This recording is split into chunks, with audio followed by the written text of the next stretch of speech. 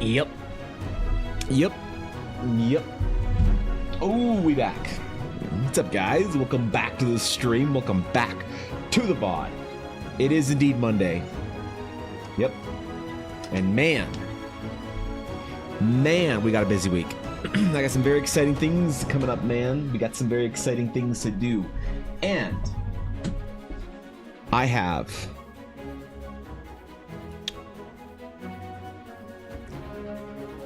got the Comic Expo, Comic-Con, in 2 days.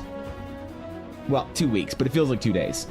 Yeah, no, it's creeping up, so there's a lot to do. You know, funnily enough, Ella's family's coming into town next weekend, so I kind of don't have the entire week, do I? Yeah, I'm really screwed there, aren't I? Which means that I am going to be productive. I am going to be undistractable today. Yep. I'm going to show you guys what it is to be focused, determined. I'm ready. I'm prepared. I had my workout. I'm good. I feel strong. Which means this week is going to be the most productive week of my entire life. Posting, finishing, videoing. It's all going to happen. Yep. I'm ready. Good to see you guys. Hope your weekend was good. Hello, my friends, and welcome back to another week of Electronic Blair Arts of the Dragon's Claim. Good morning, Atari. What's going on? Good to see you, Byla and Crimson. What's going on? Good to see you, Sleepy and Lobster. Good to see all y'alls. What's up, Maggie? How you doing? That's right. I had a whole weekend, and I didn't even play video games across the whole weekend. So I hope you guys did something fun this weekend, because I sure as hell didn't. And thank you, Cheese and the Ultimate Pumpkin Pie, for the follows just before stream started. Appreciate that. It's very kind of you. I've noticed that people have been stopping into the stream more and more from like YouTube and things like that, which has been really cool. I like log on to OBS every day. I open OBS. You don't log on OBS. I open OBS and I see there's like, you know, a bunch of new friends in the little follow feed. So it's pretty cool, man. I don't know. We're making some new friends out here in the Dragon's Claim, which look, at this point, we need all the people we can get here in the guild, because there's going to be some playtests and games happening soon, and I need to figure out how the fuck to do that. So I'm making some changes around the guild hall. All right, we're gonna have a playtest channel up here pretty soon for players who want to participate in the Dragon's Claim playtests. Might be adding some new mods to the guild. Might be doing a couple things, some little additions sprinkled in for the Dragon's Claim. Might be changing my overlay even for stream. So we don't know. Shout out to the YouTube chat, the coolest chatters. Apparently, Cass. That's right. Good to see you, Cass. You can now buy special edition non-distractible Evan with the Kung Fu grip, limited only while supplies last. Yeah, listen, I need to not have the Kung Fu grip so that I can actually like not break my hand over a long period of time of drawing, because ooh, it got a little injured again. Yep, it got a little injured again, and I can't do anything about it besides try and not hold my pen like an absolute moron. So we'll see how that goes, but I think it's okay. I was feeling really bad yesterday. I didn't do a lot of work over the weekend related to drawing, because just holding a pen was just killing me, man. So we'll see. I don't know. I should be okay this week, though. I feel better this morning. I always find that when I do certain exercises, grip related exercises, it gets better, and when I don't, it's kind of funny how that comes back. So yeah, man. But we'd be DMing as Evangeline. Why would I DM as Evangeline? Wait, what? you want a VTuber to DM for you? You want a fucking cat girl? I don't know about that, man. I do have my ideas about how to run a great D&D game with you know, with those who are interested, that are VTubers at least, because I think that the game that I'd the game that I play on stream, I think I want to do it with a bunch of my VTuber friends, because there's just something about the idea of PNG tubing your character that I think is a lot more fun than I don't know, than just having a bunch of people awkwardly staring at their cameras. You know, I'm not the biggest live play faithful when it comes to the way that the Twitch, you got to be a real special crew, a real good group of people that know how to stream and know how to do video to be able to really make live play games compelling. And I think that a lot of people, when they're just chilling, having fun playing D&D, they don't want to worry about that kind of stuff. So I think maybe the PNG tubing thing is going to be the way to go. So I might have to start developing out that stuff, you know, early on in the process. So I'll probably be able to recruit some of my VTuber friends who are familiar with the tech and familiar with the whole shenanigans and jams. But I have been making plans to have the very first Horizon game that is streamed. So those of you who don't want to play in the game or run it can still see the canonical Eldara story. I don't want to have people like locked behind that, you know, the feeling of, oh god, if I want to know what's going on in Eldara and keep up with the story, I have to play in the stupid game for however long. That's just not fun. So I'm gonna try and make it accessible, I guess. Non-distractable Evan with limp-wristed grip, limited time only. It's more of a soft grip. It's more of a you know, a gentle holding of the pen. But I did get a new pen, and I actually got a new pen a long time ago and just found it yesterday. You see, I cleaned my entire office over the weekend. It's one of the things that I did because we have family coming. And obviously, I don't want to have the mess that was Patreon stuff and rewards and bullshit out. And I had some extra shit up there and whatnot. And it was just getting a little out of hand. So I cleaned my entire office. And one thing I found was, I found a brand new Cintiq pen. Yep. I bought this because my old one wasn't working as much. It was having problems. And I bought this. And then what happened was, in the time that this pen took to arrive, this $80 pen, my other pen kind of figured itself out. No idea why. Wasn't working properly for a couple days. I put the order in. A day or two later, it starts working fine. So I put this in my computer bin and said, you know what? I'll use this when I need my pen because I'm sure it's going to break soon. So I'm going to use the shit out of that old pen and then make sure that I have my new pen for when I need it. And I completely forgot about it. And my pen was on the fritz a little bit again. The pressure sensitivity is just not entirely there. So, you guys are familiar with New Nib Day. But how many of you have ever been here for New Pen Day? That's right. That's a legendary time in the Dragon's Claim. Not quite as legendary as New Tablet Day, but more legendary than New Nib Day. So, did you clean and organize the closet holding? Yeah, actually, I did. Mostly. I found some shit in there. Bro, I found some art. I found some rewards. I found some things that I had forgotten about completely that I just put in there for whatever reason. So much so the closet holding doors are now firmly shut as it all fits in really nicely. But it's you know, I like to do a reset in the spring anyway. I like the spring cleaning vibe. It's like after the, you know, after the winter chaos that is Christmas and decorations and the house and it's too cold to do shit. You know, I like taking a really deep clean of my entire space. And I had to do that for my bookshelf with my TV on and everything because our internet was on the fritz and I had to pull the entire bookshelf out of the wall. So that sucked. So I decided may as well just give everything a deep dusting anyway. But I really want a glass door bookshelf for my art books. You know, I really hate the way they get dust collected on them. You know, I feel like the library for the artist is the kind of thing that you need to really maintain through your career. It's a good idea, you know, physical books. They have different color qualities. You can reference them better. Not just your digital Google searches. It's nice to have some physical art books. Why is my camera going blurry? Oh no, not the, oh, I know. Wait, hold up. I know why. It's because not enough light in here. That's why. Okay, should be good now. Should be good now. That's why. Easy. Dude, I'm such a tech bro now. I understand all the tech over my art and under my art and to do with my art. So today we've got two projects I want to finish up. I want to finish up this piece for Miwa Bell real quick. So I need to record the last little bit of it, and then we're going to do some commission work and some world building sketching. I want to start a series and I want to run it by you guys. I have an idea for a video series, all right? And I think I want to start taking requests again for D&D art, but it's going to be a little different, okay? It's going to be slightly different. Hear me out. You know what else? You got a yes, new pen. I did. How exciting. I'm excited, dude. These are like $100.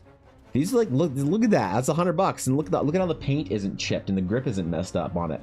That's $100 Wacom pen there, bro. So thanks for the bits, man. Thanks, Crab Junkies. I appreciate that. Want to see the art? The art is deep buried back in there. It's just organized and all good now. I have a portfolio, actually. It's pretty cool. You want to see this cool ass portfolio? Check it. This is actually kind of fun. I'll show this. This is really cool. So I found an early book. Early scrapings of art. Where are you? Is this you? No. Is this you? No. Is this you? No.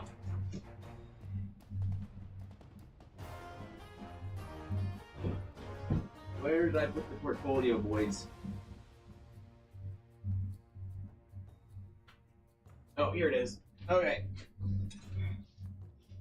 Alright, check it. So this is actually an ancient book. This is actually an ancient book. The Bimbo Chihuahua looks amazing in plate armor. Thanks, dude. Check it out. So, this ancient book is the Book of Evan. Make a video series about this week's first mecha entry, the illustrious, the Crimson, Onkarinka Snurker. Truly, a sight to behold on this wondrous Monday. Visitors, you know what? How that'll be a good thing to check before we get into the painting today. So yeah, thanks for bits of Duria. Dude, say good to see a real artist. Oh my god. Blessed by a real artist this morning. Dude, if you guys aren't following Say, you definitely should. Doing some amazing painting in there, and it was a good time. So thanks for the raid, Say. I hope you're having a wonderful, wonderful Monday. I was just showing off, Say, some ancient art that I found in my closet when I cleaned it. So the world has not seen this in a long time. Okay, but this is some of the first art that I ever did. So this right here is one of the first golden crumbs I ever did. All right, this was for Ella. This was her. So this is number 3. This is back when the crumbs were a reference to the Star Wars crumb and not the Eldara crumb. So that's how old this shit is, all right? Where can I see when commissions are open and prices? Bookbinder looking for character art for a book. So typically I don't post any prices or anything because D&D characters are very wildly diverse and strangely detailed and stuff. So having just a set price doesn't really work. So people typically message me either on usually Discord, but sometimes on Instagram as well. And when commissions are open, then I just change the status to on Discord. But I do mostly, the secret is I actually just I keep a wait list that's a very long wait list, and I can add people to the wait list when my commissions are formally closed. So if you really want a project, you can always send me an email or message or anything about that. When they'll open, I don't know. The current wait list is around between 3 and 6 months, and I know it's a very large range. And that's kind of not really helpful, and I apologize for that, but I can't predict in 3 or 4 months how many projects I'll have gotten through. So minimum 3, maximum like 5 or 6 right now. So yeah, I mean, I'm be honored to do a project for you. Happy to add you to the wait list if you have a project in mind, but commissions won't formally open and be accessible to the masses and the public via Instagram and things like that. I won't be advertising them until I get through that wait list. So it could be sometime late in the summer if you're waiting for them to formally open.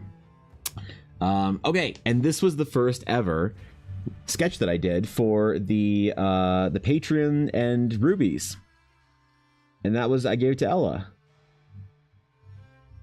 Very, very long ago, man. Very ancient stuff. These were the first crumbs, silver crumbs. So this is the first silver crumb of the old style and the new style, back when I was doing them by hand. And now I have the cool badge, so I don't have to burn my shit out. People are much happier with that.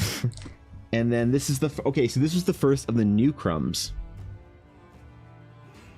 before I started doing the badges for them.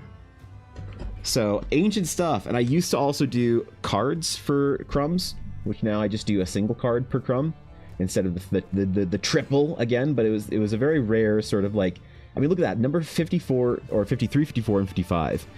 I'm on sketch card like 560 now. So I've been doing them for a while. But yeah, man, it's just all this original work, you know? Sketch card number 15 and 24 are in there as well. And then a bunch of old ones. Look at that shit, dude. I'm currently making a zombie necromancer for funsies. Well, that's fucking sick. Hell yeah. Wait, why just funsies? You're not playing a game? This is also the first watercolor sketch that I did. Yeah, I got that one too. So really old shit. You can even see how the Eldari ring is not quite formed into the way that Eldari rings are now. So yeah, real old shit, man. And then a couple of just cards that I used to do for Ella. And then another sketch for, I don't know what reason that Ella has this sketch, but it's another ink.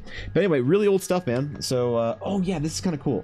This is kind of dumb, but kind of cool. This is a print page for the first ever magic items that I made. This is a full uncut print sheet for the very first magic items. So, bunch of old stuff, man. I went deep in the pit and found a bunch of old shit. So, yeah, dude. Had a good stream. Thanks for coming by. I always appreciate your esteemed presence. Having a superior artist in my stream is always an honor. No, say not a superior artist, just in authority. My authority as an artist is greater than yours because I have a bigger tablet, right? I would have to also bend the knee to a 27-inch tablet user, but no. When I call you a real painter, why is my camera just so? Hold on, focus. Wait. Okay. Okay. Let me turn my focus off now. Let me not move. I need to not move. I need to turn my focus off. I don't know why it's being weird today. It's gonna lock here for the whole stream, so I hope it's good. Okay. All right. There we go. Okay. Thank you for the bits, by the way. I appreciate it. Let's see what the meta was. The meta this week for Midoriya, before we get into the art, the meta for the week. Let's see what it is. The meta for the week is the sockeye salmon. If this is the meta of delicious fish, I'm gonna put this at a solid like 8.5. Great fish. Good salmon. If it's a salmon only tier list, I'm probably gonna rate it higher. But good entry, Midoriya. Excellent entry for starting the day. I love the idea of new viewers having no idea what the fuck the meta is, or even the tradition behind it, and not knowing for weeks or even months of being here. So, are those prints or traditional art? I know the cards were done traditionally. That was all traditional art except for the print at the very end, the magic cards, magic item cards. There we go. That was obviously done digitally, but I don't do a ton of traditional art anymore. For things like rewards. Hold on, is my keyboard worked? It worked? We're good. Because it was just too much to keep up with. Because the meta isn't fish related this time, so new viewer will be extra confused. Oh. Wait, what the fuck? Wait. Hold up. Photoshop? Photoshop?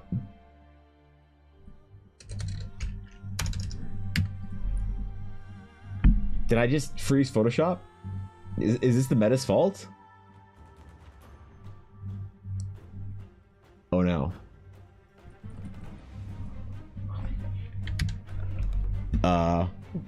Okay.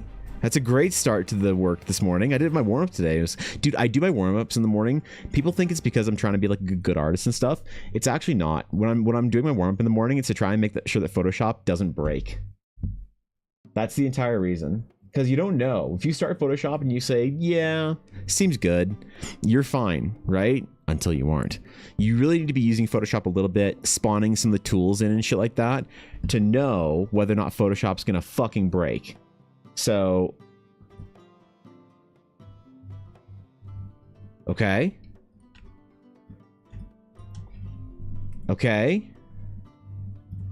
Maybe. Things looking good. Could be worse. Listen, we have to get this piece done for Miwa today, otherwise Alf is gonna rage quit. Alf's the only person in this chat that's personally invested in this piece being finished, so I don't want to let the man down, alright? Okay. I think we're good. I think Photoshop isn't completely borked. I love how with streaming art, there's like variables of things that can just go wrong and be and not work, man. Okay. I think we're good.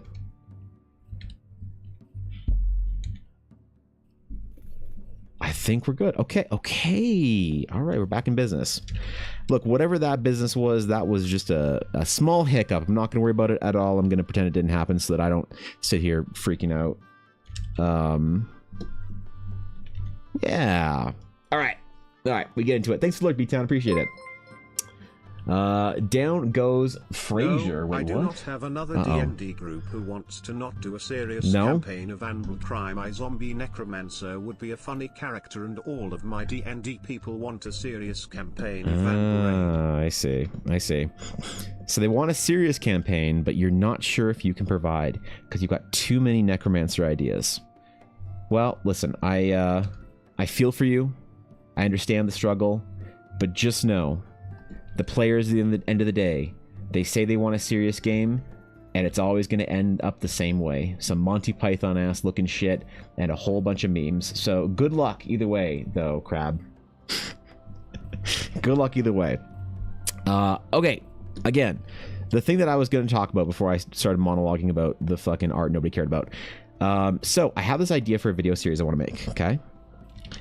I want to make a video series where I make art for people's D&D campaigns, and I take requests for them on stream and on YouTube and things like that, but I don't want to draw anything that matters for your D&D campaign. Okay? Let me explain. I want to do art. Ooh, I should record. There you go. I want to do art for the mundane things that nobody has art for in their campaign. Okay? I want to do art for the nonsense, who asked, why would you use your artistic abilities to make art for this type things. Okay, so I'm talking like lamps, you know, barrels, just dumb shit like that. And I want to make like really over designed art for it. So if somebody asks for like a pen, I want to make it the most Final Fantasy fucking pen you've ever seen. Okay. If somebody asks for a dagger, bro, this dagger is going to look like an epic level magic item. Okay? I want to meme hard, but I want to still be somewhat useful to people's D&D games if I can. I want to try and like thread the needle, bridge the gap between useful D&D art and whatever nonsense I'm going to provide for people. So, yeah, I want to see about doing some stuff. So I might take some requests this week and plan out a couple of little video entry things early on in the process, so that I can have some video inspirations, I guess, ready to go. So if you guys have any ideas for like mediocre items that'd be hilarious to have like high-end art for, please let me know. And I will potentially get to some of them on stream this week. If not, my plan right now is to make like a Discord channel for it, you know, so that there's like a good like deposit, you know, place to deposit them to the guild that doesn't have to go into the official like sketch archive or whatever, you know, because I would really hate for anybody who stops by to think that that's the kind of art that I do, right? Because it's entirely a dumb meme. That's important. It's important to know that. But yeah, I think it'd be a funny video series to do like once a week. Just take the art for the games that nobody really thought they wanted art for, or the items within games that nobody thought they wanted art for, and have like very highly done, well executed concept art for it. 10-foot pole, maybe someone would use the default item. You know what? That's actually a great idea. The 10-foot pole is such a legacy D&D item that I feel like no one ever uses. If I go dungeon delving in my new campaign that I'm playing in for now, with Ashy and my other VTuber friends, if I go dungeon delving, you know I'm going to be getting a 10-foot pole. Dude, that item is absolutely cheating now. It's absolutely cracked. The amount, like back in the day, man, if you had a 10-foot pole, like that was just standard issue, like polling, as it were. Now, if you bring a 10-foot pole to your D&D game, people are like, oh damn, you just don't want to have fun. You just want to play the game, don't you? Right? People are kind of not used to the glory, the safety that the 10-foot pole provides in trap detection. So that's a fantastic idea. That's the exact kind of vibe that I want out of this, is like doing over designed like art for the items that you'd find within the PHB that no one ever takes, like the crowbar, Dude, I should do art for the entire PHB. That's what I should do, actually, for this entire series. Those are all mundane items, right? But I make them, like, super over-designed and, like, deeply aesthetic and concept arty. And, like, enchanted and shit. Oh, my God. Resistors are important. When my monk uses a bowl as an improvised shuriken, it better be the most decorative, hand-carved bowl, gorgeous bowl ever. Exactly, say. Okay, all right. I'm glad that we're in, like, agreeance here.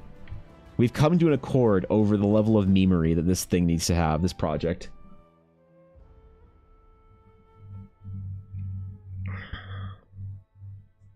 I was 98% sure I was going to sneeze. Okay, we're good. We're good. Funny you say one of my players used their 10-foot pole last session. Really? Really? Because modern contemporary D&D, oh boy, I've learned some things this weekend. Guys, I've learned some shit about how to play D&D. Did you know that? I'm actually learning how to play the game for the first time in my life. I made some videos talking about ways to play the game that are a little bit different. You know, ways to create characters that are a little bit, let's say, out of date, or maybe would leave you feeling a little, I don't know, vintage in your D&D character creation. I made some videos about it. And boy, oh boy, did I not anticipate some of the comments I'd be getting on some of them. It was a treat. I made a video talking about, like, a different way to create a party. And I talked about it intentionally a little bit, like, kind of like it's the first, like it was my first time trying it, you know, where basically I say, hey, why don't you try for once in your D&D game? Just try it. Maybe see if you like it.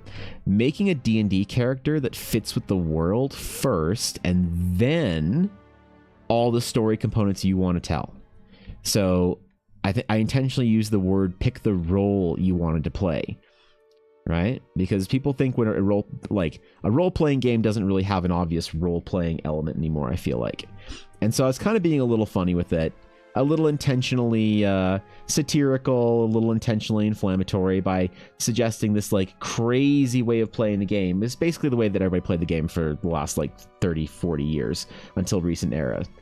And just to gauge, like, the impression of new versus old players. Because old players would leave a comment that are like, what do you mean? That's what you do. Wait, are you crazy? New players would leave comments like, wow, that's insane, bro. I never thought of that. Or they'd get mad at the idea, right? Which both of those things happened. But then I made a video talking about, you know, what do you do when you're building a character first, and how do you build a character, and how do you play the game, things like that, just kind of going into it a little bit. And I got some very interesting comments across the 3 platforms that I was posting on. Some very interesting points and opinions and things like that. People do not play D&D the same way, and we knew that, but what's very interesting to me is people definitely have opinions on the correct way to play D&D. It was kind of a bit of a social experiment to pose those questions just to see the way that people, like, would respond to them. And no, I mean, Alf, the whole 10-foot polling, the whole, like, dungeon delving, the whole, you know, D&D as a game first and a storytelling tool second is not obvious to a lot of people. It's kind of crazy, actually.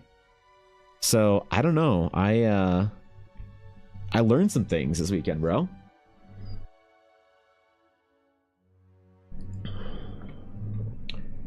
A Discord channel for Sexy Withers. No, not for Sexy Withers Samurai. We always took long spear rather than a 10-foot pole. A long spear works, I guess, but there's something kind of traditional and hilarious with the idea of a 10-foot pole. You know? Like you gotta admit that it is funnier to walk into a dungeon with a 10-foot pole than a long spear or spike. Or pike, Jesus. Right? There's just something, like, traditional about it. There's something just kind of, I don't know, old school. It has a quality to it, right? Society made a character who pretended to be a necromancer and used to be a chicken. You used a chicken as a grenade. I don't see a problem with that. Yeah, that seems very normal for necromancer stuff. Yeah, wait, what? What? Yeah, hold on. Yeah, let's hear him out real quick. Let's. The vicious mockery that I wouldn't touch you with a 10-foot pole. Ah, yes. And then you have your 10-foot pole, which you will proceed to not touch them. Yeah, Vicious Mockery, man. What a spell that changed the game. Changed the way people write narrative anymore. More fun. It's more fun when they just trigger the trap, or equally fun when they are overly cautious and avoid non-existent traps. Exactly. I love the archetype of playing the dungeon delving character that doesn't trust fucking anything. I want to go in and I want to basically be paranoid over every last little thing that isn't an issue in our D&D game. That's what I want. I want to be the generational trauma of every third and second and first edition player manifest into one D&D game. That's what I want. The correct. Yeah, well, I mean, it's very interesting, Alf, that people like often kind of mock the idea of like, there's no one way to play D&D. There's no correct way to play D&D. Are you crazy? You play D&D however you want, and you have a game and an adventure and a wonderful time. And yet those people are often the same people who are complaining on Reddit because they had a, you know, air quote, bad DM that didn't let them play. You know, they do all but say that there is a correct way to play the game. And, you know, I had a moment where I said to Ella, I was like, you know what? I've been surprised. I've been shocked by some of the answers I've gotten, because I didn't think that it could get worse. I didn't think it'd get worse. And yet here we are, standing on the precipice of worstdom, observing the worsiosity of the good players of the internet. It's kind of crazy, actually. So no, it really, you think that it sounds like I'm making up kind of like a boogeyman, some sort of like I don't know, strange golem of a bad D&D Redditor, but they're out there, man. I also got told that I have same face syndrome the other day too on YouTube comments. So I don't know what to do about this. I may have to retreat into my lair, my fortification, and try my hardest to become a better artist. So, good luck to me, I suppose. If you're having extra henchmen and guards that carry everything, plus kitchen sink is traditional. The DM having them fall off a cliff. Bill the pony moment is also traditional. Exactly. Yeah, right. Had Incubus once that smashed things with the heaviest stuff he could swing. Iron bathtubs, 1,200-pound sacks of oats. Jesus. Jeez, that's a deadlift PR, I feel like. Particularly, I fired a chicken skeleton out of a femur. Atlatl. Okay, listen. I'm not going to try too hard on that word. No, that seems like some good necromancer shit. Yeah, you should just get given a level an artificer for that. Yeah, that's fine. I think it's the way you get introduced to D&D. I was introduced through D20 in the pandemic, and Dimension 20 focus more on storytelling than the gameplay. Well, that's what we call, not D20, we call it the Critical Role era. So a lot of people have been introduced through Critical Role to D&D, or with the advent of Dimension 20, things like that. And what's kind of funny is that these are all new players that are new to the hobby, new to the sport, new to the whole environment, and they see the way Critical Role plays, right? And the problem is that they make an assertion that is in fact the correct way to play and the only way to play. And if you're not playing a game, or if you don't find people that want to play in a similar way, then suddenly you are a victim of having a terrible DM. And it's a whole scandal, really. And that's just kind of a funny thing that I always want to remind D&D players, that like, look, just because you learn to play the game in like a modern era doesn't mean that the old school way of playing is actually incorrect or bad. You know, just like for the old school players, I would tell them, look, there's new people that are new to the game, new to the sport, new to the hobby. Let's let them play the game wherever the way they want to, and let's not, you know, be overly critical because, you know, there's too much backstory in my D&D campaign, or these wusses don't want me to damage their character and they can't handle a TPK. There's all the graybearding over there that's a problem. But what I think is just especially funny is the idea of these new age D&D players thinking that, yeah, I mean, if you are playing D&D in a way that you know, build your character for the campaign, not the campaign for the character, that's somehow a bad DMing strategy. So it's just a little bit of amusement for me, I suppose. You know? I like to stir the pot just a smidge. The only correct way to play is the way you and your friends have agreed to play. Yeah, right? That's the problem, is people often don't agree how to play. You know, they just sort of assume that there's a good way to play, and then they just assume people that they're going to play with are going to play that way. I find the easiest way to play D&D, the correct way, is to play with your friends first. Yep. Make friends first, play D&D later. That's hard for getting groups, though, so it's not really good advice, I find. It's very difficult to kind of like tell people to do that, obviously, when you may not have any friends that play D&D. So, totally understandable why people do it the other way around. It's just that's kind of the risk that comes with it, I think, a little bit. To be honest, people are weird. That's why I don't usually play D&D with people who I've never, at the very least, sat down and in VC with. Right? Yeah. I mean, I tend to not want to play D&D with people that I don't know at least decently well. You know, obviously we don't need to be best friends or anything, but I tend to rather play D&D with people that I know, just because I find the games are a little bit smoother. If I basically my take on it's really contentious though, and really a bit of a hot take. But if I have to have a session 0 with a group, I probably don't want to play with them. And I know that people would think that that's a really weird, sort of like maybe toxic thing to say in the modern day. But the way I look at it is always, if I don't know my friend, like the people I'm playing well enough to know what kind of D&D they're going to like and how to play a game for them, and what they're, you know, things they're okay with and things that they like and things that they want to do in their D&D game, then I probably don't really want to enter a long-term campaign.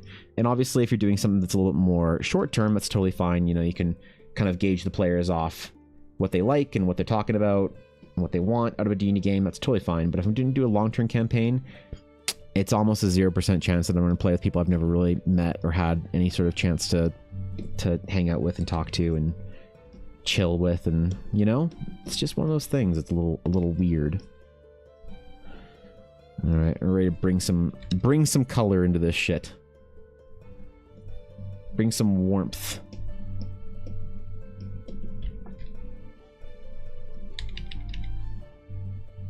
Is this gold? Oh, it is. There we go. I know it doesn't work for everybody, but that's just kind of the way that I've found the most smooth sailing, I guess. And Sai, thank you for the follow. I appreciate that. Welcome in. Your introduction was Acquisitions Incorporated. I'm not that familiar with Acquisitions. Welcome in, Garthan. Good to see you, bro. D&D roleplay is folklore, tradition. Each table has its own culture and recipe, and each one is correct. Like cooking, it's an art, not a science. Yeah, and that, I think, is something that a lot of people who maybe, I don't know, consume a lot of D&D content or create a lot of D&D content need to hear, you know? Is that D&D is at its core a game that you decide how you're going to play. It's kind of weird though, because in the same vein, Samurai, I've always been confused as to why people need permission to play the game a certain way. You know, where why when like WotC says like, hey, we've released rules so that you can play the game this way. I'm always kind of like, did anybody need WotC to release rules to play the game like that? Is that really a thing? But the more I've created stuff for Eldara and for people to sort of use for their own games, the more I've realized that, yeah, actually they do need permission. There's a lot of people who, whether it's Wizards of the Coast's fault or not, or the general population's fault, there are a lot of people who feel in some major way that the rules are as written, thusly are the word of Gygax himself, of Destiny, of the creator of all things.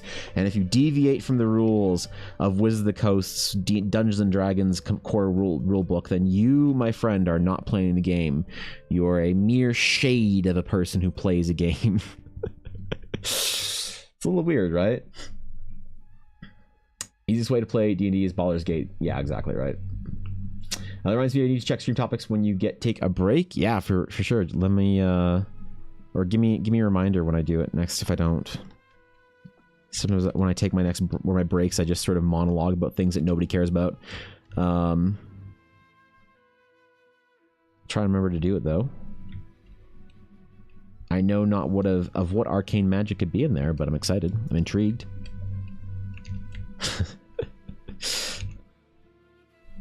Maybe a little bit nervous. Speaking of D&D, we had a shopping session yesterday, and it was very necessary for our group. You needed what? You needed to like buy supplies or just cool down for a bit. Finished session today. Had to make another character for the 2-year campaign. One my DM was crafting. Oh, cool. Another one. Interesting.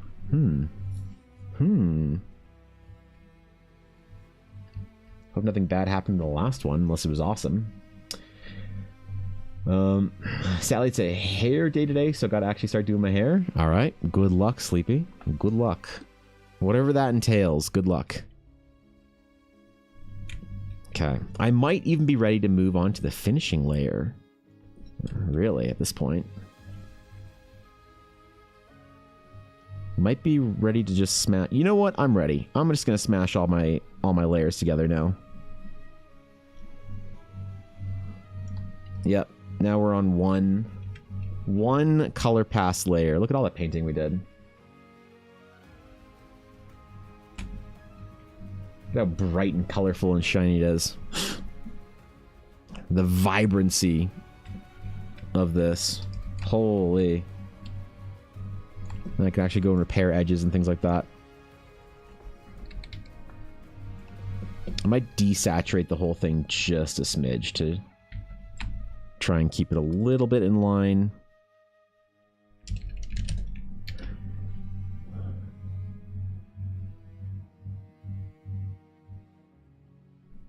Let me make a copy of it just so we have that. So we pull it back just a little bit, like 18. So that's the difference. It's a bit warmer, but I might pull up the saturation on the face, I think. We'll get there. We'll get there in time. Now it is time for repairing of layers and things like that and all the nonsense and bullshit that goes into that. So, dude, I have so many projects that I'm going to finish this week. Just you wait. This is going to be like a new post every day, I feel like. I'm feeling kind of good about it. Whether I deserve to or not is beside the question. But I'm feeling strong, alright? Feeling mighty. It brings it to life? Yeah, I think it, I think I went a little bit hard on it, though, so we'll see. We need to shuffle equipment and upgrades around a lot of things. This was very necessary equipment management time. I see. Okay, yeah. Stuff that you can't do at the table alone. You have to do it at the table together. Mid-session. Yeah, we're taking about a 2-week hiatus from my current like game with Ashy because Ella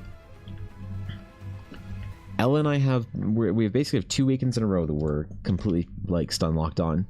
One is the Comic Con, and the other is the family being in town, which is cool, I guess. Haven't seen the fam in a while. That's nice. But man, Easter, not the best time of the year, I'm realizing, to have people coming to town. So I gotta work really, really hard to get ahead on a lot of things so that I can basically brick Friday, Saturday, and Sunday evening for Easter dinner. So I am merging a bunch of things together, though, so thankfully I'll only have to do one Easter dinner this year. And if you're wondering why I'd have to do more than one, it's because Easter is actually a pretty big holiday in Ukrainian tradition. So Easter's a very big event. Easter and Christmas, man, they're almost as big as each other. I think Christmas is probably still a bit of a bigger event, but there's also different things you do, and Easter's kind of a whole special collection of tradition and nonsense and stuff. So if I can get out of doing too many dinners and too many obligations, that's good. Yep, we're happy with that. We'll take that one.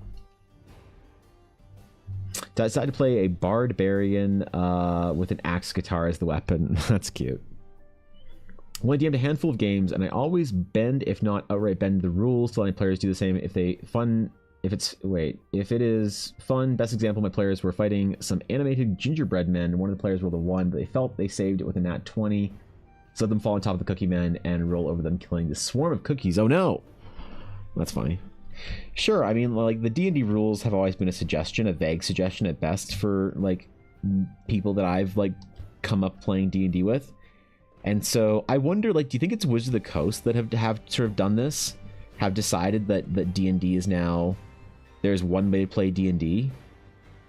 Because some people have like sort of blamed WotC for the issue.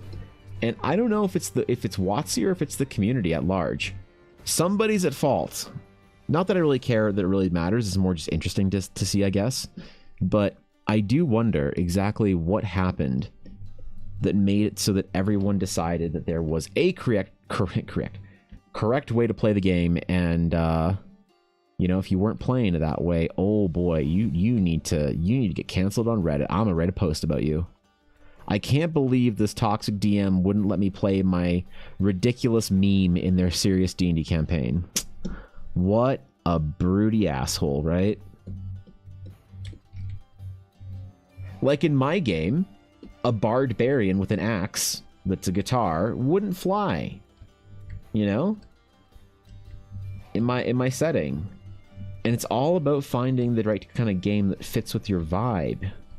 With what you want, the players that fit with your vibe. It's a very strange little dance you have to do, I think. Definitely better than my muddy cloud. Your clouds look amazing. What are you talking about? The old problem of unbound creativity, if there are no limits, people find it harder to be consistently creative. Official books tend to act as prompts, and they act as kind of like the power of constraints.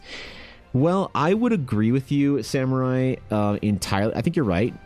I would agree with you entirely if we were talking about settings, but I find that WotC, the way that people talk about it, is more like it's the rules as written rather than like the constraint of, you know, because also people would then find that it's a better story to build a character for the campaign first. Like I personally, that's sort of the thing that I won't say as part of this like thesis statement for YouTube videos, because I don't want to catch that heat and get canceled by a bunch of, you know, D&D Redditors. Is that I think that you create a better story for yourself and the other players around you when you build a character that fits the campaign first and then tells the story you want to tell second. I think you just get a better campaign. You get a better character, you get a better story in general. You know, I've played a lot of D&D. I've played a lot of D&D with both types of people. I've seen both types of ways of doing it. And again, as long as you're happy, you do whatever you want. But my personal theory is that I would rather tell a story that has to do with the GM story. Because if I can convince the GM that the story I'm telling matches up with the story that he or she wants to tell, then you're going to get a more powerful, like, interaction with the story, as it were, I think. What's up, Noah? Good to see you. Thanks for the follow. So yeah, I mean, it's a bit of a deviation from what the norm is. So I agree with those constraints. I just am not sure if it really applies to the WotC example that I'm kind of bemoaning, because I feel like it's more about the rules for WotC rather than the sort of the constraints of, like, you know what I mean? I don't know if that makes sense or not. People can riff on that content. Yeah. Are you Ukrainian? I'm half Ukrainian, yeah. I have 2 Ukrainian grandmothers, say. So there's, where I live in Canada, there's a massive diaspora of Ukrainians. The Ukrainian that we speak here in Western Canada, in Alberta, Saskatchewan, is actually a dead dialect, whatever, accent, however you want to put it. I don't know, I think it's a full-on dialect. I don't know if it's, I think it classifies as a dialect. Regardless, the Ukrainian that we speak here in Western Canada is actually non-existent over in Ukraine. Because the population changed and shifted, and now a lot of the places that were the Ukrainian that I came from and that we speak in this part of Canada are either Romanian or Russian now, as far as the primary language spoken there. And the main kind of like the main Ukrainian that's spoken in Ukraine is different from the Ukrainian dialect that's spoken here. So kind of like French Canadian a little bit, but it's not as different as French Canadian versus Parisian French. But it's kind of interesting, yeah. So I have 2 Ukrainian grandmothers, so I'm very acquainted. You could say that I'm full Ukrainian because the important thing to have as a Ukrainian is a Ukrainian grandmother, and since both my grandmothers are Ukrainian, you could make the joke is that I'm full Ukrainian because of that, right? Easter's only big here due to the food, Easter bun and sprat, and the church. Yeah, I mean, Easter's also very tied to the Orthodox Church, which is the Eastern Church, right? And so a lot of, even if you aren't religious, you practice a lot of religious tradition in a Ukrainian household because it's just sort of built in the way that you do breads and things like that. So it's pretty cool. It's pretty fun. The axe situation, I agree with you, but a side joke as an actual axe getting strung like a guitar by a bard would be funny, and I'd allow it. Then it'd break on the first usage, and I'd never do it again. That's fair. Yeah, that's that. The meme is present. That's yeah. Really, but it's a guitar with a double axe rim at the bottom. Yeah, I mean it's an obvious meme, right? You know, so. Yeah, I mean that kind of stuff doesn't really fit. Like imagine that being Lord of the Rings. Imagine Legolas wielding an axe guitar. It'd be kind of like a little bit of an eye roll and a chuckle, but it would sort of diminish a little bit from the seriosity of the world that I try and build. Not to say that that can't fit in other fantasy realms. It's just I'm trying to take my fantasy story very seriously to allow for more organic humor inside of it rather than forced or low-hanging stuff. So I will not allow for certain things that are great low-hanging humor because the cost of what that has to like do, or what you pay for in having certain low-hanging jokes or gags or puns and things like that, I think it's easier for me to just clear the entire board of it rather than try and pick out the good from the bad, you know. He's probably the right way to play D&D comes from needing to standardize it for Venture League. Yeah, which is fair. But it's funny though, Garthen, it's just that nobody that I know plays Adventure League. Nobody that consumes D&D content online that I talk to plays Adventure League, so it's a little confusing, you know. I think it's more important is making a character that can grow in a game, and when you make, ooh, geez, I got scrolled down. Whoops, one sec. Sorry, I don't want to miss your message, Alf. You're in dungeon, and the DM gives you stuff you can study and learn, and you can go back not being pissed that you didn't get anything in dungeon. Right? Yeah. Slav, I'm German, Polish, Dutch myself. My Polish opa, though, is from a town that is now, Lithuania. So I'm Polish Lithuanian. Yeah, it's funny because the area, like I said, the area that my family is from in Ukraine, at least on my one side of the family. One side of my family is from Kiev, and the other side is from an area called Shredvisty or Bukovina. And that region is it's divided. So half of Bukovina is in Ukraine, and half of Bukovina is in Romania. And like back in the old days, like before the World War I and shit, these borders like moved all the time, and everyone was like, you know, some guy'd come running through or wandering through town on a horse, and he's like, hey, just so you all know, you're now all Romanian, and everyone's just like, all right, whatever, and they keep just like farming potatoes and shit. So yeah, some of my family do speak Romanian, but most of it's on the Ukraine side of that kind of border. So yeah, 2 Ukrainian grandmothers, right? I had all the food when I was growing up. What's up, Quincy? No fart jokes. You know what's funny, Quincy, is I was watching Lord of the Rings with Ella this weekend for a little bit. I made the mistake, Quincy, where I said I was going to sit down for 10 minutes and watch the first intro of Lord of the Rings to remind myself how some dialogue went. And then I was about 2 hours in, and I was like, shit, I got to get up and go do something. And I realized that Lord of the Rings is incredibly funny and has incredibly like charming humor. And none of it feels sacrificial of the seriosity of the world. I think that's such a difficult thing to do, you know? So the way I look at it is I'll keep my world building serious, and people can like make it ridiculous as they want when they're playing it. But I feel like with like the D&D movie, which didn't hit for me all that well. I know I'm the one guy that the D&D movie didn't hit with that loves D&D. I'll like let the players and the stories be the humor. But I'm going to try and take the world seriously to help contrast that. Maybe I'm wrong. Maybe it's not a good way of doing it. I don't know. But it's the way that I'm currently convinced is an experiment I want to try. So, if I told you this, I studied in Ukraine for 3 years and started my medical journey. Oh, that's right. You said you went to like pre-med or something like that in Ukraine. That's cool, dude. Yeah, it's a cool place. Never had a chance to be there, so it's so good. It's very real. Yeah, dude. I don't. Okay. Is it a controversial take that I think Lord of the Rings is the best film trilogy potentially of all time? Like, you can make a very strong case for Star Wars, and I would actually. I mean, I couldn't pick between those two. Star Wars, the original trilogy, and Lord of the Rings are like two children that I would not elevate one above the other in my eyes. You know, some people have suggested things like The Godfather. I don't know. Like, cinematically, film as it stands, I just, every time I watch Lord of the Rings, I just sit there thinking like, how was this 20 years ago? How is this like the Fellowship of the Ring? They're like panning through the Shire, and Frodo's like, you know, saying hi to Gandalf, and he's sets off the fireworks for the kids, and the old man, you know, chuckles, and his wife sees him and he sneers, and that whole scene, and it looks so good. I was like, how is this 20 years old, Ella? Like, this still looks so good today. It hasn't aged a day.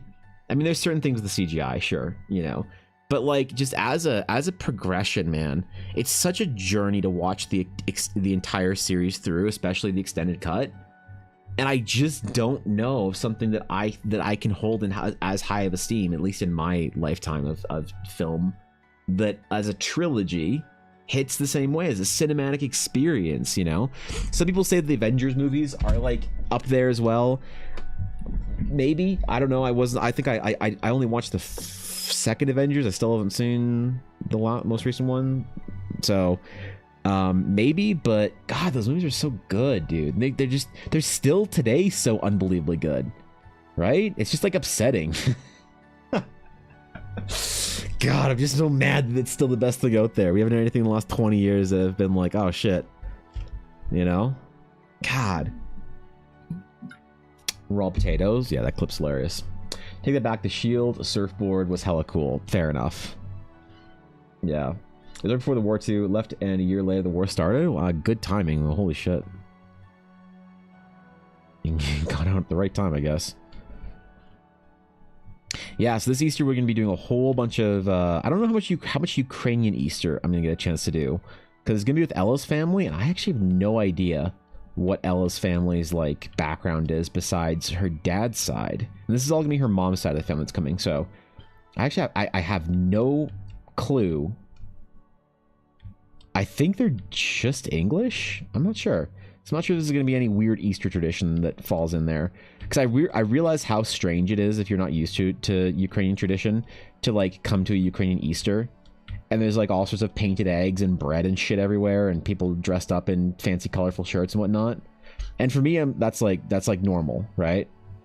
Like Easter food, when you ask people, they say like ham and things like that. Easter food for me is like cabbage rolls, pierogies, to say it the American way.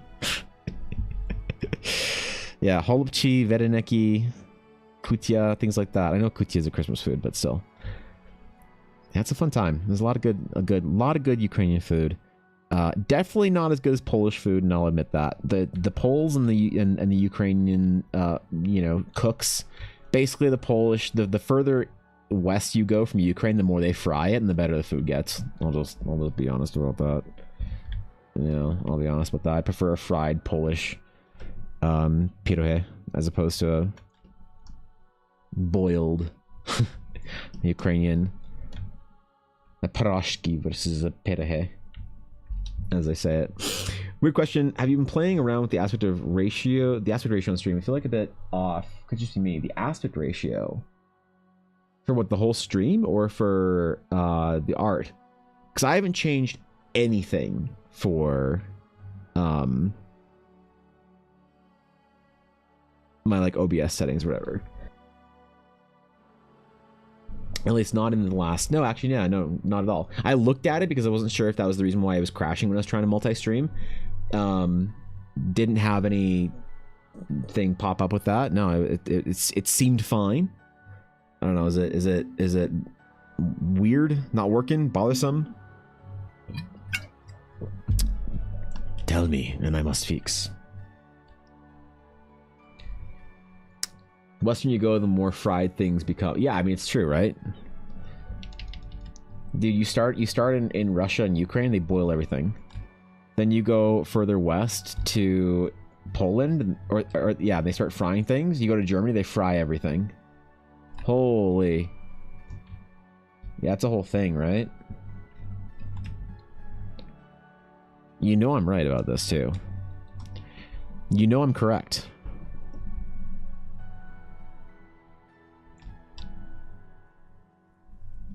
You know with absolute seriosity that I'm right about it. You might not like it, but it's true. Even as a Ukrainian, so. The whole stream, it was just indeed me. No defects, just felt like something was different. Weird, okay, well. I'm glad it's like better. Whatever it was that wasn't working is hopefully good. Thanks for letting me know, though. I appreciate it.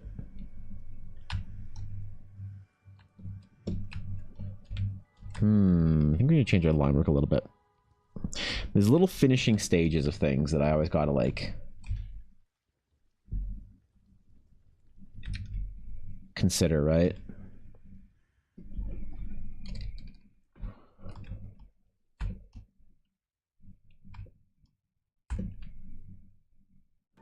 You know, changing line work, doing a finishing layer on top with highlights and all sorts of nonsense to bring the piece to life, as it were.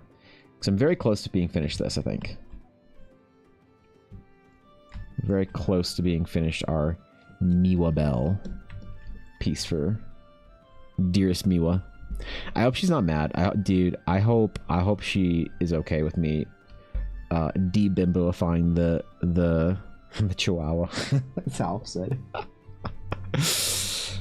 Yeah, here's hoping, right?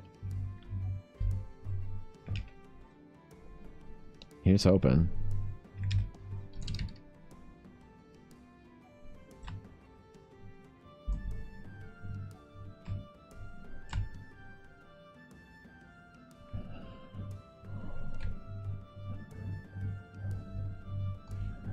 I could just paint over some of these things altogether, like her eyebrows and stuff. Things that I need to like fiddle around with color.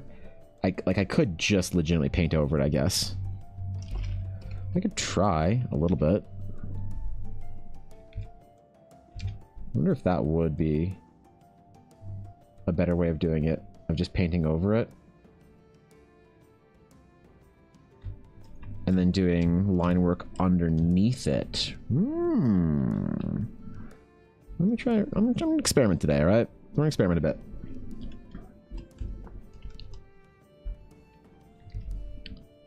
Also, with this new brush, or new pen, my brush settings are all messed up and whacked out.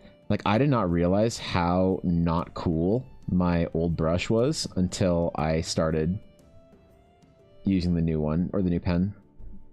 I had no idea how bad things had gotten. You like both ways to cook pierogies, yeah?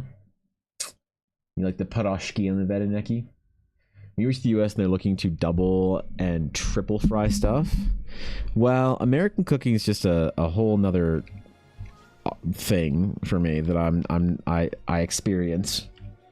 Man, I went on a pilgrimage when I was in Las Vegas for Magic the Gathering trading card game tournament. I went on a pilgrimage to White Castle, and I got food poisoning so bad, and I'd do it again. Well, I wouldn't do it again, but if I could do it over again, I wouldn't change anything, because getting food poisoning at White Castle, I felt was a formative experience for me. You know, White Castle food poisoning was like, you know, it was like getting welcome to the home, young traveler. It was like it was a whole thing, you know.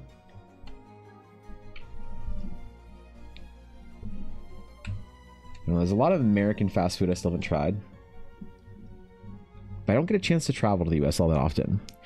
God knows I don't think I could afford to go to the US anytime soon. Our dollar up here in Canada is basically imaginary. Our dollar value is a suggestion in Canada. A mere suggestion.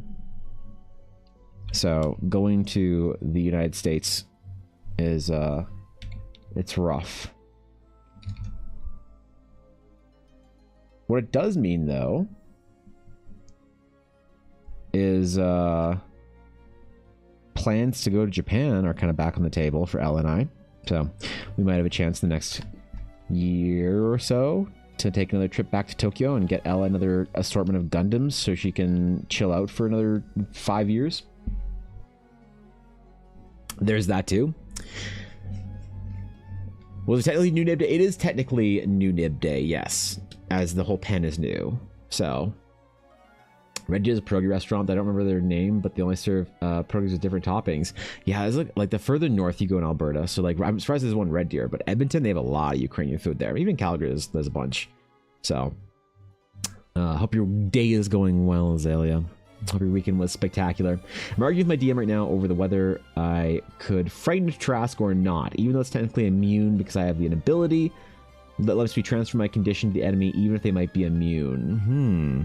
That would, for me, in my game, that would be an unbelievably high con check. Or con, like, an incredibly easy to make con save for said Tarask.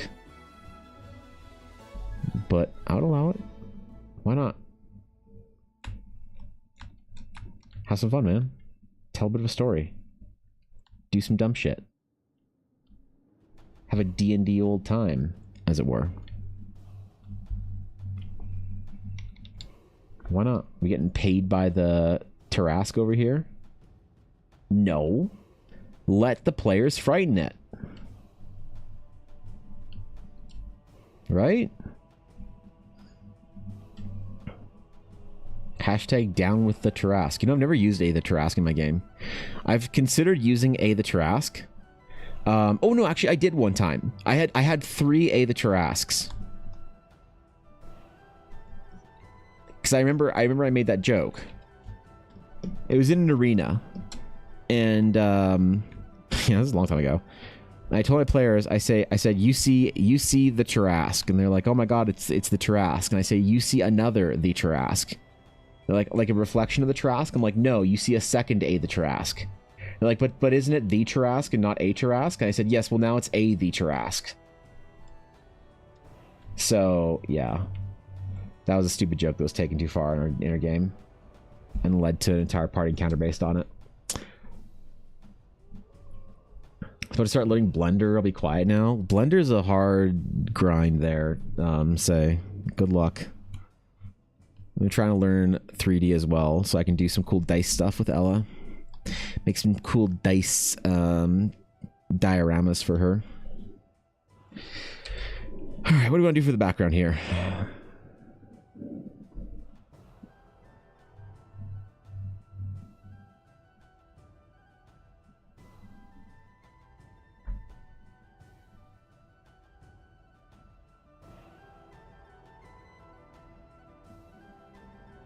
Ooh. Ooh, hold up. Yeah, wait, hold up. Everybody calm down. Everybody calm down. We might have just solved the problem.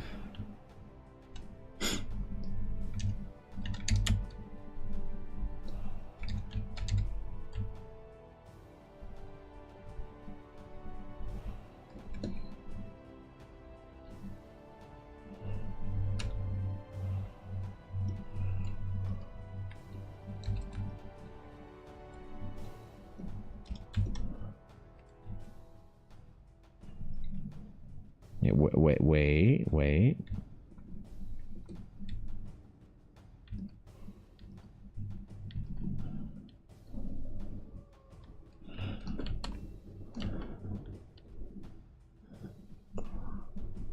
Wait, that kind of confidence thing, say?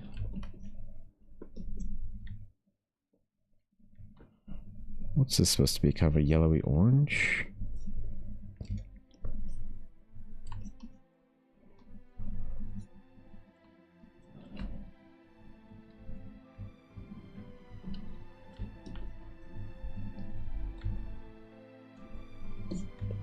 I don't know if we can put some of that yellow up top.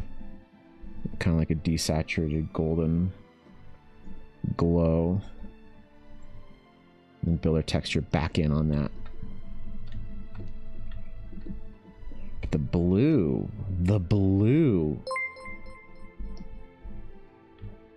At Evan Blair Art Yes, it's weekend me. wasn't long enough. What? And I am mildly annoyed. Got volunteer schedules Uh-oh. for con this weekend. Oh. They didn't sync up me and my roomies' schedules like we asked or that they said they would. Which is annoying since we are carpooling every day. Damn, bro. Wait, for what? Volunteer schedule for con this weekend. Wait, oh, you're volunteering at a con? Hell yeah. What con is this? Tell me more, I'm intrigued. What if I do like a...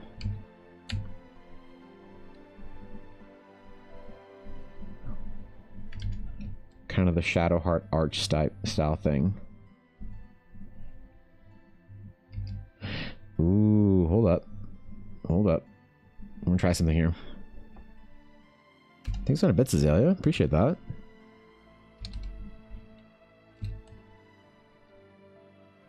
Sorry to hear being thrown around a little bit.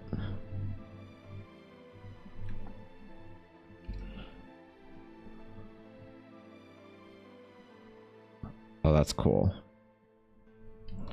Oh, yeah. That's sick. I like that, man. That's good shit right there. The experimentation works sometimes from time to time. Occasionally, and only such. But when it does, man. When it does.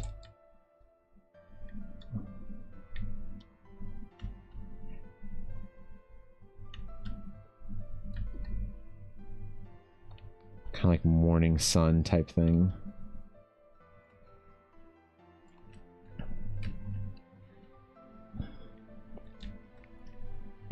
Try a little bit of variance in the texture there.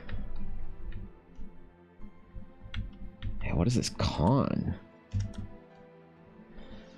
Well, every year is called SakuraCon. It's an anime and gaming convention. Oh, is that the one in Seattle? At SakuraCon? Oh my god, dude, there's gonna be a hold up. There's gonna be a meet and greet for the VTubers out there, right? For some of the ones that I know. I think, right? Twitter. I think Miwa. I think a bunch of the Glitch Stars ladies are going to be out there, if I'm not mistaken, right? Yeah, dude. So if you want to go meet Miwa and tell her how much you like my art, you can go to SakuraCon and go to the meet and greet. I don't know what this entails. I don't know if this is just like a fucking iPad screen or if Miwa is going to be there in person. But you can go and be like, hey, didn't you love that art that Evan did of you? Aren't you so happy to have master artist Evan Blair Art doing art of you at SakuraCon? Please don't do that. Yeah, cool, man. That's kind of dope. That's kind of dope. We'll have the best time, I guess. That's pretty cool. Did I definitely go into that now? Yeah. Arguably they're trying to frighten the Tarrasque, so they're already doing dumb shit in the most D&D way possible. The Tarrasque, yes. Yep. It's in Seattle every year on Easter weekend. Ooh. Wait, why Easter weekend? That's kind of hard to make for a lot of people. You know what? Never mind. I guess Easter's not that big of a deal for a lot of people. I guess Easter's one of those things that, you know, just has a certain importance to the Ukrainian families. I wonder if I could try some, like, dumb God rays type thing.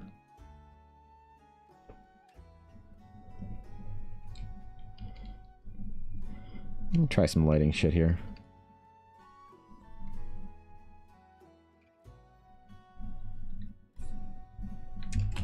Could do some like silly light God rays things if I want. No, she's underneath the.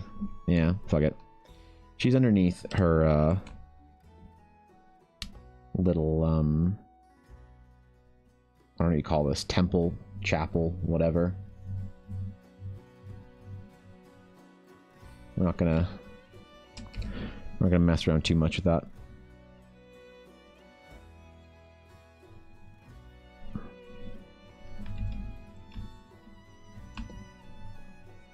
Oh yeah, looking slick, man.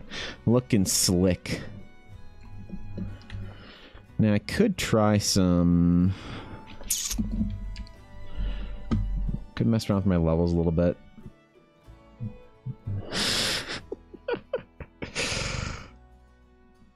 I want to go more saturated, less saturated.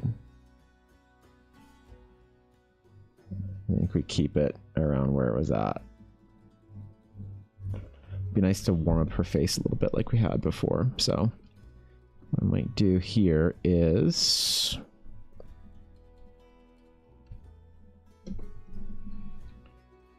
just do a very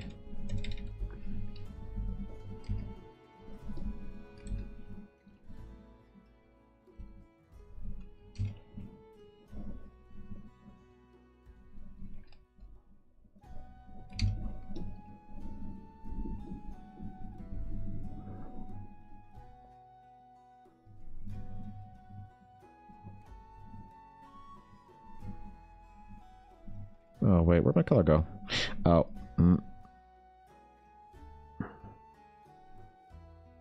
Yeah, there we go. Alright. We're cooking. We're working. We're doing it.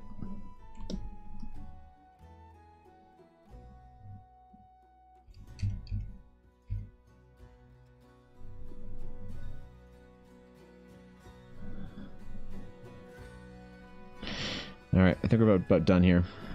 I think we're about done.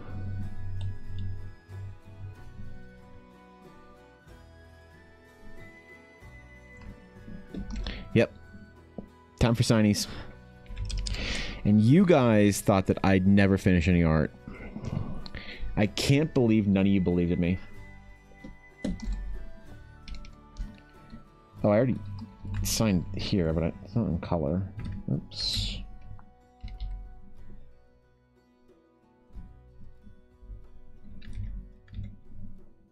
I forgot to do my own signature. There we go. All right.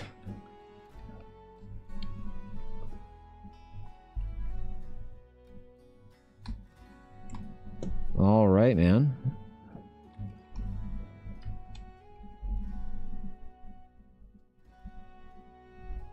I think that's Miwa Bell.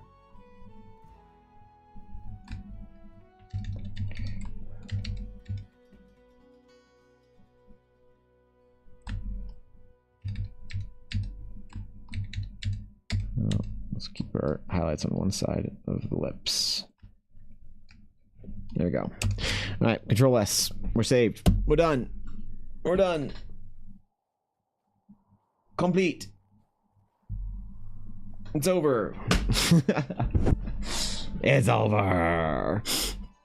Now show it to Miwa. I'm not gonna like invade her stream and be like, look at my art, Miwa. Please, the only person I do that to is Miniful. I'm not gonna invade her fucking stream. I'll post on Twitter later for her, so. Why is this Evan finally finishing art? The 100th time this month? Wouldn't believe my eyes, right? I don't know, my art game's been kind of on point, hasn't it? I've been impressing myself, dude. I've been you know, I've been getting after it. Mrs. Early, if you want a bit of extra knowledge, Easter food here. Easter bun is a spice bun with fruit in it, usually eaten with tasty cheese. Tasty cheese, then fried sprat and I don't know what the fuck this shit is, but some cool sauce. Mostly eat that with white bread and the other thing. That's cool. That's a whole realm of things that I didn't know existed. So I'm learning about the food culture of other Easter celebrations, I guess. Let's go, dude. That's pretty cool. All right. Do we post?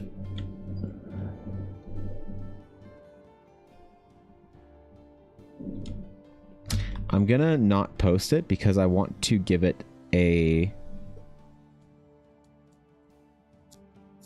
I want to give it a minute for me to like not look at it, right? To come back to it to make sure it's not terrible, so... assuming this is your point of view, I'll keep that in mind going forward. No, I mean, it's just different ways to play, I guess, CG. Yeah. So the first time, it's a hard cheddar cheese and escovitch is spicy pickled onions and carrots. All right, sick. What do you mean by total irreparable failure? What happened? No, I just need to make sure that the piece doesn't suck. And I don't like to post art as soon as I finish it, because I'll probably come back in like a couple of hours. I'll probably find like one thing, you know, like a missed highlight or whatever. It's one of the reasons why I don't start pieces on stream, like start to finish pieces on stream, is because often in the construction phase, I need some time to not look at it. So I need to figure out, like, I'll show you the process that we went through for this piece. Oh, I can end recording right now. There we go. There we go. Oh, do I not have the... I guess I just deleted the sketch. Never mind. Just straight up, never mind.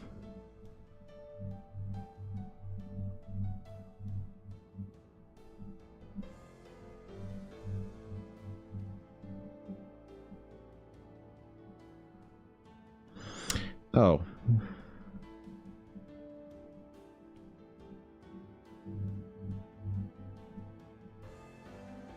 Like, that's a great example. If I compare my finishing layer,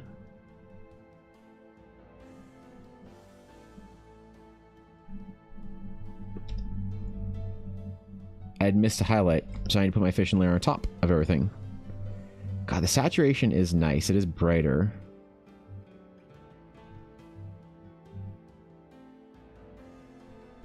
I wonder if I try something here.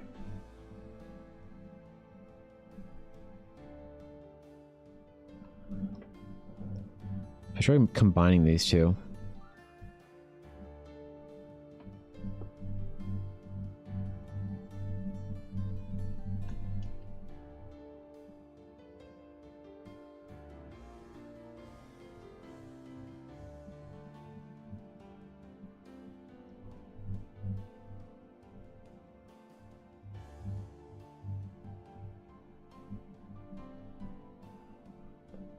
Like, I can pull back on all of these details and stuff as I want.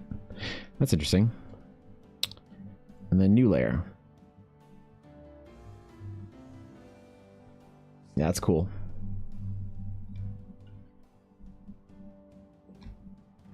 That's cool.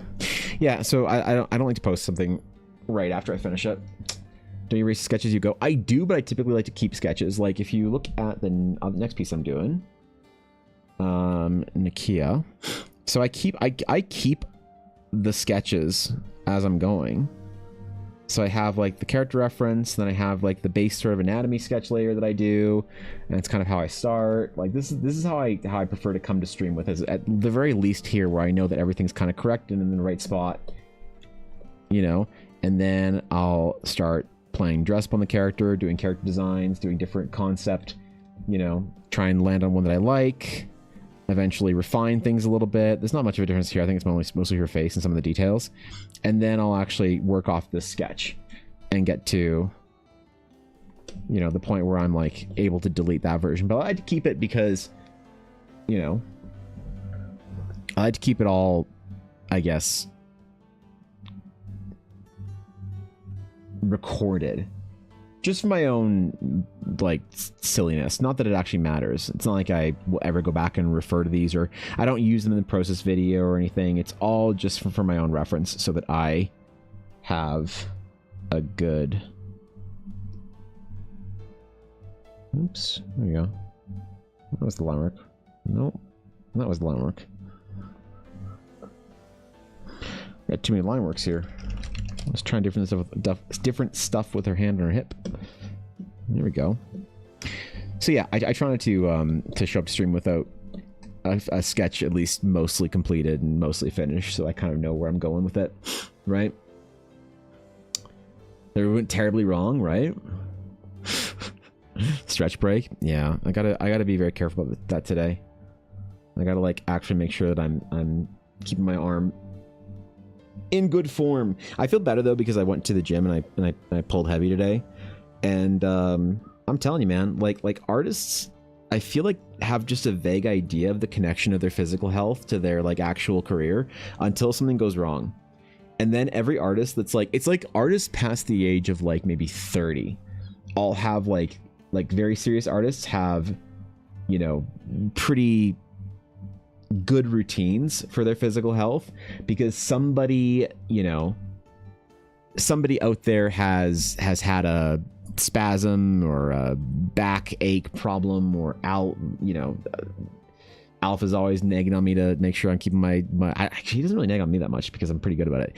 You know, whatever it is, whatever physical health thing that you need to keep in point. For me, it is my wrist and my arm, right? You know, it's like always a forearm thing with that one muscle that runs underneath your brachioradialis.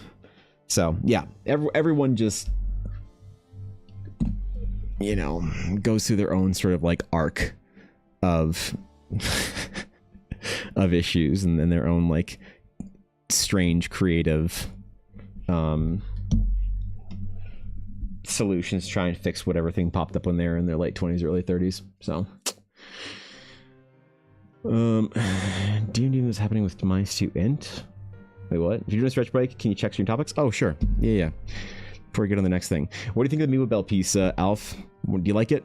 What do you think? What do we got? You happy with it?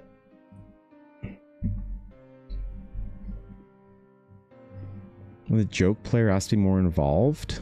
Is this a video? Okay. I'll open it. I'll watch after stream. I don't like watching videos on stream terribly much, so. Is this what we were talking about? Okay. We'll see Alf's official opinion on it.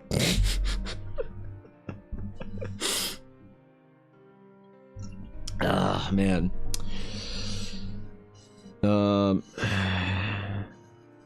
Draw Jacques? Wait, what? Who's Jacques?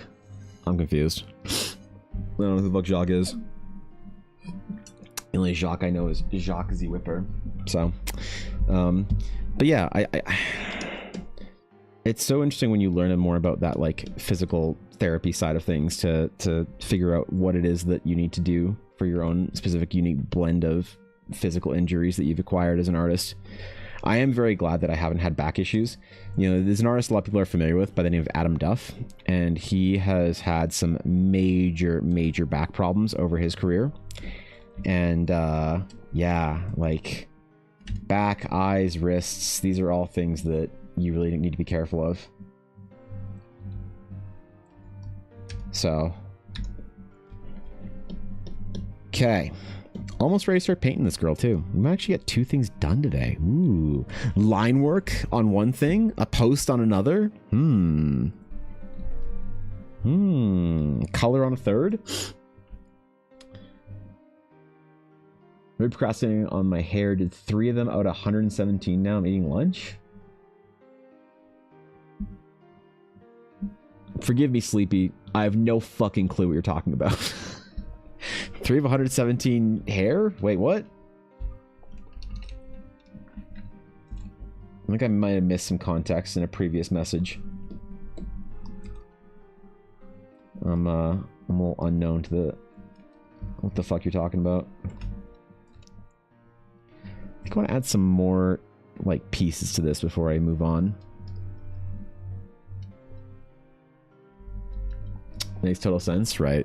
Yeah. There's like a whole like book of things you can do as an artist to keep your long-term health intact. I think one of the best things, unironically, is deadlifting. I've talked about this before. Unironically, I'm not even kidding, is deadlifting. There's like certain exercises that you can do that are helpful, but deadlifting is actually one of the ones that is the best and most I guess helps the most areas as you're progressing in your art career. Oh, I think I just realized something. So I had to turn up the sensitivity on my brush, or on my pen, the Wacom sensitivity, not the Photoshop. And I bet you, I think I know what happened. I think it probably was always like this in the past, but over time it degraded. And that's why I had to turn it up. And now that I turned it up and I'm using a new pen, it feels too light. But I might try and get used to it so that I'm having to like push super gently on the canvas. Oh, I think I learned something today.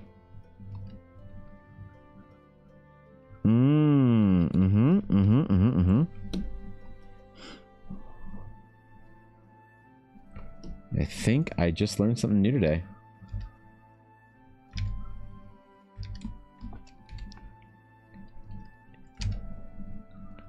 Interesting.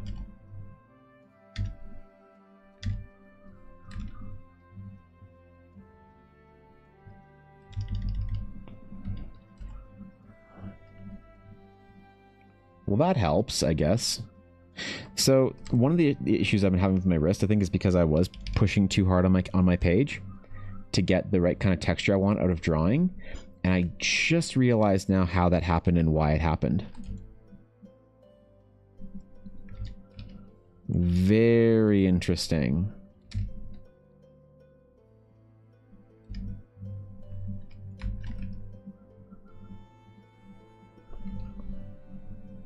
There's something so satisfying about drawing hair flips. Like, characters with long hair in Wind are, like, some of the most fun things to draw. I don't know why, either. I don't know where it, like, came from. either.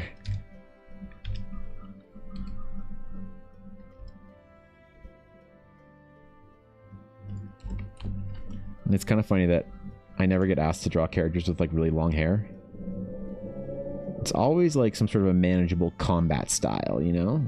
Which is fine. Or it's for, like, a, you know, a small portrait that I'm not actually going to do a whole lot of elements like wind in or whatever. So, no more death grip? Probably. Yeah, probably, actually. I'm probably good. I have to be good with no more death grip because, yeah, my hands are super messed up. I'm actually thinking I'm going to go to my doctor and talk about getting some kind of a injection or whatever. If you've ever, like, injured a joint really badly, you know, you can get, like, a steroid injection into that joint. I think I might try one on my elbow because supposedly that helps with the entire forearm issue and some early carpal tunnel stuff. I don't think I have a carpal tunnel issue. I'm pretty sure I'm good, but still, I've been having similar pain in there. So I could try the elbow shot first and see what that does. I think I'm going to go do that, or at least go make that appointment this week.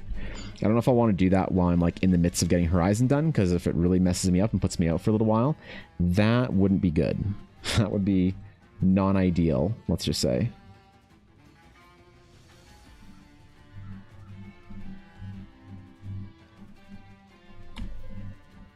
Yeah. I never want to mess with anything when I'm, like, too close to a deadline or whatever. You know, I had the worst sort of, like, slog I ever had was a graphic design project I was working on, and I was very close to being finished with it, but I was starting to have some really, really bad pain, and, like, in my eyes, eye strain, headache type things, and they wanted to put me on, like, new glasses and shit, and nope, I'm not messing with it, because even these glasses I have to, like, try and readjust to. I'm trying my new glasses today. I think I'm still gonna take them back because they don't work for distance, but I'm giving it a shot anyway. Well, actually, I know it doesn't. They aren't gonna work, but they want me to, like, have some data points to approach the eye doctor with. Yeah, you gotta take care of your shit as an artist, man. It's not good to let these things go too long to allow for too many problems to pop up.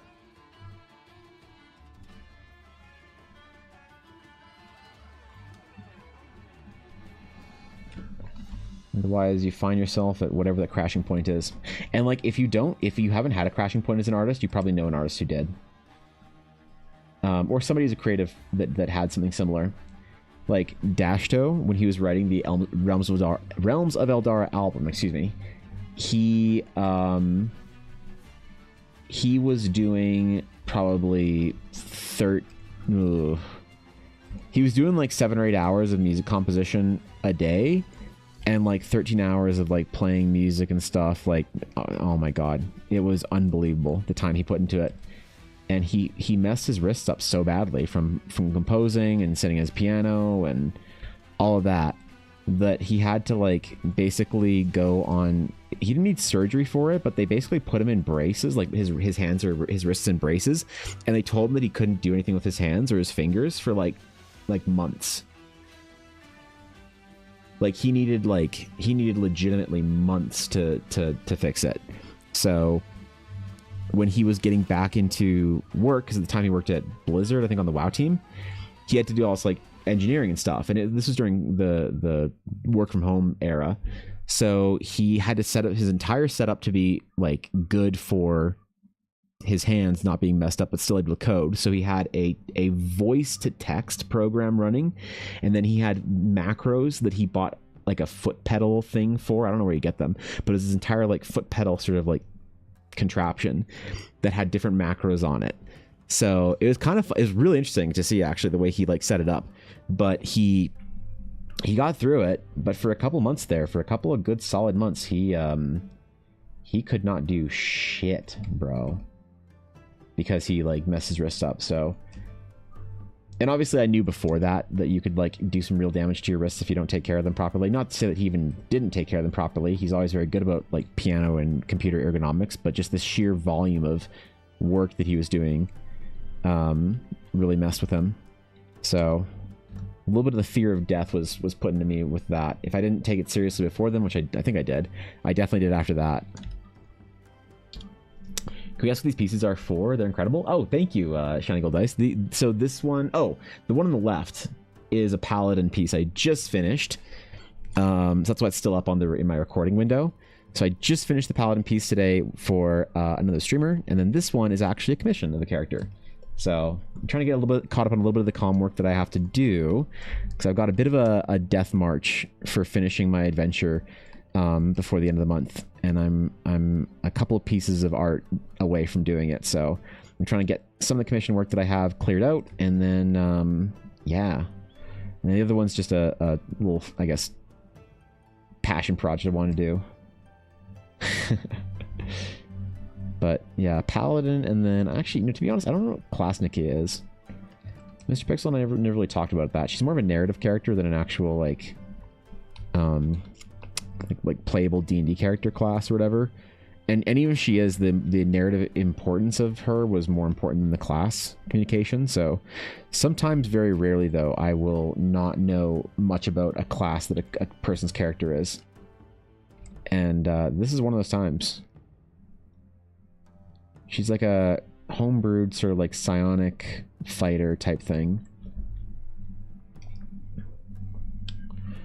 We're procrastinating my hair through, where was I? There we go. Eye strain headaches are the absolute worst. It helped me get diagnosed with severe astigmatism early as a child, but it hurt like hell for a little me. Yeah, I mean, that's why I wear my glasses, because I have astigmatism. So I might get it corrected at some point. You can go for like corrective astigmatism surgery. I don't know. Ella's had probably like 6 eye surgeries in her life, so I always see her do it. And even though my surgery would be much more like chill than what she's gotten done, it always puts a little bit of a oof, I don't know if I want to get that done, you know, feel in me.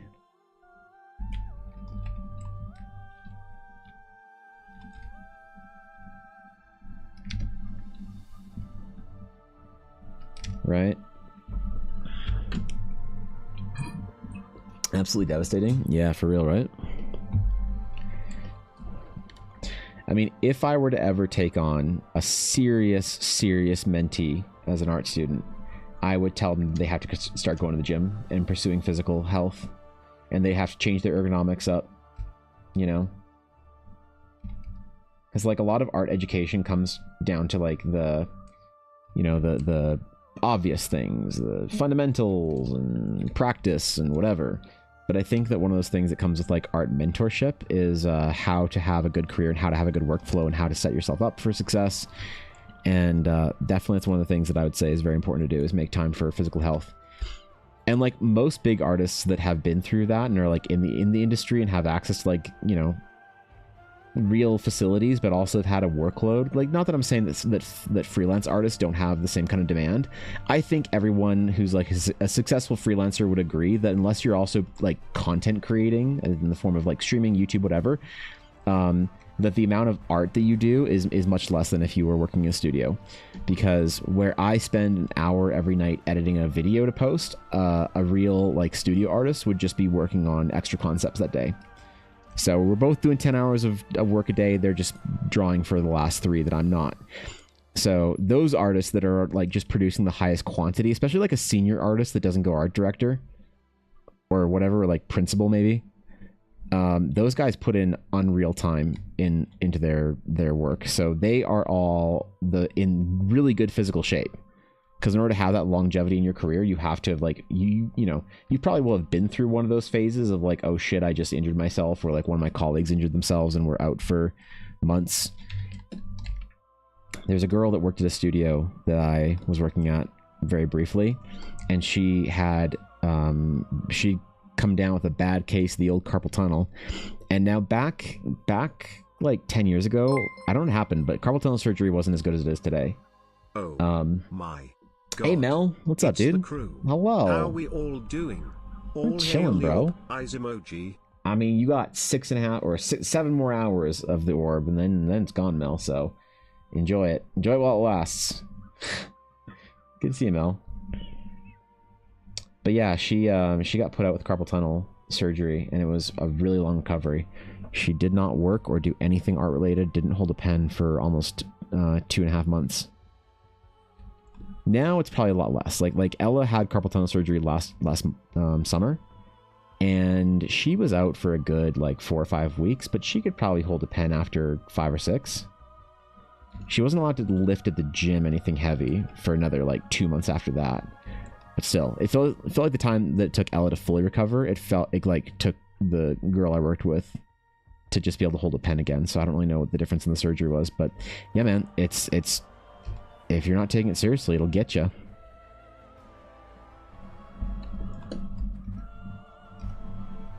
It'll get you.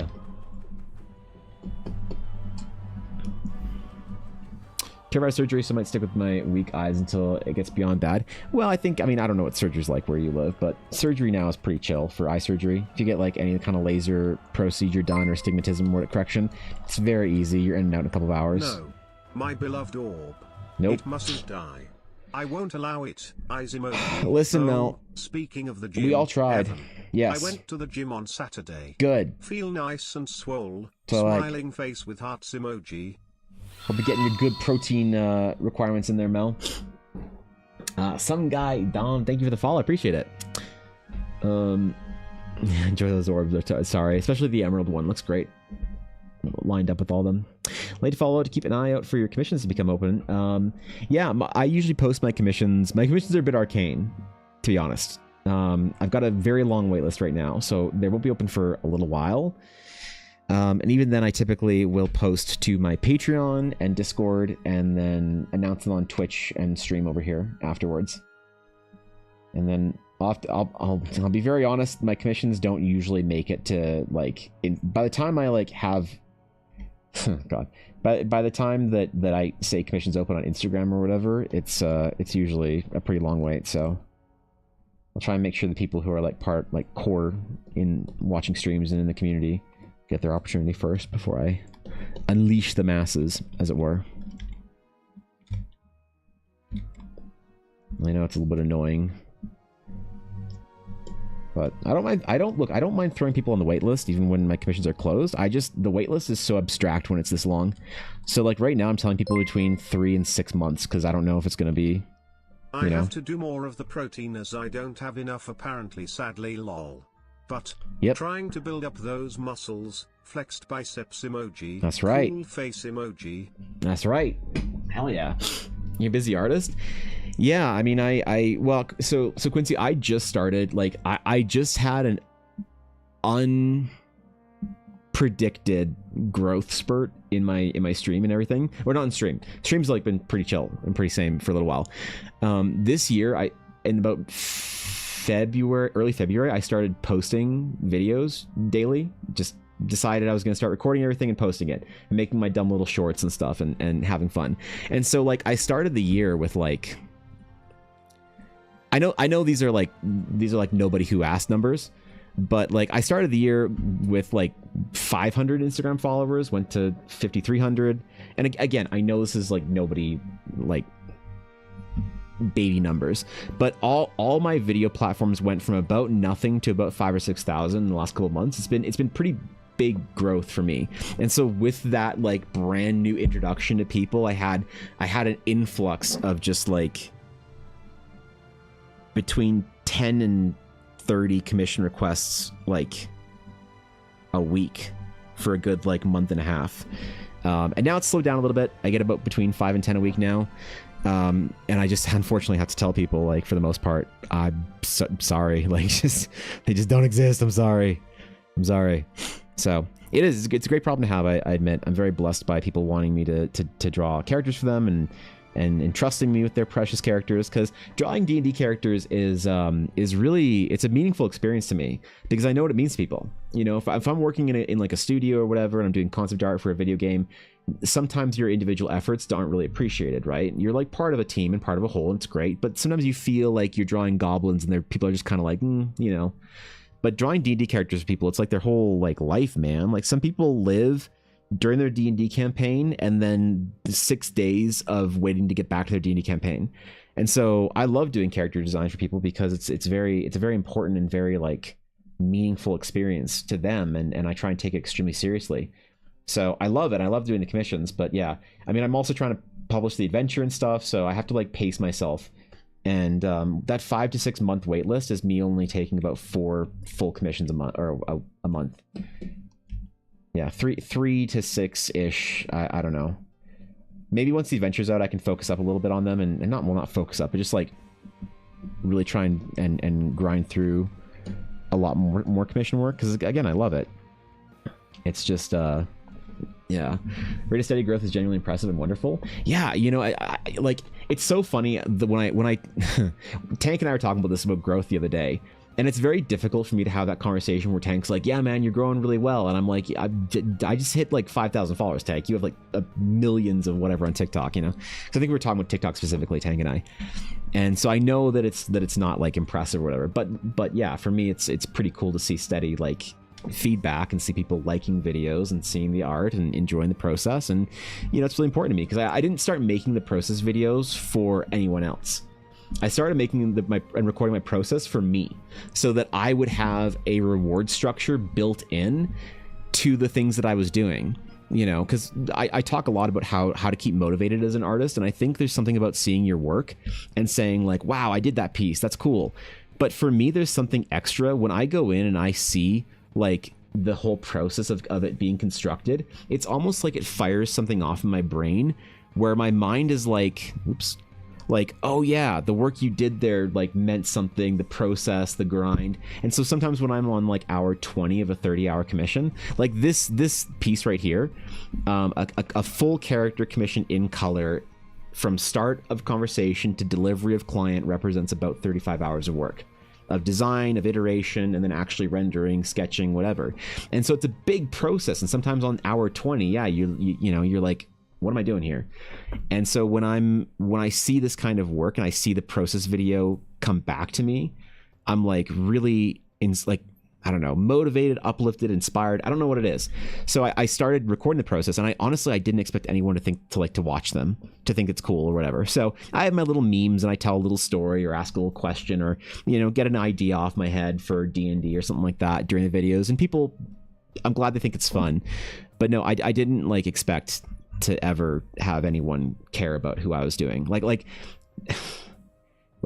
I think of how many people 5,000 people is, and it's like, dude, that's like 5,000 people.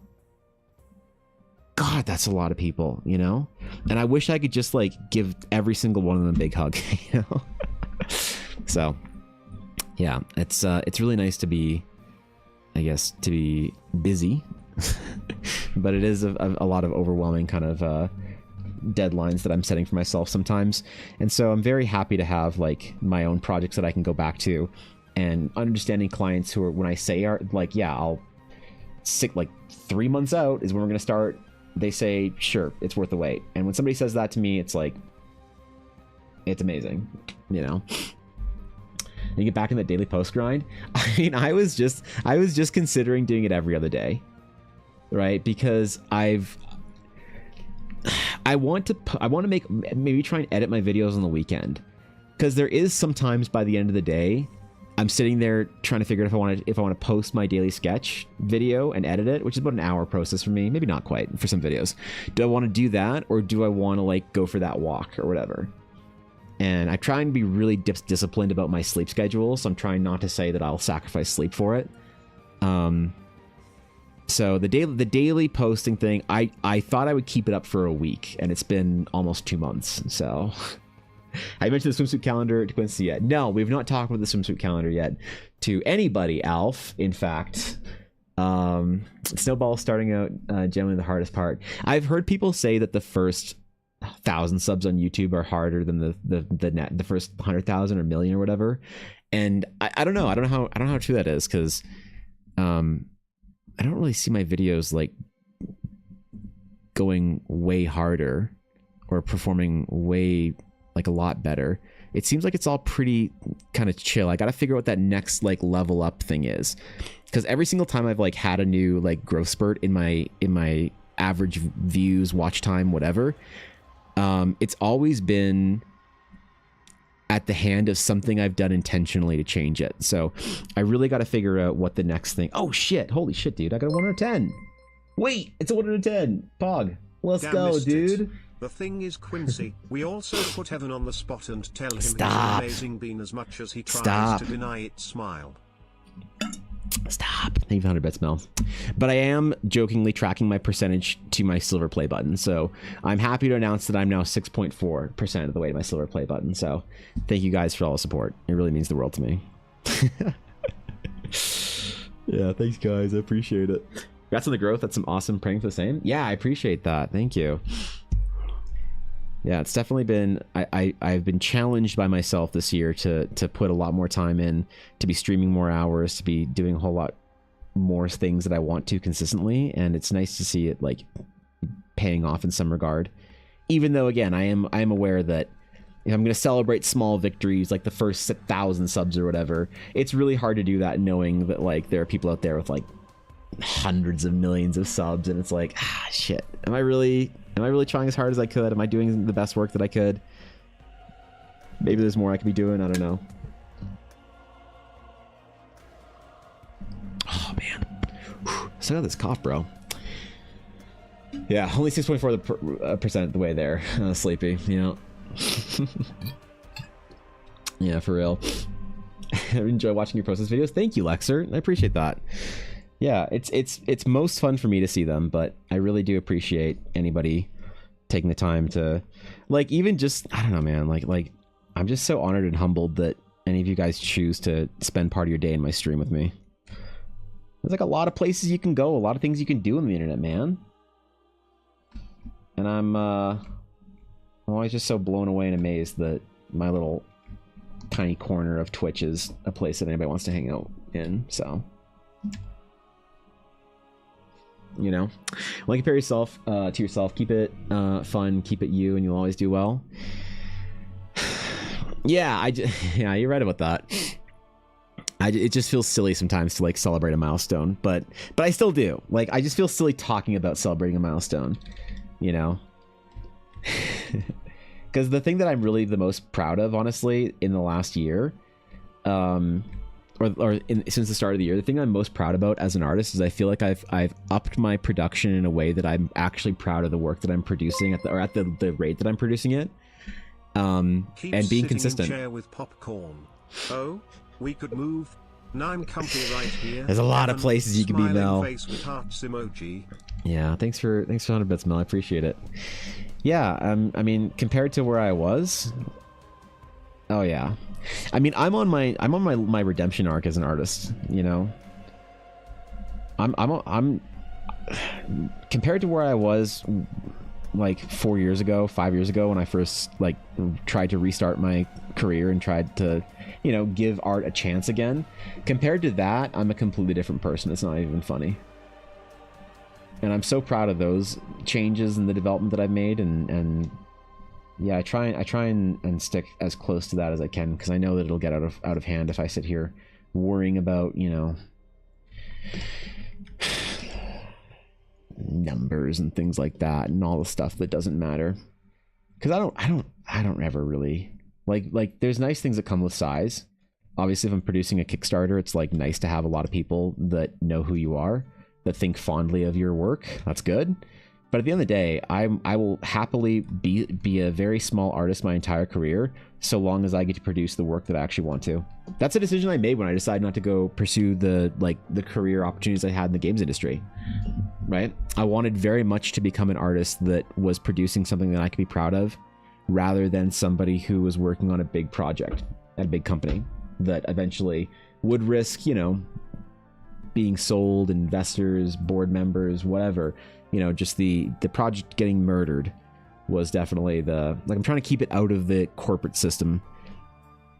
Learned a lot of lessons from seeing projects I've really loved kind of fall, whether that's that video game that you love or that movie, you know, franchise you love. I think a lot of us have seen in the recent kind of 2, maybe 1.5 decades, a lot of the projects we loved kind of, you know, changing in ways that maybe we don't find the best for where the original theme of it was, to be diplomatic.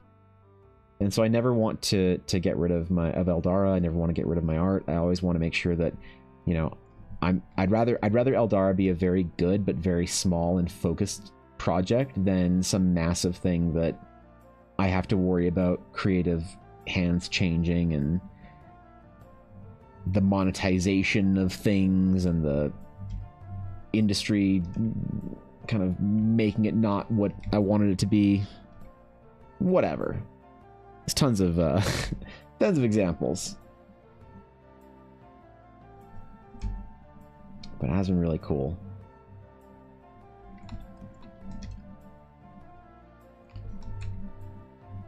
I gotta figure out how to make like proper YouTube videos though, because I have all these like art talks I want to make that I gotta be very careful about how to approach them, and if I really want to help people, I have to like, you know, try and do a lot more research on different topics for my art videos and figure out what the modern day student problems are. Like if you're learning art today on day one, it's very different than when I learned art on, let's just say, day one-ish. Because like answering the question of how long I've been drawing for is kind of a difficult one to answer, because the answer is either 4 years or all my life, you know, and I don't really know how to answer it ever, because realistically it has been all my life, but I've only really taken it seriously in the last 4 years. Even though I went to art school, even though I did all these things, I really didn't get the most out of art school at that time, because that time of my life was really hard. You know, I won't regale you guys and bore you with the story once again, but yeah, man, I made it out of there alive, and that's like, that's all I could ask for. So, it was only on close to my 30th birthday where I decided that it was time to like give it a try once more. And I could maybe make my dreams still happen if I wanted to. Boy, I'm glad I didn't give up. I was fading fast working as a graphic designer, doing the graphic designer thing. I was really fading. I'm really, really glad that Ella convinced me that it was worth trying again. That I was worth trying again. Worth trying for again, you know? I owe my entire career to Ella. I was thinking about going back to school and doing something else, man. I was so in the dumps about my work during that time. I'm not recording this right now, Sleepy. I realized that I wasn't recording a good chunk of the line work, and we've got just a little bit more to do before the painting phase. So I try and record the whole process if I can, but I'm fine omitting, you know, 10% here, 5% there, if I forget or want to do some work off stream or whatever. So I'm not recording at the moment, but as soon as I start painting, you bet your ass I'll be recording. This is going to be a big piece. I'm going to work on this one for a long time. I have a couple of substantial commissions coming up, but this is probably one of the biggest ones for a little while. Oh no, ads. Rip. Dude, we rated Aaliyah the other day. I love the way she does her ads. She had the Merchant Guild is stopping by. She's so fucking cool, man. Apologize for the ads.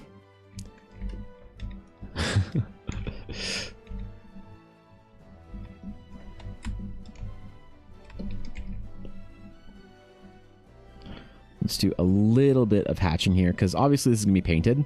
I still want to keep the like hatched texture in the background if I can, but it's gonna be not as like prominent as.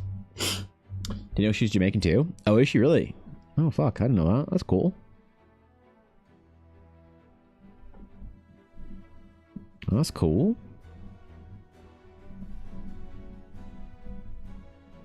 Yeah, she's so nice, dude.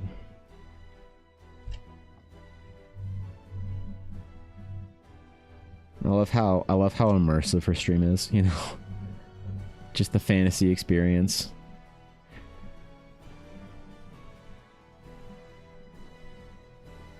I'll look up to her. One day I'll have a stream that is as cozy and lovely as hers. Keep working my hardest too.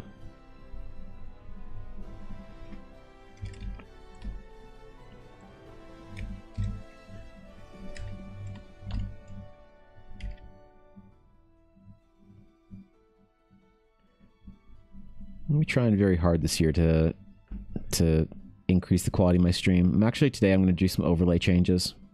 I've always really wanted to have like a slideshow of recent projects somewhere on my screen, and I'm going to try and work that into the overlay today. So I'm going to try and bump my camera down, increase the space up here, and then squish everything in a little bit if I can. And hopefully that works. Hopefully that works. I have ideas. I have plans.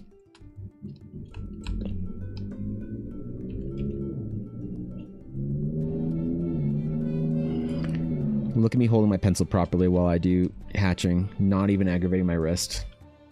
This is a cozy stream, you think? That's good.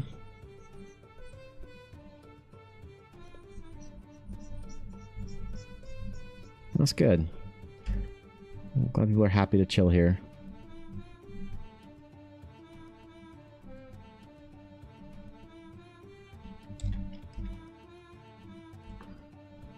Alright, so a little more hatching and we'll be good to go.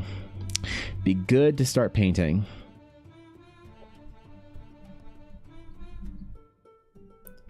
I'm excited about this character. There's a really, really cool commission that I got offered from Mr. Pixel. Really rad. Actually, this might have been the first commission, I think. Like, first big commission that I got offered from TikTok. From somebody that I met on TikTok, which is really cool.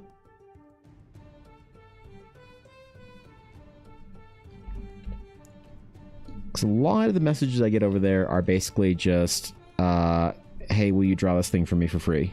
Which is funny.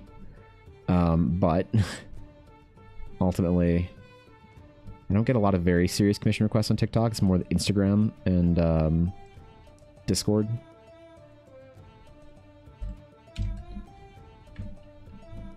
The rare TikTok W.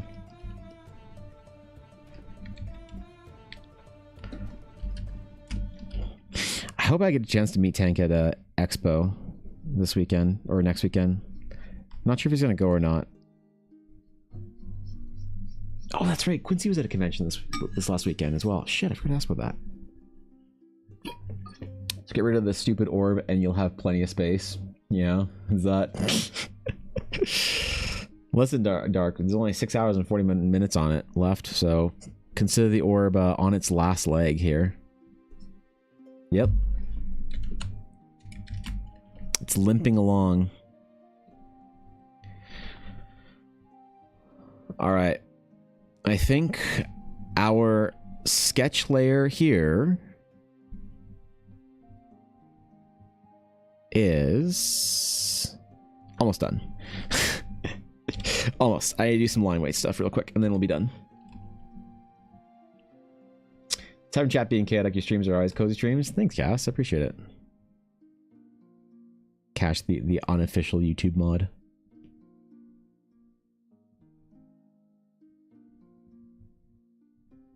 Appreciate it.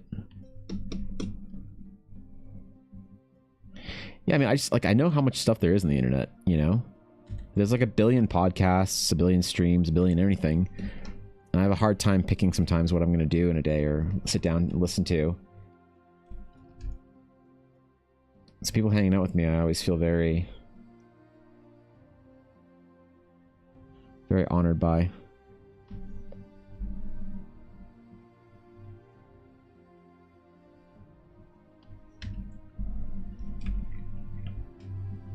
But I gotta make the stream better. I gotta increase the quality of things over here, okay? So we're gonna get a whole influx of emotes. So if you guys have a good emote meta, like a meta emote that you want, feel free to post in the stream topics. I'll be taking a look. So I'll have a whole bunch of emotes I need to add to the selection. We're gonna be going deep on emotes for a little while. I'm gonna take it all very seriously. Orbs, yeah. Well, I mean, you guys have a chance to save the orb, so... A cube emote. Oh my god. A cube emote. That's the next shape. The orb might flatten. We might have a disc for a little while, so we'll see if you guys will make peace with the triangle. Wait, no, pyramid. What's the other cult in the guild? There's the orb, and then what was Thorkin the leader of? I think it was the cult of the pyramid, which is just more funny than the orb, I think, in general, but still. I should do a crumb in an orb. Holy. That should be the emote right there.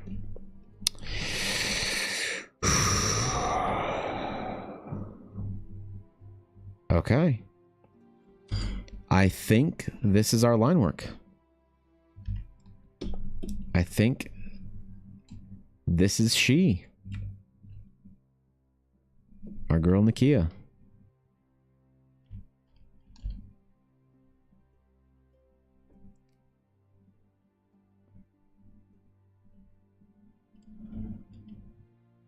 Ooh, she's so cool. I love the character description and everything. It's a really, really cool background on this character. I want to talk to people so in depth about their characters before I draw them. And you know what? Almost nobody hates that. I try and gauge some people like ahead of time if they're into talking about their character, or if they just kind of want art made, like go make art man. Like that's fair too.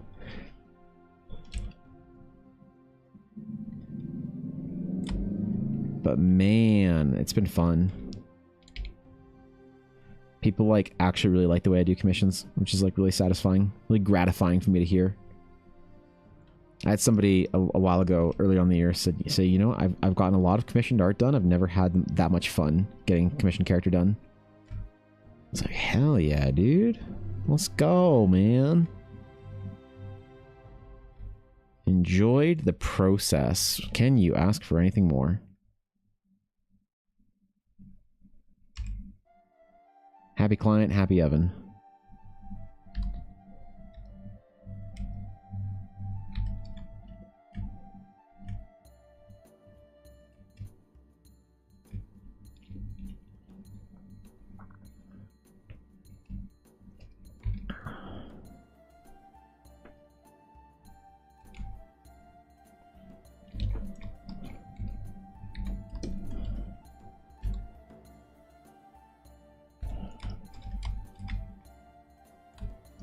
Okay. Go draw me lines art, boy. Yeah, basically, right? I thought he was a vile cubist. Yep. Yep. And then Blaze is the flat orber. He's a disc fan. As it goes.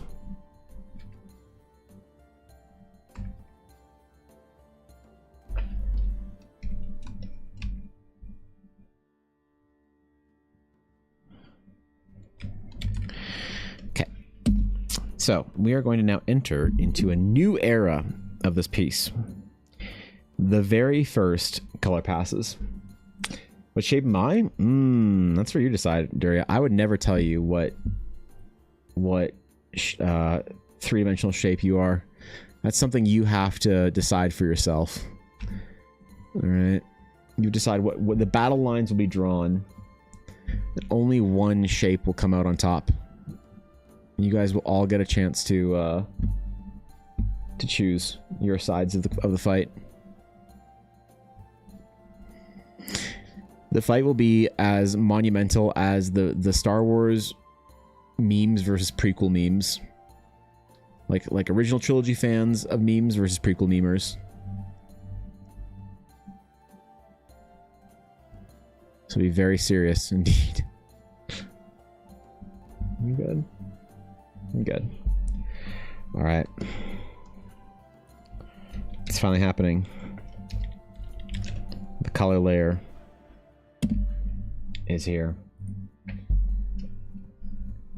The orbs are infinite in all directions. An infinite object, you say?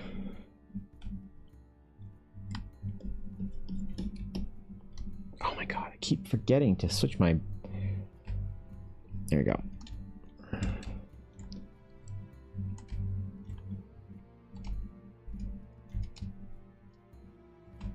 Alright, where are little holes that I'm missing? That one, that one. Where are... I don't think there's many out here. I think it's just in her hair that there's going to be complex shapes. Oh. There we go.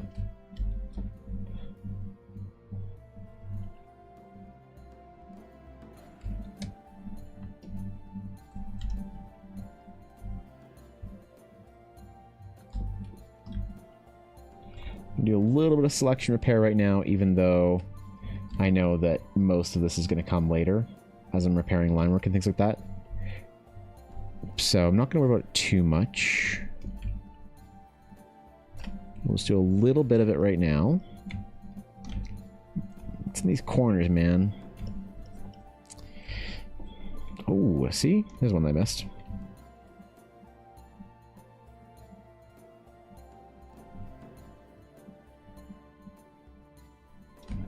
Here's one that I missed.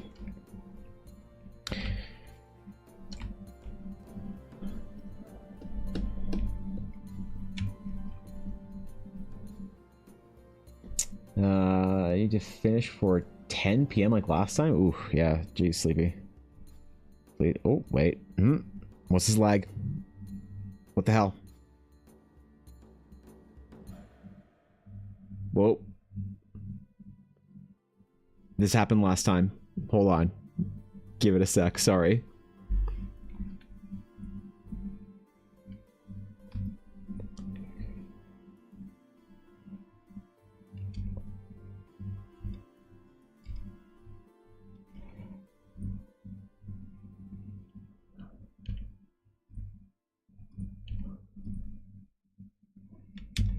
Okay.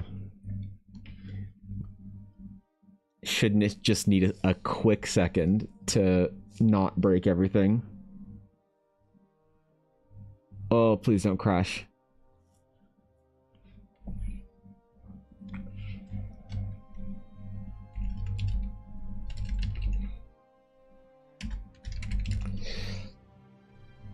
That's some bad lag.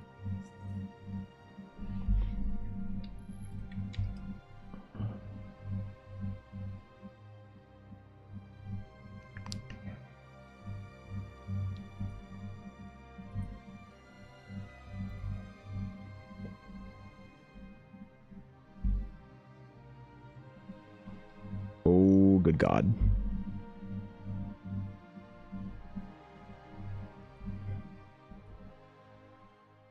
Okay. And then give it a second to fix itself. Oh, there we go. Okay, good. I think it fixed itself anyway. Whew. That was dangerous right there. Good God, man. That's some GPU in need shit. We good? Stream still live for you guys? Didn't completely crash out, did it? So I think I know what happened. I think I was trying to get Photoshop to maintain too big of a selection, and then that just killed everything. So it's not laggy on my end anymore, but I think it's good. I saved the thing. It fixed it. So I got the selection that I needed, and that's the main problem, eh? Is just trying to build big selections in Photoshop while I'm live. It's so crazy. That's the thing, eh?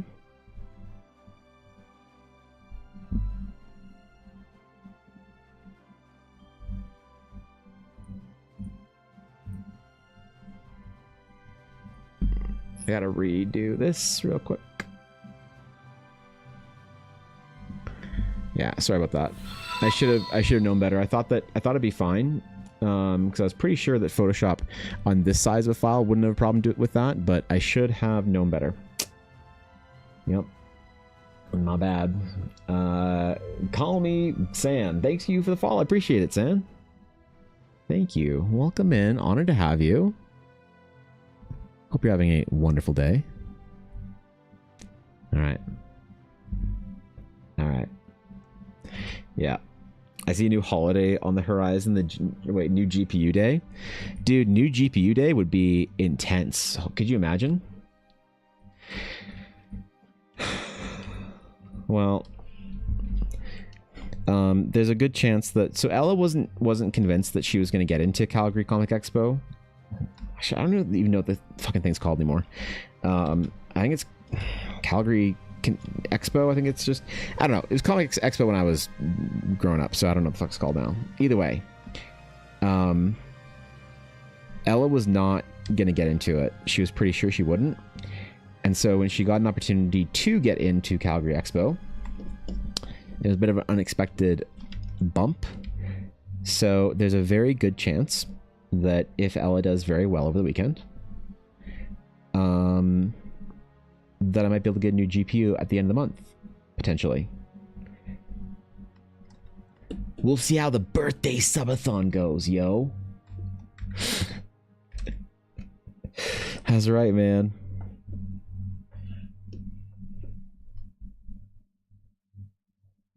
Yeah, no, I'll probably be able to make it work this coming up real quick here.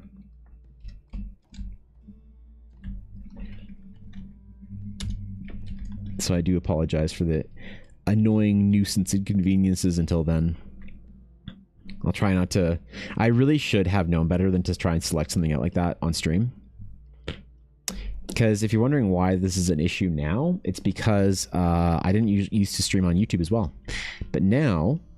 A lot of streamers say that correctly that it is the CPU that is the limiting factor when you are streaming on multiple sort of platforms.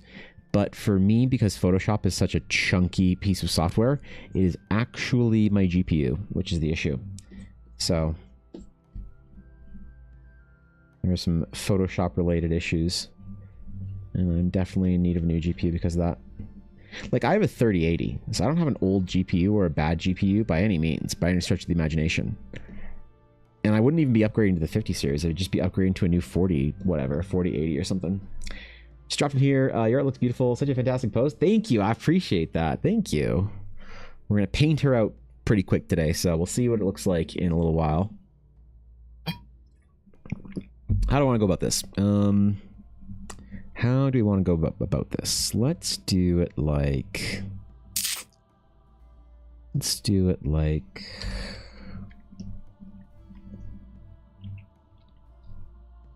So Nakia has pretty... It's like blues, golds, and she has black hair.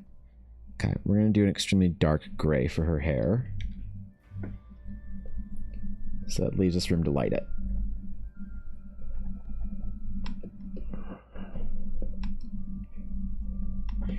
And then for her cloak, I think it's just more blues and stuff, yeah. Yeah.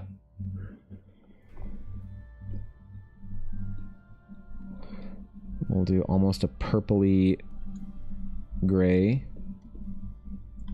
for some of this.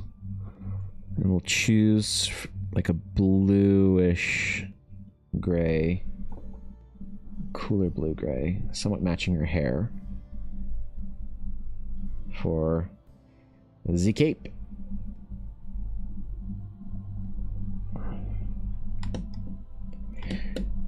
And then I don't know what we're gonna do for the... I think more like this color palette is just so dark, and there's gonna be such like beautiful contrasts in it that I'm gonna try and build into the piece. But the base for right now is just gonna be very, very like dark. And we'll bring some of that like saturation and beauty into the like finishing stages.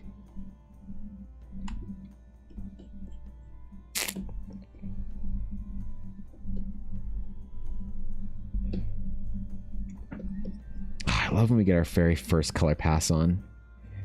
Feels like the piece is just sort of kind of connecting for the first time almost a little bit.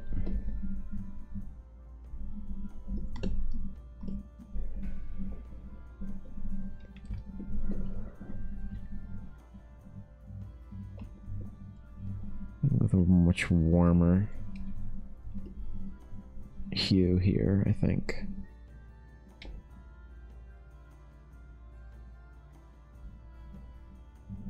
Give me a little earsies in there. Where is there going to be exposed arm? Over here. Over here. Oh, I'm right there. Forgot.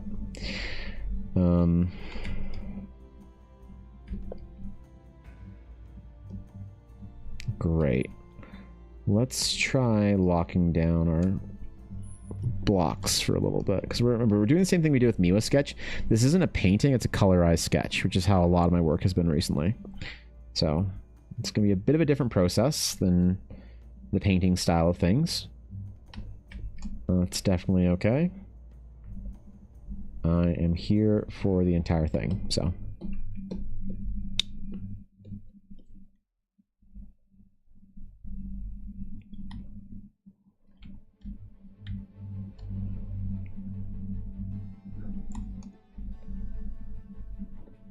God, it's so good to finally be painting on this piece. I might try and see if I can finish it literally today and tomorrow. Ooh. I was pressing a little bit hard there with my pen. I felt it. I felt a little twinge in my finger. Bad Evan. No. Bad artist.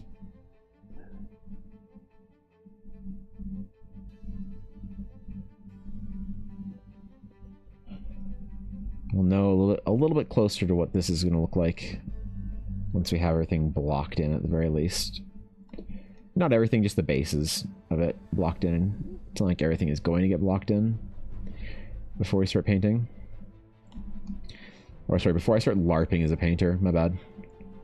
You know, we were talking about this the other day about painting, and I think I'm going to start forcing that hour in at the end of the day. That's one of the reasons why I really want to see if I can get to a point where I am recording and editing and stuff and doing weekend projects, and then I'm just like posting those projects through the week. Because, yeah, I really want to find more time every single day to do some dedicated practice so I can start painting again on stream in like the way I wanted to.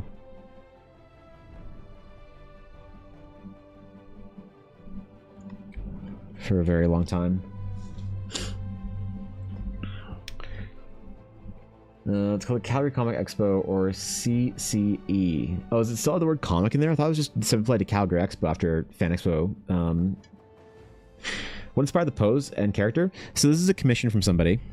And she is a character that they've been playing, him and his partner, in a game for a while. And now she is a lore-heavy character for their game, their world, whatever. And her pose is basically just me trying to articulate the kind of qualities about her that they describe to me. So she's very much a leader. She's very much somebody who has the burden of taking care of a large group of people on her shoulders. She's very powerful. She's very important. She's very relied on. So I wanted to give her a strength in the way she was posed, in the way that she's sort of like looking out watchfully, a stoicism, you know, no great. I mean, there's things that I'm like kind of more known for, maybe, whether I want to be or not. And it's funny because actually the reasons why this individual asked me to do this character is he said that you do strong like women, like strong leaderly kind of like heroic women very well. And I've had a number of people say something similar, that one of the greatest compliments that I ever got was somebody who said that I create all the strength that she imagined in her character without sacrificing any of the femininity. I was like, damn. I don't know how intentional I'm being about that stuff, but like, you know, that's a cool ass compliment to get from somebody. And so he even cited that a lot of the characters that I've done and had in the past, similar to this one, were the reasons why he was like, oh yeah, this guy could handle this character really well. So I'm trying to draw her in that very strong kind of sure of herself pose, really representing that strength of leadership, the watchful heroic stoicism that I feel like she had in the character description. So the inspirations of the character itself, I'm not sure. I mean, I got the lore. I mean, when somebody commissions me, I ask them for as much lore as they're willing to send me. So in this character's case, it was quite a bit. I got like world lore as well, not just like, you know, not just character lore as well in there. Wait. Yes. You're telling me Hello. women can be leaders without being portrayed as men? Someone called Disney. We've had a breakthrough. Okay. Chill. We're not gonna make any enemies of Disney today. All right. It's only still Monday. Yeah. Regardless, people have mentioned. Thanks 100 bits, bro. People mentioned they like the way that I do that, which is pretty cool. So I'm hoping that I can do a really good job on this character. But I wanted to really give her, yeah, all those kind of like qualities that I try and, you know, a lot of it comes from the art that I've made of Ella, who, whenever I think about Ella's characters, I think about the like awesomeness of Ella Blackwood and trying to draw her characters, if I can, in like any sort of way that would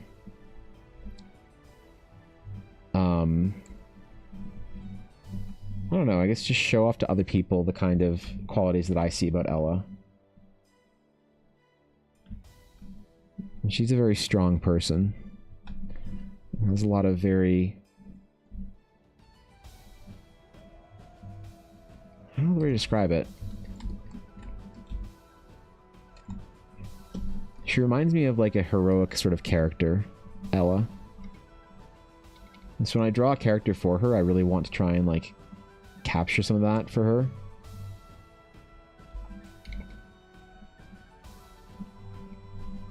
So that's why I'm always drawing her as like some sort of Valkyrie or something like that for her paladins and shit like that.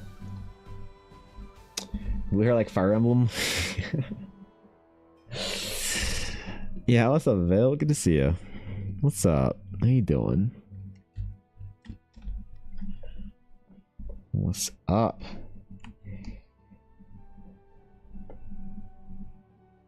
Yeah, I'm starting with a blue. It's gonna be more of like kind of a blackish blue, that like kind of shine.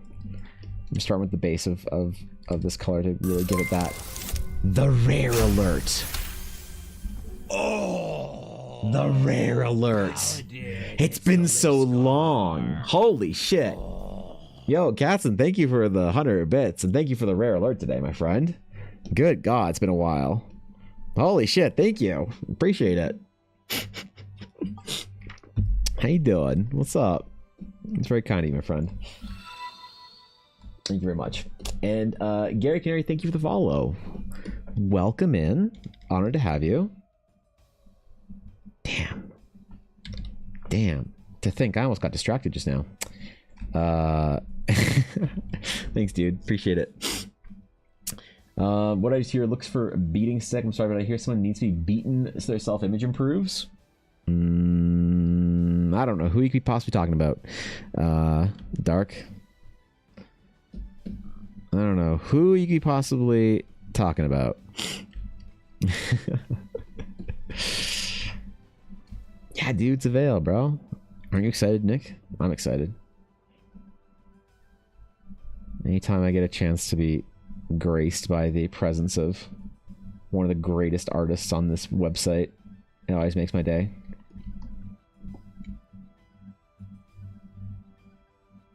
Yep, you heard me. You heard me, dog.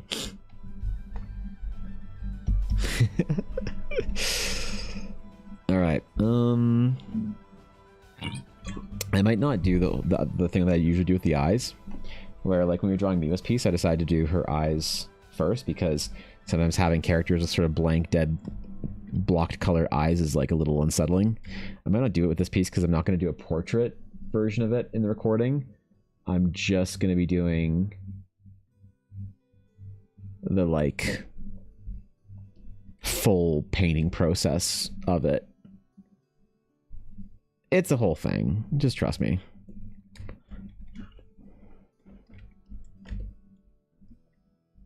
A lot of silver in her jewelry, I think, is going to be important too.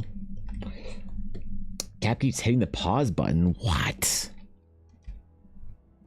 What? What a terribly rude and predictably cat thing to do. Yep. The baby girl, she looks so good. Oh shit. I was like, what the fuck? What did TTS just try and say? What's up, Mr. Pixel? Good to see ya. The creator himself. People were asking about Nikia's backstory and stuff before he got here. But yeah, finished all the line work phase, and I'm just getting a base color block. So I'll have something to send you tonight to show you an update on the progress. I assume still via email, right? I assume that's still the place to be. Oh, these blues are real close together. What do we do?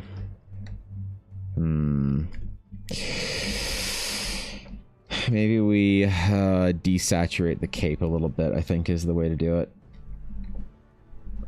Yeah. We desaturate the cape. That is the play. Because again, we're using like various dark grays and blacks here for the character, so we shall see. Hopefully it contrasts okay before I have, like, it'll look fine when I'm painting it. I know, it's just right now it's gonna look a little awkward as far as color blocking goes. So you'll just have to trust me until we actually start lighting the piece. I think I've earned the confidence, right? You know, did finish Miwa's piece today. I think that's confidence inspiring. Maybe. You're supposed to say yes. Technically the only parts of my character are mainly my partners, but I helped develop them. I mean, for the purpose of me talking to chat about the character, just since you're the client, that's, yeah, I mentioned earlier that it was a collaborative effort. It was mostly for your partner. But as far as me referring to the character for chat's sake, it's a little strange to try and word the nuance of getting a character for someone commissioned when you're the one I'm dealing with, and it's a whole thing. So yeah, you have to excuse me for simplifying it a little bit. 'Tis necessary for my small brain. My meek and meager smooth brain, as it is still Monday, and I haven't had a chance to fully embrace my destiny this week.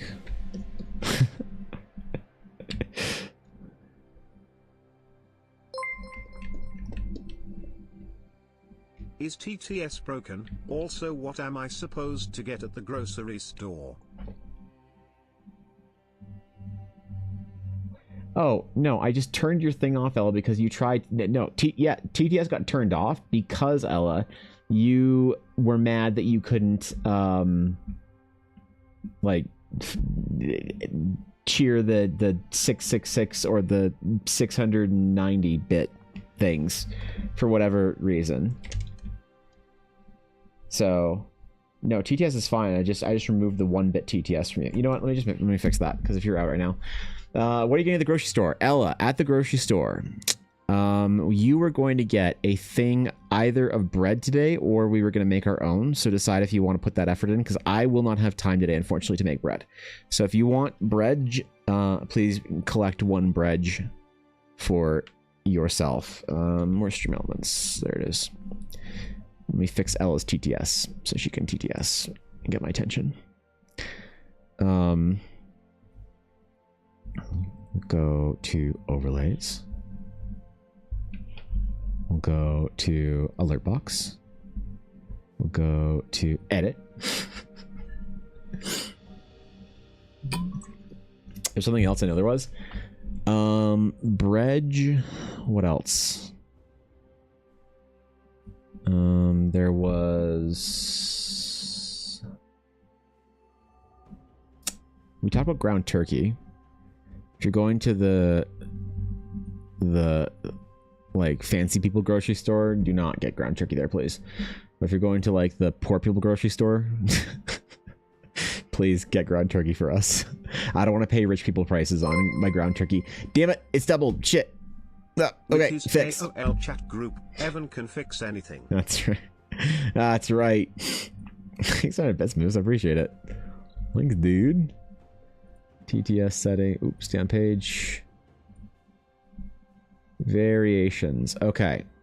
The Ella Blackwood variation. I'm going to change this.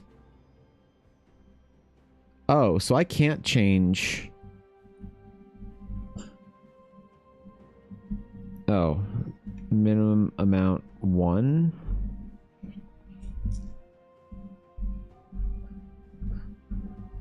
Ella, you get to choose between 1-bit TTS or expensive dumb meme TTS.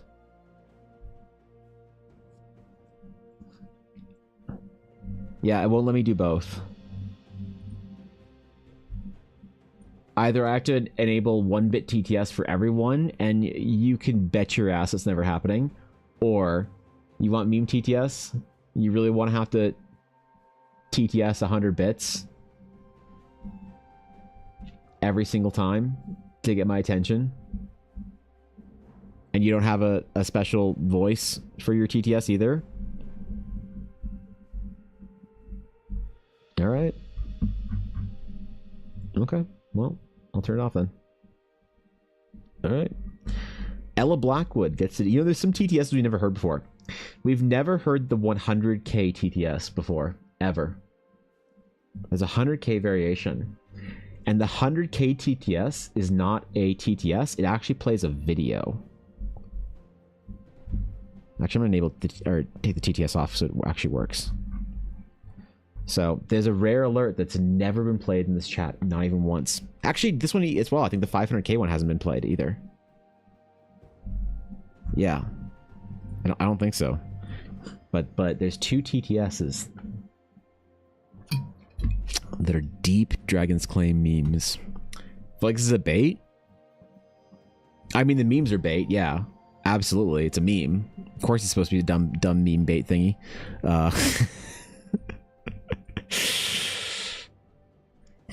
Somebody recently told me that they wanted to know, and I don't know what they're gonna do with that, but they said you better ensure that there is a 100,000 bit TTS. And I said, okay, yes sir, yes sir, I'll fix it. Let me close this. Okay, we're good to go. How much were they? 50,000 I think, and 100. Yeah, there's a 50,000 and a 100,000.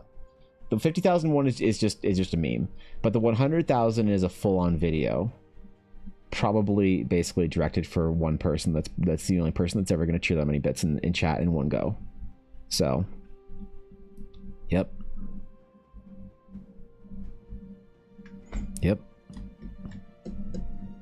It's absolutely a bait. That's the entire point of the stupid meme. It is the ridiculous dumb bait for ridiculous guild meme lords. As the Dragons Claim memes hard. You're driving? Okay. So I could pay for the commission or cheer 100,000. Ah, shit. Choices. Damn it. I mean, that right there is one-shotting an Alexandrite Crumb, so of course I have to have something that's fancy for it. Of course there has to be a stupid meme. The entirety of bits in this channel have been born out of stupid memes, so if a bit is ever cheered in this stream, it is a stupid meme. I will see it be nothing else but that, so.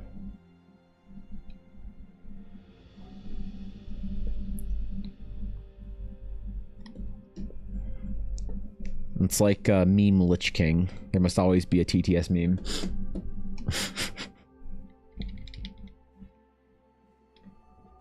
You taking next Friday and Monday off since Easter weekend and Easter Monday? Nah.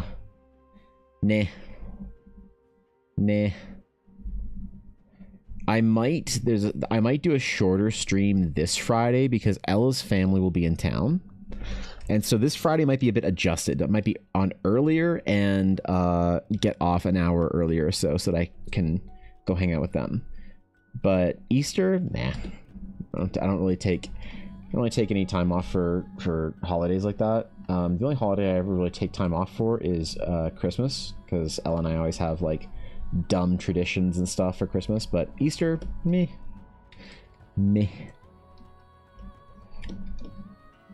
Easter's big for Ukrainian families, but like it's usually just a dinner, usually not like a whole day or anything like that. And then by Monday, it's usually all over and everything. So.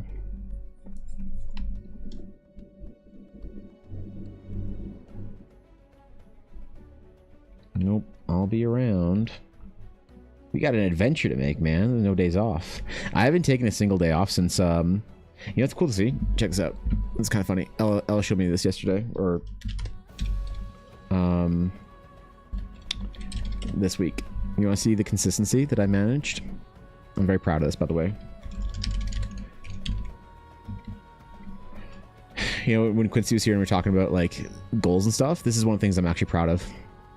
Because I can't control anything. I mean, I can try and control stuff, but I can't really control if people like what I do or anything like that. I can't really control any of that. Where is the...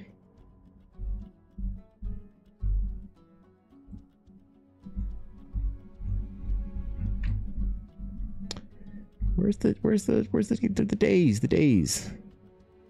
Streams. Oh, it's verifying I'm human for some reason. Okay. So this is this represents every stream I've ever done. Every stream. So my first streams, really, it was one of the days here in, yeah, my very first stream was December 13th, 2019. But it was a half-hour stream, and it was like just me like memeing with my friends before or after BlizzCon. The first time I really decided to start streaming was early April. So April 1st, that's funny. Right? Yeah. Not my real anniversary. My real anniversary is on May 2nd when I did my like very first real stream. So this is the first year I ever streamed right here. The second year. The third year. And this is the fourth year. And this is my fifth year. This is the last year. So you'll notice there's lots of days missing, hey? Lots of days missing in here. I was not very consistent. And also only 4 days a week. Since the beginning of the year, I haven't missed a single fucking day. That is a solid block of color right there. That's the thing that I can actually be proud of. Is that solid block is solid. And been very consistent. Haven't missed a day. Haven't missed shit. So might not stream as long on certain days if I have to, you know, go be somewhere or be a person for any stretch of time. But at the very least, I can.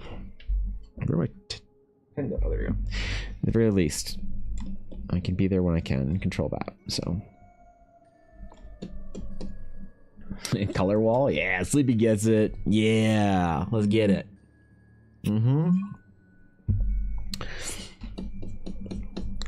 Solid color wall go burr.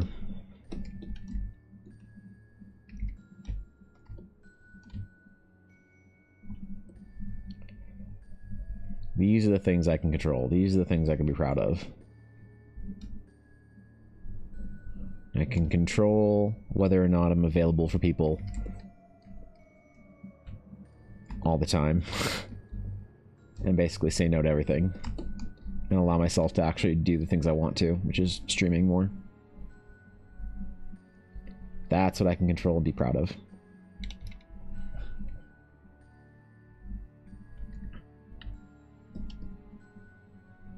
And I am proud of that, you know? So much of an artist's journey is about consistency. And being consistent as an artist is really hard to do. It is. It's like burnout hits, like everything makes it difficult. And it's a journey. Like, don't get me wrong, I sympathize and empathize with artists who have a hard time staying consistent and getting burnt out and things like that. I empathize with them quite a bit because I know how difficult it is to try and stay true to your goal. Maybe it's a bit of a... what color are Nikia's eyes? Are they blue? Nope, that is... I guess we're inventing colors for Nikia's eyes today. Let's give her blue eyes that are going to match all the blue glowing details. Maybe we'll do golden. I'll check the thing later to see if Mr. Pixel gave me an eye color specifically, but we'll just do something contrasting for now.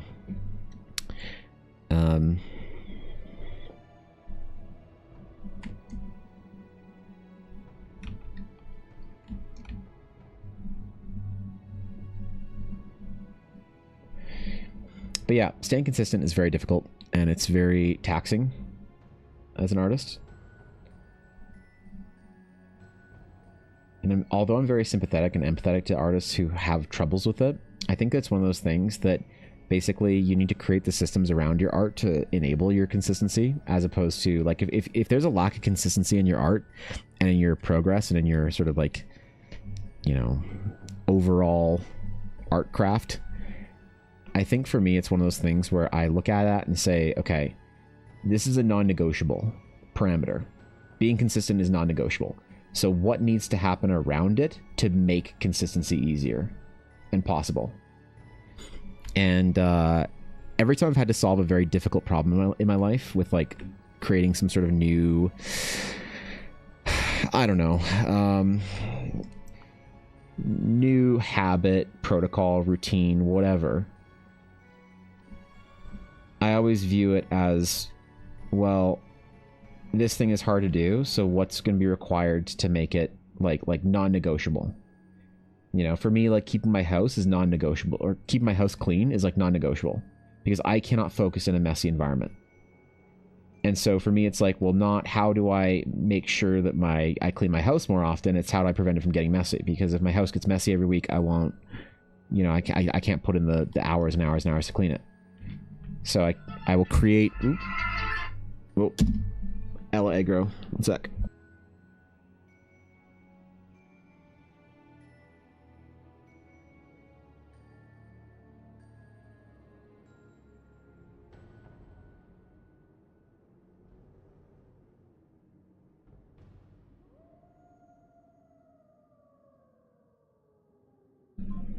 Okay, sorry. So yeah, it's about trying to make sure that, like, that parameter that I recognize for myself is non-negotiable. You know, like, in my weight loss journey, dude, I can't have shit food all over my house. If I do, I'm gonna lose. So for me, it's not about how to make, you know, how to be stronger than having shit food in your house and bad habits. No, if I'm not able to, like, make time to cook and make time to buy groceries and, like, you know, have good food in my house, then I'm just gonna not be in a place where I can be losing weight and getting healthier. And so trying to figure out how you work and how to work with yourself is, I think, such a strong and powerful thing for artists to do. And so one of those things, one of those, like, strong and powerful tools is how do you make so that you can make art consistently? If you're trying to improve as an artist, how and what do you need to do personally to ensure that every single day you will wake up and make art? You'll practice your trade, you'll practice your craft, that you won't get burnt out, and that when you do get burned out, you are able to push through it and change things in a way that is, because I just find that for so many people, once one thing hits and you just, like, kind of get knocked on your ass once with your art career, it's just so hard to get back up. And this is why that consistency thing is, like, for a lot of artists, very non-negotiable.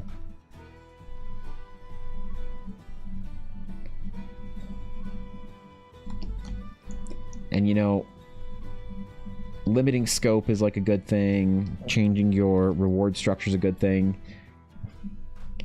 But ultimately, at the end of the day, there's no real good advice for how to be consistent with art. I think a lot of people have, like, a desire for, okay, well, just tell me what to do, and not necessarily just how to do it, just, like, tell me what to do. And then you say, like, oh, just be consistent. And they're like, okay, how do you do that? And you're like, shit. But I think there's certain things that work for, like, larger percentages of the population that are good to try. And, like, streaming was one of those things for me, for art. recording my process, one of those things for art. And right now I'm trying to build in a consistent habit of painting and figuring out how to find the time for that. But for me, it's no longer a negotiable, like, variable to give up. To the point where if I, like, can't stream or if I can't find time to paint at the end of the night, like, I will take it somewhere else. Like, I'll stop doing commissions or whatever, you know? If I'm still, like, burning as hard as I am on commissions and having as much fun as I'm having, that's great. But if I am not making, you know, progress in the direction that I want to with my art, I'm going to very much take a sledgehammer to my schedule to force painting in there. Because I won't give up the gym, I won't give up sleep, I won't give up time with Ella, and I won't give up stream time. So it's like, what do you do, you know? What else is there, as it were? Ooh, fuck. We're zooming. We're going all over the place. Fantastic achievement. I wish I had access to Obsidian files so I could tell you right now. Oh, yeah. That's easy enough to change later, so don't worry about it too much right now. Let's do something high contrast. Hope it looks good.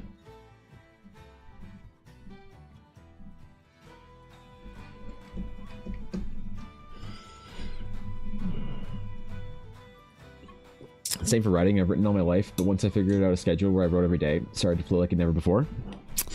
Yeah, you know, the daily practice of the craft, of the trade, of whatever it is often the thing that leads you to the place you want to be.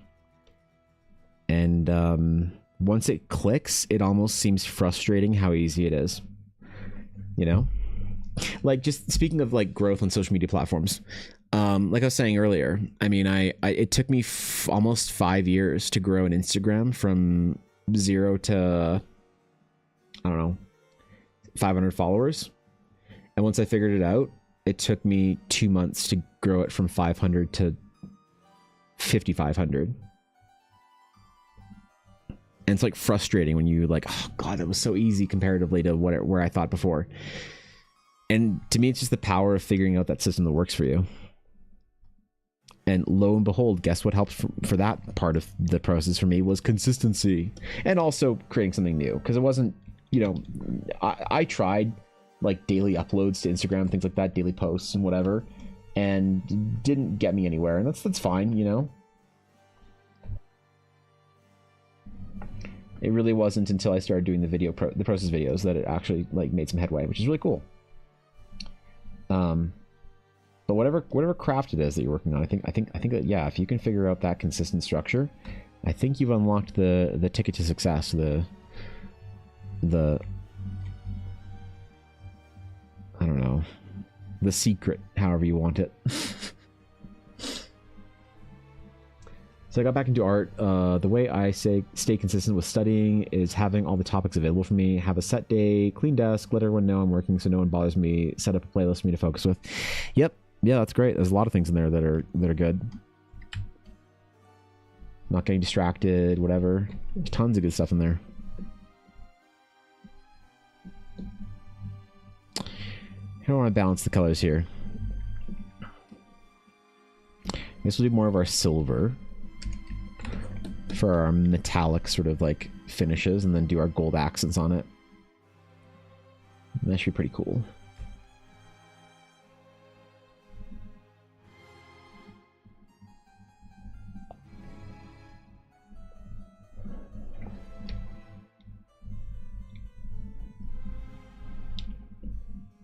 Dark brown, like really dark brown eyes? Okay.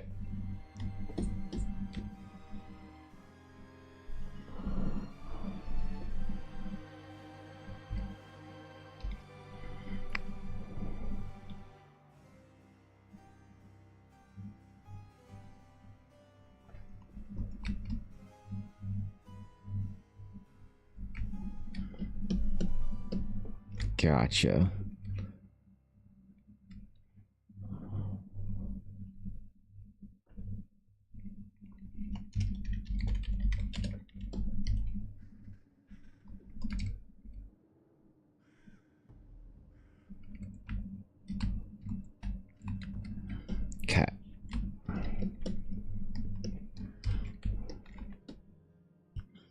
It's always tempting to take characters that have really dark like outfits and hair and features and like lighten up their eyes. So maybe we'll paint out her eyes a little bit, just so they don't feel as dead, a little as lifeless to stare at until, because it'll look better once we have some like rendered light in there. But for now, definitely just deaden that up. So I know I said that I wasn't going to paint it out at all. I might yet still do that. We might do that anyway though before I get too much more blocking done. Yeah. Feel bad for not being consistent now, but I know that once I get school schedule, I'll be writing, drawing, and coding in a consistent way. Sure, you know, that's gotta be kind to yourself when you aren't being consistent, and then figuring out some firm trying to figure out the kindness versus firmness with yourself balance is like very difficult. I find a lot of people are too hard on themselves, but like in the wrong direction, if that makes sense. Sometimes.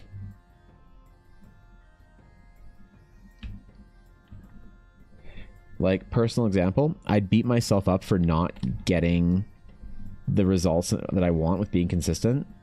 I'd really beat myself up over it. But I would give myself sort of the ignored pass to continue that shitty behavior. Though, of things that were keeping me inconsistent and keeping me away from the art that I wanted to do and the work that I wanted to do. And so for me, it was like definitely the kind of thing where I needed to like find the balance between, yeah, I need to be really hard on myself and hold myself to a very high standard, but I couldn't be just relentlessly tyrannical and, you know, demanding and enslave myself to a routine and shit. Visitors, how exciting. Oh shit. Yo, what's up, guys? Good to see you. Welcome in, friends. Hello. The Eldritch Pod Blast, if you guys from my stream aren't aware, are some of the greatest, in fact, greatest streamers on this platform. They give some of the best advice. They have one of the best live play games out there, and they don't throw as hard as I do when playing Baldur's Gate 3. No, Eldritch Pod Blast, great stream, fantastic, phenomenal community, really wholesome and beautiful chat. Seriously, if you guys are from my stream and you have not been acquainted yet with Jack and Megs, you definitely should go over there and say what's up.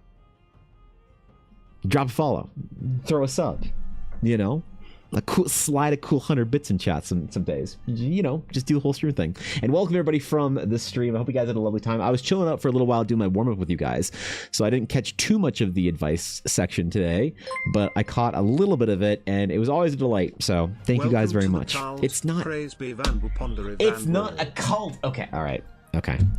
Okay. Cult aside, if you guys aren't familiar with me, my name's Evan, and I do art for my D&D game, and I'm building an adventure. It's called The Realms of Eldara. It's going to be fun, hopefully. Today we're working on some commissions. I just finished a commission for... I just finished a piece for somebody, and then I'm working on this commission of another character. So we just finished a paladin today for a VTuber, as I do a VTuber paladin fan art series occasionally for people that are friends of mine on the platform and whatnot. So we finished one piece, moved on to the next, and we're just working on a very important character for a very important client's D&D game, talking about staying consistent as artists and memeing hard. So welcome, my friends. Honored to have you. Gorgeous. Thank you. Yeah, I appreciate that. You guys are always way too sweet to me, man. I don't deserve it. I don't deserve half the nice things y'all say about me. So I appreciate it, though. Thank you very much for the raid again. I really mean it. If you guys aren't following Eldritch Pod Blast, you definitely need to. They're one of the highlights of the D&D crew on this website. The D&D crew is very loving, very supportive, but Eldritch Pod Blast, Jack and Megs, and everybody in the community is just an absolute phenomenal group of individuals. I really mean it.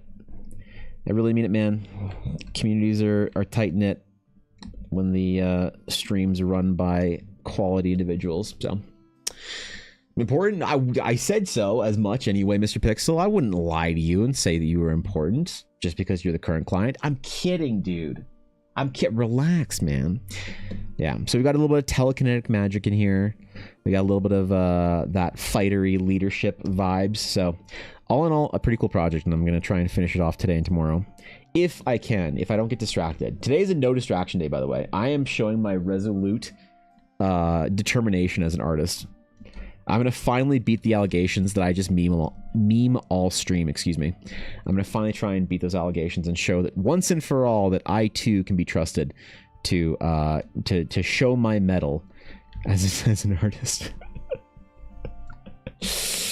We'll see how that goes. Tab's beating sick, cross palm, honestly. Wait, what? I didn't say anything. What do you mean? I didn't say. Dark, did I say some shit about my art? Thank you so much. We got to take the dog out. We'll be back later. Thank you for the warm welcome as always. Absolutely. Please go rest up. Oh, it's pretty late for you guys, isn't it? Yeah, geez. Please go rest up, relax, take that priority of K9. I get it. I have to check on my little pup at some point in time here. So, cheers. Enjoy your night, my friends. I didn't say it, Mr. Pixel. What are you talking about? Listen, every client is important to me. What am I going to say? That I'm doing a project for a client that's middle of the road, that I'm not actually that interested in doing the project for? I'm overall pretty meh about it? Come on now. I would never say that to the client's face. Jesus, I'm kidding, man. Gotta get back to work. She's looking amazing. Excellent. I'm glad you approve. I'll send you, when I block out all the colors, I'll send you an update through the email sphere tonight. So please enjoy the rest of your day, Mr. Pixel. Don't work too hard, as they say. And hopefully Wooluna is just as approving. I need to earn her approval too. So Major Fats, thank you for the follow. I appreciate that. Thank you. Thank you. Honored to have you, my friend. So we're starting to get some of the balance in there, starting to get some of that, you know, contrasting color, like I said, when everything was just a dark mess of grays and dark blues and purples. So the two, they're actually in a lecture at the moment. Oh, are they? Okay, well, whenever they get out of their lecture, please tell them that they can look forward to hopefully an update on the piece later. So yeah, I hope that they're approving as well. Okay, I don't really want to do all the armor as this kind of like silvery. We need to have some dark. Oh god. So like, okay, so you're gonna have to trust me on this, but I'm gonna draw some of it really dark again, but it's just gonna be with the texturing and lighting on it that is going to be different. So forgive.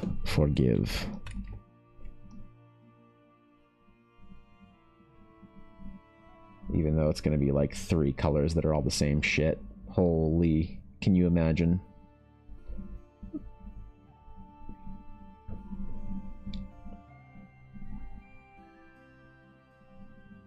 Oops.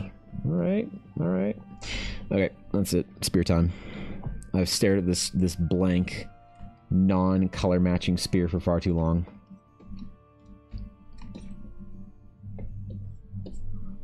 It is finally time that I fulfill my destiny. It doesn't even have anything to do with the Sith ruling the galaxy, so.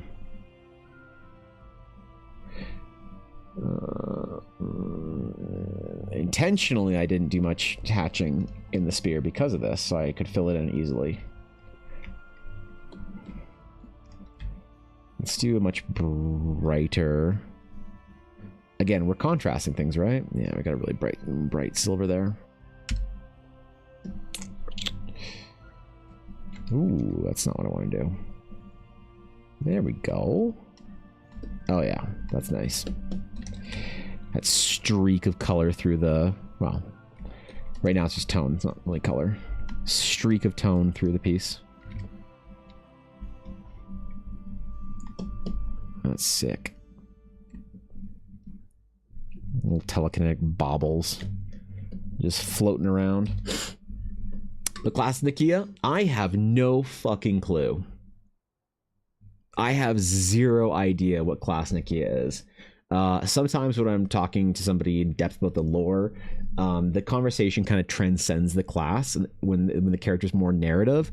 So I have no idea what the actual stats and class breakdown of Nakia is. Somewhere in the realm of psionic fighter.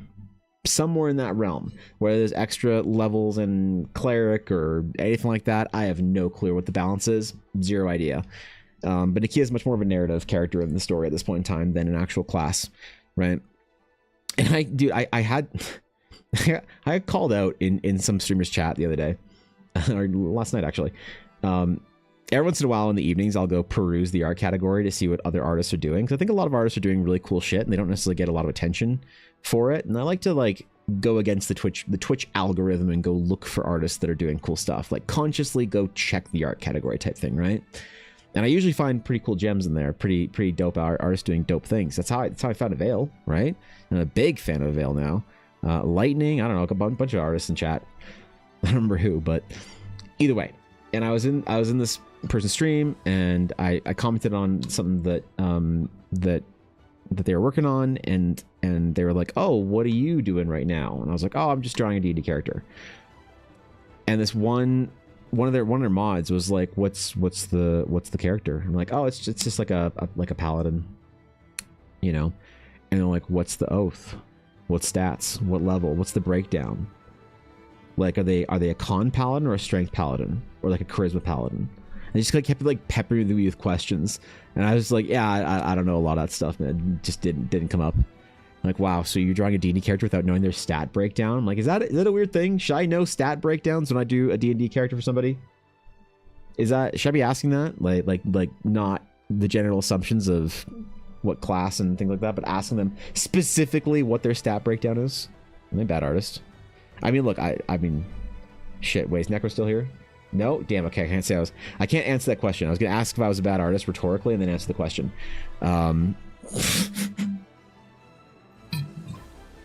No, I shouldn't have to care about that. Yeah, all right, fair enough. Fair enough. I definitely don't think that's important for every character. But look, I could be wrong, you know? I could be wrong. I could, Yo, so what's up, dude? Did my monitor just gain +2 charisma and +2 wisdom by opening M Art stream? Oh boy. God. The stat breakdown of a stream? Holy. There's something in there that, you know, I don't know if I want to talk about the stat penalties you get when you're in my stream. Definitely int goes down. Dexterity might go up by 1, but strength goes down by 5. So, what's up, dude? Good to see ya. Good to see ya. I haven't caught many Avaya streams in like a week or two. Hope everything's chilling over there. Hope you are relaxing, just cruising, doing the thing. Summoning stories and telling tales and throwing to Monster Hunter. Wait. I did see that I had just finished Cyberpunk. And I was going to comment on that on Twitter, but I'm afraid if I interact with Aya on Twitter too much, then Twitter will like sort me into like a... Dude, I already get recommended the VTubers too much. So, kidding. I just don't talk on Twitter all that often. So that's a pretty cool achievement. Fuck yeah. You know? He's chilling. Yeah, I think I saw you lurking on Cyberpunk stream. Yeah, once in a while. Like, the problem is it's like, dude, she was like right after I stream. I was like, fuck. That's when I like have to get up and go do shit, right? Very rarely am I still at my computer at like, I don't know, 3 my time or whatever, where I can like sit down and chill. It's not until like later on. That's why I've caught the last 10 minutes of Aya's stream like 6 times in like 2 months or whatever. It's been very disheartening. So it's good to see you, homeboy. All right, we're gonna try some material things here. So again, like I said, you're gonna have to trust me on textures or on the colors, because the textures is where I'm gonna sell it. Because not quite a fantasy commission, not quite a science fiction commission. We're going somewhere in between. We're sort of in the middle a little bit.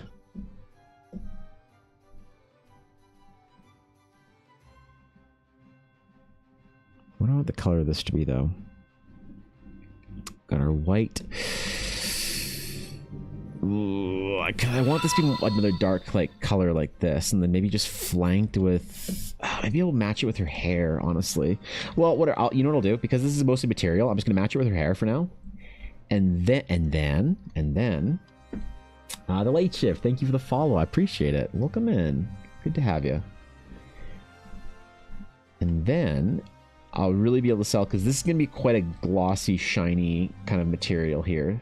The metal, the non-silver metal that's in her outfit is going to be pretty bright, so we shall see if it looks terrible or not. Feels the same way. She rates people and then basically has to dash because it's often like dinner time over there, or there's some chores to do. Yeah, I totally get that. I totally get that. Completely. I'm waiting for Aya 2.0, or I'm not sure what the next model is called, the re-debut. I'm not sure if it's like 2 or 3.0, but I'm gonna try and do a little sketch if I can. Or don't tell her, it has to be a surprise. But I just finished another one of my VTuber like art series fan pieces for Miwabell, and not the dual logs. But yeah, so I finished another one, and I really have fun with these. So I might see if I can on the next the re-debut. I mean, to be fair, I know exactly what I 2.0 is gonna look like, I guess, because she's been posting process videos. But still, I won't do anything until it's official, you know. Hoping I can work that in this summer. Be really fun to do. I really like the design, to be honest. It's really cool. I love me my VTuber designs, yo. Y'all are so creative over there in VTuber sphere.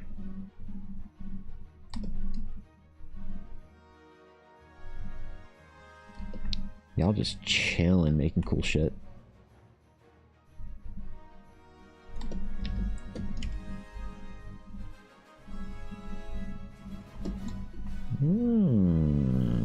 That's why my color's a little off. My color is a little off there because it was completely incorrect. Hell yeah.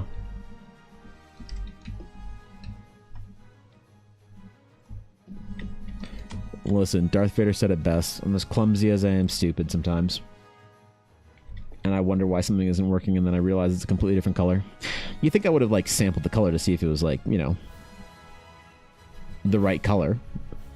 But that would have been predictably smart, so I have to keep people on their toes. Secret third thing, psionic direction. Yeah, basically, right? Actually digging the design too, because more her, you know, it'll make her feel more at home as her displayed character design. Oh, really? Oh, that's cool. Well, that's kind of nice. Yeah, I bet. I don't really feel like myself when I'm a cat girl VTuber version of myself over in Project Evangeline. Then again, I don't think there's a remedy for that, so, That's sweet. I like to hear that.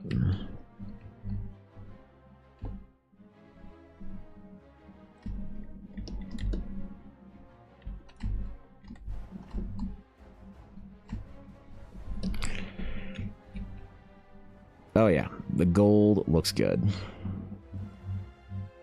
Alright, well.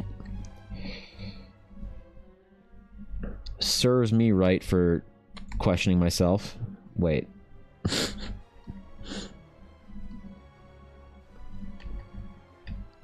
Yeah, wait, hold on.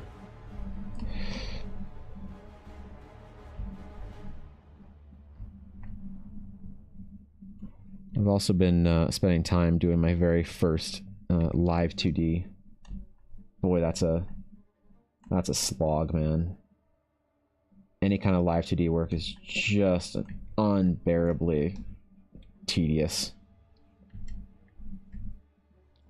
I need to do like a tutorial crash course or whatever. There's a lot of tutorials and videos on YouTube, but it's not quite what I want, you know?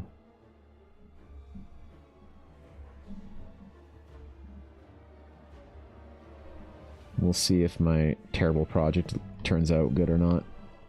This was practice, though, because I do want to do a live 2D for Ella so that she can stream with me. But...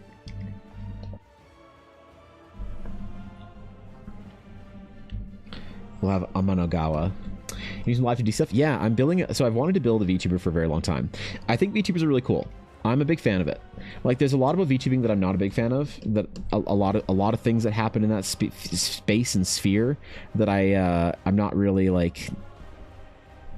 I'm not really all that knowledgeable, or that I'm not particularly excited about. And that's more on the big VTubing side of things too. VTubing as a general sort of like kind of cool way to stream, I think is really, really, really awesome, because I mean, like, you know, I'm all about character design and story and lore and stuff, and it's kind of the mechanics of it and creating cool stories and lore and everything that goes into VTubing is really fun. And live 2D seems really cool. And I've always wanted to take on a project where I basically make a live 2D start to finish, whether it's a character design or a live 2D, the full on like rigging and everything, and start to finish it so that I could like then give it to somebody that would really want it or really use it well or whatever.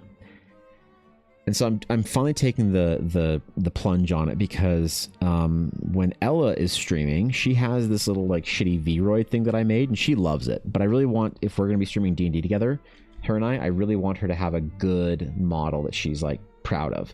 And so I want to learn how to make one and build one from the ground up, from scratch for her. But I need to do one for practice first. So I'm doing this VTuber that's an like kind of an Eldara lore VTuber. Probably not going to do anything with it, you know, because if it's like connected to my D&D setting, like I can't just like give it to somebody and be like, okay, do whatever you want with it. I need to like disconnect it in some way from like certain like visuals and things like that, which I could. But I kind of wanted to use it as like a dumb stream meme thing where I was going to have like one of my various VTuber friends come play D&D with me as this character in canon. I think it'd be kind of like funny and cute and whatever. But after that, it's like the practice phase for me to be able to figure out how to do this live 2D thing in a way that's satisfactory, so that I can really learn how to do the process for when I make one for Ella. But of course, like there's certain things about like principles of art that don't really like translate all that well to live 2D. And a lot of my art and like my background education is more like formal classical stuff. And so I consider it a virtue to paint on as few layers as possible. When I do a proper painting, like not a colorized sketch like this, but like a proper painting, I try and keep it under 2 layers.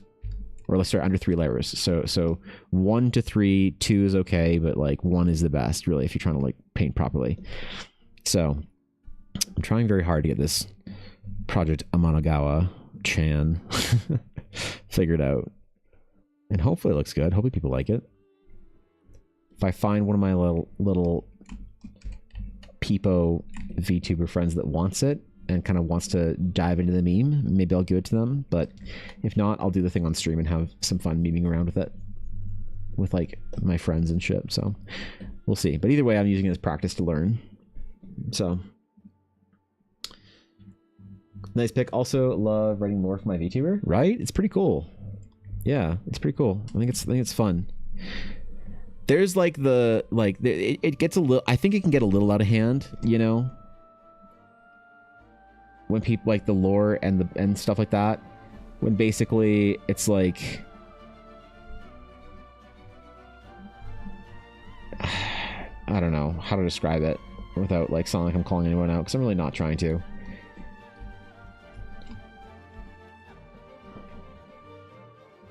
It's hard to be friends with VTubers, I think, sometimes, because there's a social gap between like somebody that is a friend of yours on the internet, whether it's a friend you made over a video game or a friend who streams or whatever. You know, there's certain like information to like ask about or not ask about or whatever. That's kind of like a social etiquette. But VTubers is an entire another level of social complexity that they're sometimes a bit hard to get to know. If it's somebody who really like is about the lore and the character, and you're just talking in a VC one night being like, you know, oh yeah, well, you know, where did you get your supplies from, this or that, or like where did you go to school or something like that. Like I asked somebody like if they went to art school one time, and she was like, well, I don't like you know, I didn't go to art school. Like I'm a demon. And I was like, what? She's like, yeah, I'm like a demon, right? So I didn't go to art school. And I like thought she was making a joke because that's like her lore. And I was like, oh, okay, yeah, fair enough. You know, haha, whatever. Yeah, sorry, I'll take off my chat hat and put on my, like, you know, friend hat real quick. So, all right, if you, in theory, you weren't, you know, with your demon hat on, where? And she's like, no, like, I'm a demon. And there's like 3 other people in the call. They're like, oh yeah, Evan, you can't ask her about real life at all. That's like bad VTuber etiquette.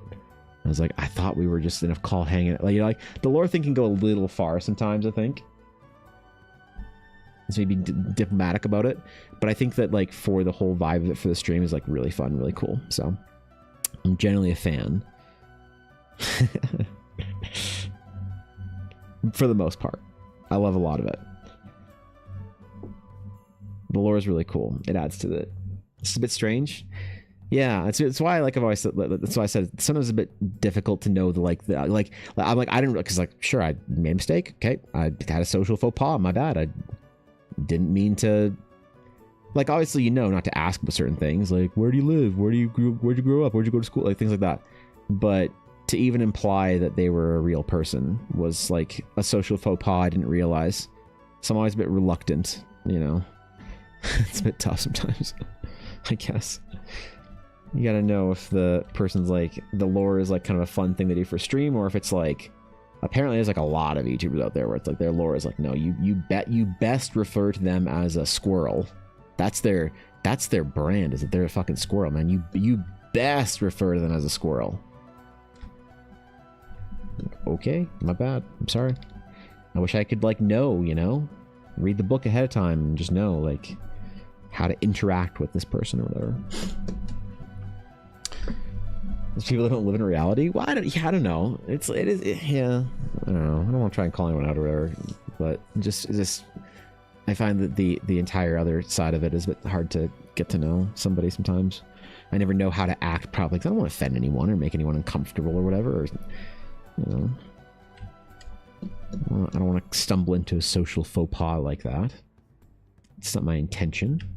Let's be honest here, right? I don't want to make people mad. I can agree it's a bit strange. Lore is cool and fun. I could understand during a stream, but like in a private call, interesting. Yeah, it's kind of that's the thing I didn't realize about that, is that a lot of times the barrier doesn't end there. At the end of a stream, that even when you're like talking about like art or whatever, or project or something like that, or getting to know someone, or playing games or hanging out or whatever, that now it's still right. Like a yeah, I don't know, man. It's more like they're very much living that idle lifestyle you see in Japan. Well, that's one of the things that I think I take a bit of that's when I said that I like almost everything with VTubing, and there's like one thing I don't, it is the idol culture type things. Because I've been to Japan a lot. I befriended a lot of people in Japan, and I knew a girl who was in like amateur league, minor league, I don't know the term, there's a term in Japanese for it, but it's basically not professional. But if you say it's amateur, it's like not, you say amateur league sports, but you wouldn't say an amateur VTuber in that sense because it'd be offensive, whatever. But not in a big agency, and she was an idol that was like kind of going through that scene, going through that type of thing. And yeah, just it's bad, man. It's real destructive. And like most people know now about like what that kind of culture is like, the sort of whole idol culture thing. Because like they've made like, you know, videos and documentaries and stuff, but like 10 years ago it was still kind of like no one knew what the fuck was up with that. And I got a chance to talk to her about it, her time in that idol sphere, and it was real scary, real spooky, real weird, man, like really weird, right? And I find that a lot of that stuff when I see it being thrown into the like VTubing sphere, it just seems to be that nobody's really having a good time with it, and it's like this archaic sort of vestigial like thing from back in the early days of when VTubing was constructed in Japan as sort of like a virtual idol type thing, that there's an expectation on like certain people now to have that kind of like, I don't know, it's kind of weird, right? But obviously again, I don't really like want to, I don't know what like, I don't know what it's all about, bro. I'm not like deeply connected to that world. So the problem is like you just sometimes don't know if somebody's like part of that, or if it's like if there's just a person that's like has a VTuber avatar and the lore is like a silly fun thing they have, or if it's like something else. So I don't know, man. As a VTuber and a LARPer, I can say confidently those people don't live in reality, and if they get butthurt about their not someone I want to hang out with, that's a certain level of expectation versus reality people should accept, otherwise it's a mental health concern. Well, you know where it comes from that's a little bit weird to me is it's like fear. It's like the shakiness in a person's voice when you're implying that they're a real person. You know, as if they've been found out and they're going to lose their career if you were to imply that they, like, I don't know, needed to go out for groceries once in a while or whatever, right? So, and I know that's also the exception. I've had those interactions where I've been a little bit, you know, like, oh shit, I didn't mean to, you know, I asked them an off limits question and I didn't realize that, you know, my bad. Like, and not, you know, like you again, you kind of get the etiquette with like other streamers and stuff, but with, yeah, it's a whole other complexity that I don't want to screw up with. We social faux pas either way. Or either we all start writing down these rules or stop assuming everyone knows it. Yeah, maybe. I don't know. The reaction was the thing that was the most curious to me, where everyone else was like, "Oh my god, I can't believe you did that." Like, what? I can't wait. What you did, bro? You know, she's like a demon, right? Like, what? It's like, okay, I'm sorry. You know, like, I thought, and I totally thought it was a meme. Oh god, I felt so embarrassed after that. Oh my god. Yeah, so that was an art circle that I didn't stay in very long. I excused myself from that art circle. And, yep, felt pretty embarrassed after that day. Didn't realize I'd made such a mistake, I guess, and didn't go back, because it was a bit... And that is part of that, I think, that idol culture thing. I don't know. Obviously, I don't want to judge anyone, but it just seems a little, like, arcane or confusing, and I don't want to make any mistakes, so... If I recall, there's ladies in Japan that will start off as beer girls, baseball games, and slowly grow a fan base before growing to a more idol lifestyle. And then there's the maid cafe star, which also can start to idle life. It's a wild ride. Yeah, the girl that I knew, she started off as a cosplayer. She started off as a cosplayer and then got basically like recruited into this like little small time like idol agency to start making music and stuff and whatnot. And the working conditions and the rules and stuff, you know, was just like very strange. Very, very, very strange. Like they had like she had like a curfew, man. Like she had to like live at the idol house and couldn't like go out and shit. It was like a 23-year-old woman, and she was being, you know, told to live and act a certain way, so that because her managers whatever didn't trust her not to go out, and the big concern was that she would go out and associate with men.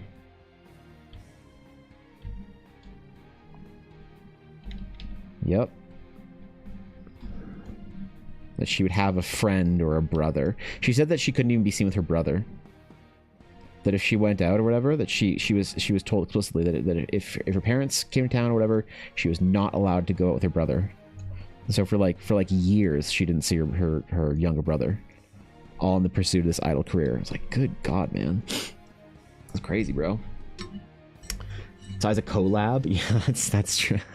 Yeah, it's always the collab. I made that joke too, Solution, because I play D&D with 3 VTubers. My Thursday game is with Ashy, Ulner, and Vixie, and then Ella. So I guess 4 technically. And I always refer to them as my PNG friends, or sorry, my PSD friends, because they're not PNGs, they're PSDs. I forgot about that. I don't want to be offensive. But yeah, they're easy to talk to, but I always just am a little bit nervous about saying the wrong thing or whatever, you know, Who's a sick looking character? This is a fighter that I'm doing a commission for Mr. Pixel. So happy sticking with PNG. Yeah, what's up, Minako? Good to see you. Yeah, shouldn't be bad about it. I don't think it's normal for VTubers to be like that. All of the others I know are normal people. Honestly, you shouldn't be embarrassed. I have secondhand embarrassment for them. Yeah, I don't know. Regardless of if I agree with necessarily the reason why somebody is offended or whatever about something, I just definitely, like, if I'm in a conversation space with them, I just don't want to make them uncomfortable, whatever, no matter what. Kind of doesn't matter to me if they're being silly or not. It's like, oh fuck, I still fucked up for. Right. Our most whole thing is that she's Satan, but she doesn't live with it. That'd be weird. Right. Yeah. It's like a kind of a meme, a bit of a joke. Like, just like, I don't think anyone thinks that Shy Lily's literally a whale, right? We supposed to apologize for assuming she was a human. Yeah, I don't know. I disconnected from that whole group, so it was like 2 years ago anywhere. So it still lives rent free in my head though. It's just like a, nah, fuck, no, I fucked up, man. Right? The culture's gross and unsafe. Yeah, I think it can be. You know, it's there's lots about it that's cool and fun and whatnot, and not everyone has a bad experience. I think even now today is probably easier if you're like getting into that scene as like a, you know, 20-something, early 20-something. Now it's probably a lot better. Definitely, I hear it's better off in K-pop than it used to be. If you're like starting at an agency now, so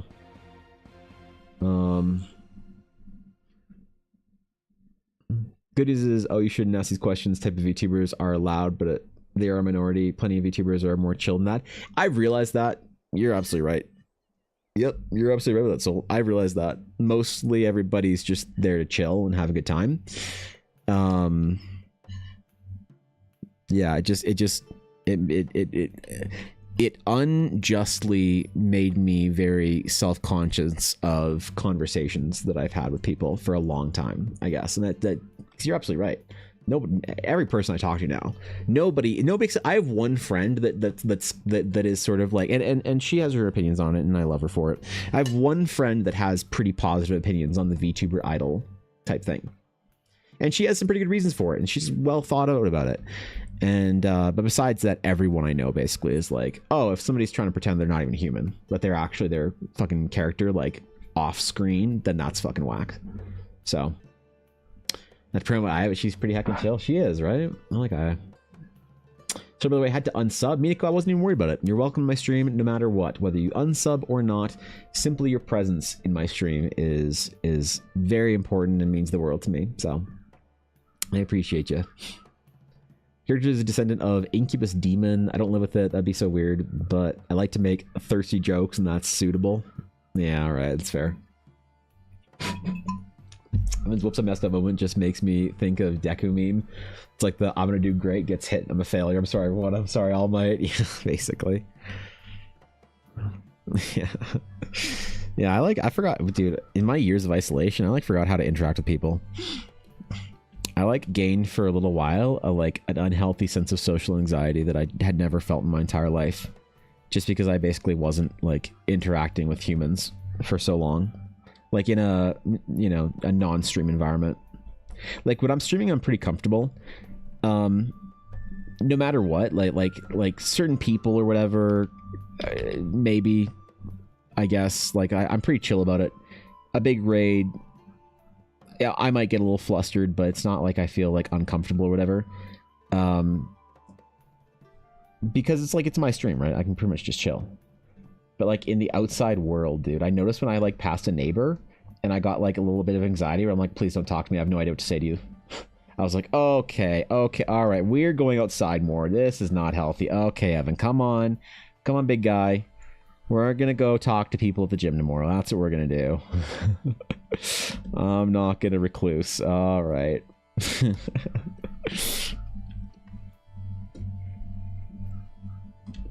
I've been trying to combat that level of social anxiety. It's very hard to make friends with people for me because of timing and things like that, and it's just so difficult to find those activities that you do with somebody over and over and over again that makes you sort of befriended. do my best, chat. You want me to leave? No. What? No? Never. What are you talking about? I was happy my Thursday game where I am Minako is restarting soon. There you go. Hell yeah. Get after it. Play that D&D. Make that character. Let's go, dude.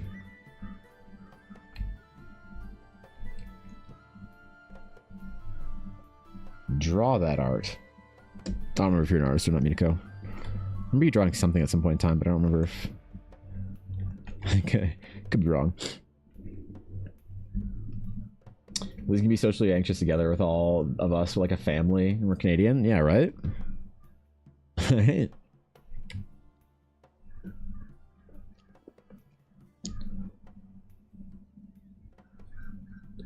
Yeah, it's not a place I want to be in as far as like my own sanity goes. So, oh god, my keyboard. Uh-oh, what'd I do?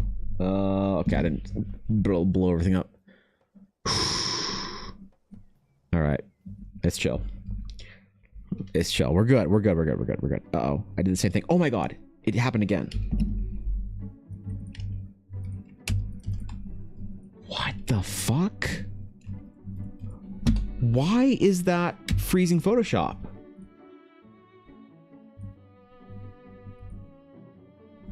Oh no. My auto backup is every 5 minutes, I think. I think it's every 5 minutes. We're gonna see how long the auto recovery is.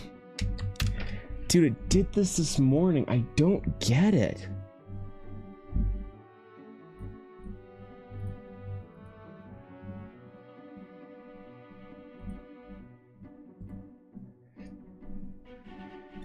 We're gonna see. How long is the backup?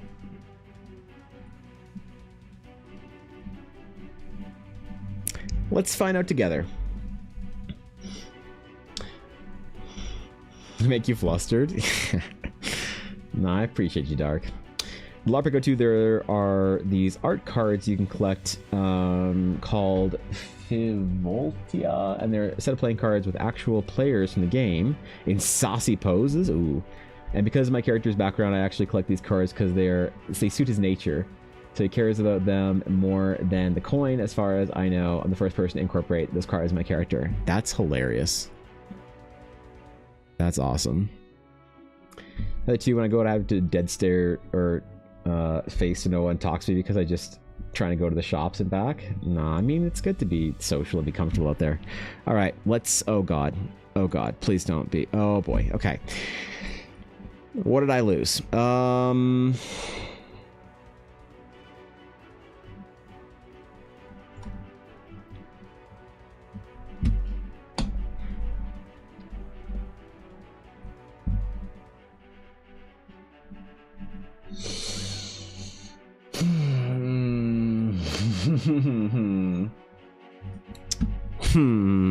The trims, not all. I mean, I lost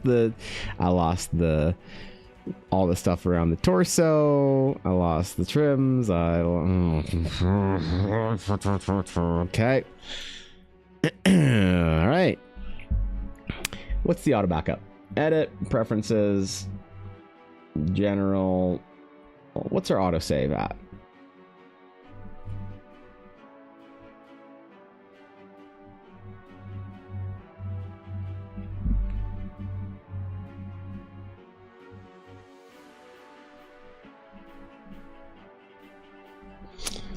Let me just make sure I know where to do this in. How to change Photoshop auto save. File handling. Oh, it's right here. What the fuck? Just how often backup information.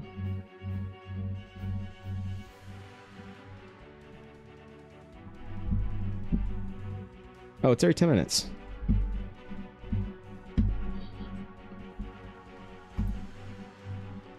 So that wasn't checked.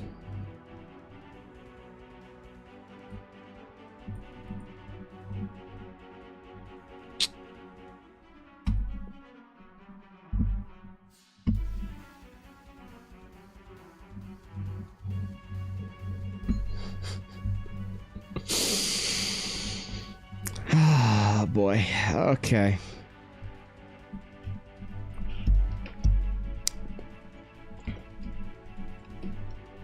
We go again. We go again. We go again. What a piss off, man. Oh my god. I'm just gonna have to hit save a whole lot more often today because I don't know why it's doing that. Yep. Yep. You know the opportunity to excel? That's what you have? That's okay. Okay. I bet you've used that line when you've told a group of Marines to redig a trench 5 feet to the left. I just feel that oozing off of you right now, Atari. That sarcastic commander of people. Can you every 20-30 seconds? No, and I also don't want to do the automatically save. It's just recovery, not an automatically saving. Automatically saving is not the greatest idea. In Photoshop, you can accidentally make changes and mistakes and stuff. You have to really have a workflow that works for automatically saving, not backup recovery. So, yeah, that's fun. Oh, wait, I'm still recording and I don't have my window range. New window for Nikia. All right, we got to do this again. Oh my god, that's so annoying. That's such a piss off. There's some gremlins in my computer today, man. Photoshop is not having it. Visitors, I gotta figure out exciting. what the hell's going on. Yo, Mint Shader, thank you for the raid. Hello. Welcome in, friends. How you doing? How's stream? Excuse me while I try and put back together my recording window because everything just got broken. Welcome in, guys. Good to see you. All right, I think that's good. All right, we're back to normal, hopefully. There's a beam holding a 20,000 gallon fuel tank. Oh, okay. Well, there you go. I still detected it, right, Atari? So, yeah, what were you doing on stream today? Tell me your tales. Tell me your story. What's up? What are y'all doing? Welcome in. Good to see you. Good to have you. Oh, that's how this is how we die again. That's exactly how it happens. So, yep. Okay, we're good. We're good. No one tell Mr. Pixel. No one tell Mr. Pixel. Actually, never mind. Tell him. It'll be funny. Yeah, we are on the right layer. I found a solution to that error. It appears as a result of a hotkey changing the size of a brush or the opacity of the layer. Solution comes by removing the key or editing Photoshop registry.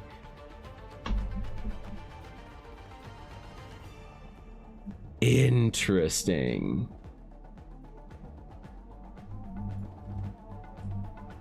Interesting. Okay.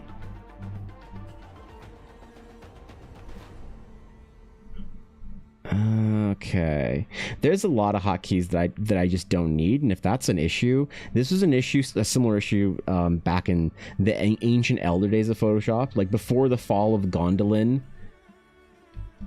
before the rise of the Balrogs of Morgoth. The Photoshop had that issue similarly. It had to like basically remove all your hotkeys you didn't need. Ooh, that's not good, man. All right, well, thanks for the info. I'll have to go purge hotkeys and shit. Oh my god, it's gonna be so annoying. Oh, thank you, Soul. Appreciate it. Question: do you know any artists who draw extremely good woodland type armor? Looking to design knight armor takes inspiration from a world tree type look. Might want to look at Steve's sketches. I've seen him do some similar stuff like that recently. Could check him out. It's just Steve Sketches on Twitch. Oh, here.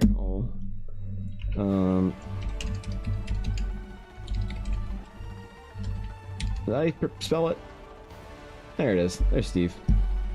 Yep, Steve's a phenomenal artist and a fantastic streamer, and he does really cool. As soon as you said Woodland, I was like just trying to think of who the first person that came to mind would be, and obviously myself. But after myself, like, because clearly you didn't want my silly art. Second only to me was Steve Sketches. And you know what? Don't tell Steve, but he'd probably do a better job than I do it anyway, so. I said to file to fix it if you like. That like unbinds hotkeys and shit? Really? Is that a thing? Is that really a thing? I wouldn't want to unbind anything too aggressively because there's certain things I use, but I might have to spend an hour doing that. Just knowing that's enough, actually, so I appreciate that.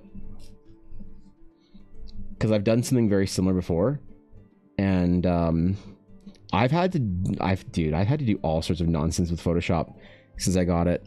Like that's one problem with Photoshop that I've always, had a hard time defending it for, is that there's all this kind of like arcane shit you have to know about how to like properly use a tablet in Photoshop and whatnot. Oh my god, how did I miss that too? Dude, we just lost like the last little while, didn't we? Oh my god. Oh my god. I'm gonna cry. I'm contemplating it. There's just a little sob at the edge of at the corner of my eye is about to happen.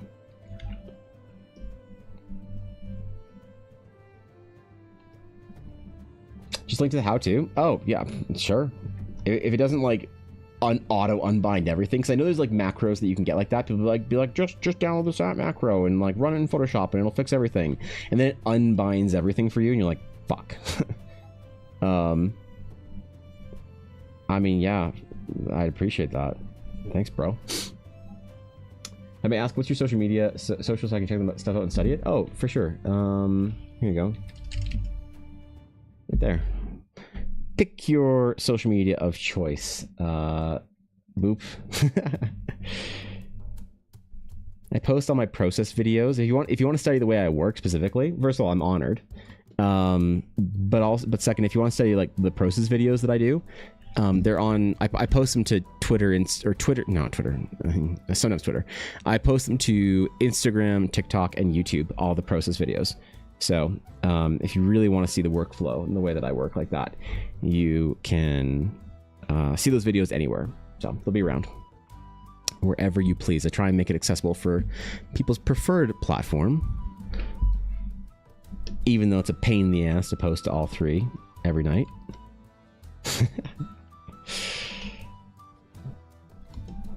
Yeah, well, they're everywhere. They're available all around. Okay, I'm like obsessively saving now. That's probably good. Like, it's a good habit to be in. So I always talk about losing work in the way that you need to budget for it and your time. So there's certain things you budget for, right? If you run a store, and I learned all this when I was working at my very first retail job, which was a Best Buy, that they budget for what they called shrink. And shrink meant basically loss, theft, destroyed stuff, whatever it is, just a non-sale of an item that gets destroyed, or is no longer sellable. And they just budget for it. When you're a business owner, you just budget for a certain amount of stuff to like go wrong. And I do that with my art too. I budget a certain amount of time. Not that I budget it, more so just like try to get prepared for it when it happens. I budget for things getting deleted, for projects getting lost, for things getting, for clients not wanting to pay or whatever, like whatever it is. You just always have to budget for that, I think, and that's why I try not to freak out when I lose anything in Photoshop too much, because it's always like, well, I guess I just paid for that, as part of my budget, and I'll hopefully not have to deal with that again for a while. Because like now I have the fear of death placed in me, and I'm going to be obsessively saving for the next little while until I can restart my computer, restart Photoshop. I get that alert like somewhat frequently in Photoshop, so I'm hitting like I'm mishitting a hotkey or something to get that, whatever that thing is, that alert, and it has to do with selections, I believe. I don't know when I like hit it. Like like when I'm trying to select, I might hit it or whatever is what I mean. So I just kind of, I'm trying to stay away from that, you know. But Dave just sent me some art of a solo fight I did in the past. You did art of a fight? Wait, what? How does that work? Like oh, you drew like a scene. Well, that's pretty cool.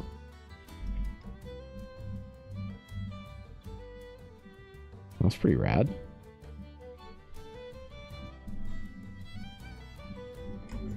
See, Atara was right. Look at how fast and efficiently I'm doing this again. Look at how much fun I'm having doing it a second time. I already know what to do, man. I know what the colors go. I know what they're going to look like. I've already figured it out. I get to do it again. Not have to. Get to. Yeah. They said if I don't, just don't show it on stream. I mean, you can post in the Discord, but if you're not okay with the Discord seeing it, then I probably wouldn't post it there. I probably won't see it right now. If you post in the Discord, but I will on my break if it's there. If you want to keep it secret, that's fine too. I understand. I fully understand if it's a personal project, you want to keep it secret, keep it safe. You want to Smeagol that shit. That's cool though. I'm honored as if you're not extremely skilled. Your art style is definitely near where I'd want for my manga. Oh, really? Still a noob, so I'm currently in the lost phase where I'm attempting to justify ignoring anatomy studies. Well, look, regardless, anytime somebody thinks that my art is worthy of study, that is an honor, and it'll never stop being an honor for me. So I mean it when I say it. But that's awesome. That's really cool that like you're gonna do more of like kind of like, I guess like a sketch style, like fantasy style manga, or. And yes, anatomy is tedious, but unfortunately there's no avoiding it. Really. What's up, Thorkin? Steve Guy has good arts. Steve does sketch some. Yep. Steve does sketches.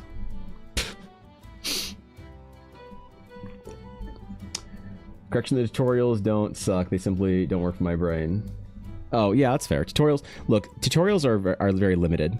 If you're looking for like serious art education and you don't want to go to an art school, mentorship I think is the best way to do it, because there's only so much you can get out of tutorials that you aren't going to get with like you aren't getting half the equation when you don't have an artist that's sitting down with you directly talking to you about how to improve at things. It's you know, yeah, it's tough to be out there trying to get better at things like anatomy or whatever it is on your own. Definitely respect the effort. The artist can correct by saving mistake by applying lines to the places the lines were on before. The artist then applies color in the areas that I colored before. Yeah, I turned that into a 2-minute video description. What to do when you don't save your work. I can't believe. I wonder how many views that video has. Hold on, I'm just curious. How many views does that video have? Let's just find out. Oops. Nope. This video has...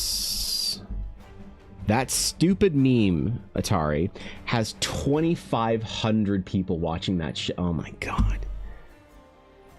Okay, guys. Okay. Alright. Y'all think you're funny.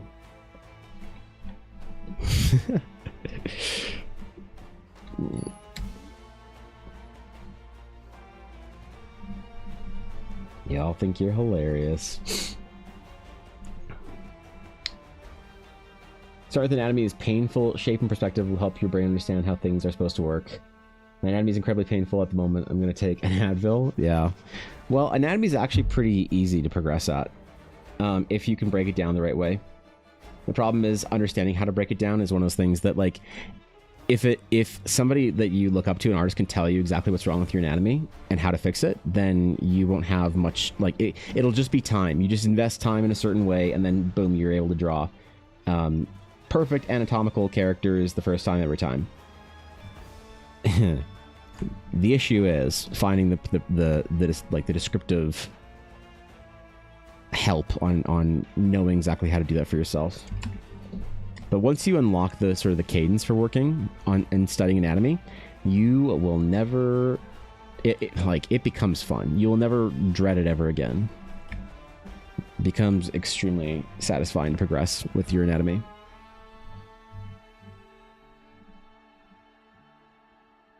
Understand what irritates me? Wait, the meme video? Oh, you said that one. Oh, okay, yeah. I was like, what meme video? They're all meme videos.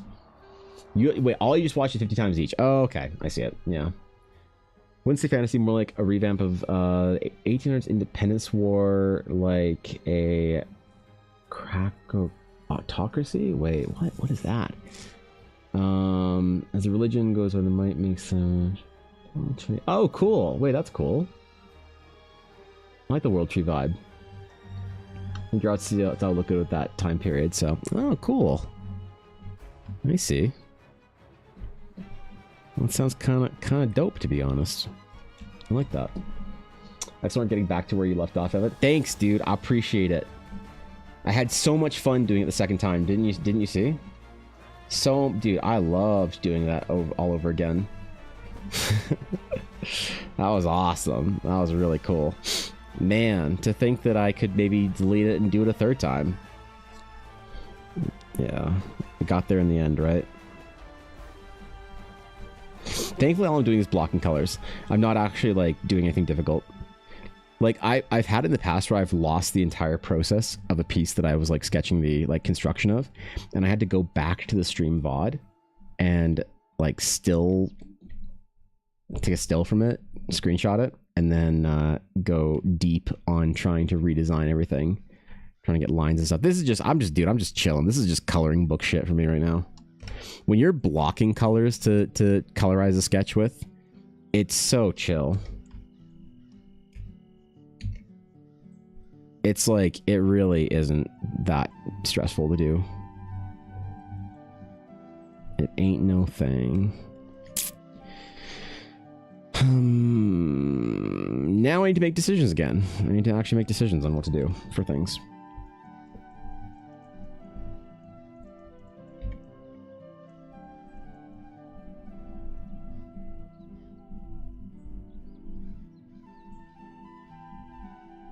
So now we'll get back into the slightly less chill phase.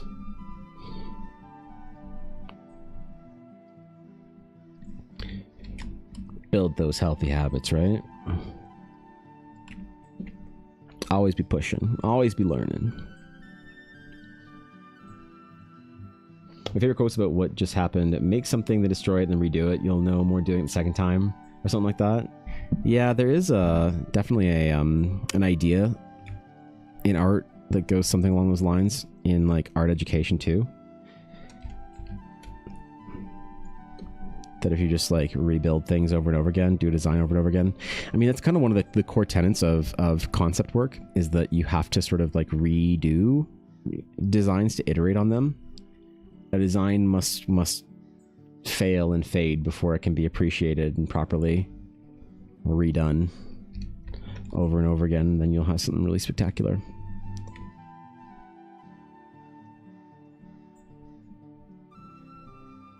Like iteration on this project, like I spent probably 4 hours doing design work on this. That's like a kind of a hidden thing that I don't do on stream, because usually I kind of need to be like very focused and zoned. Like I don't, maybe I'll do it on stream one night or whatever on the alt channel, but when I'm doing development work, I don't have the energy in me to like do anything besides that. So my stream would be pretty boring if I was just doing that. And there's like a couple people that want to see that kind of the process, and I'm sympathetic to that, and I really want to maybe like try and figure out a way to record it or whatever.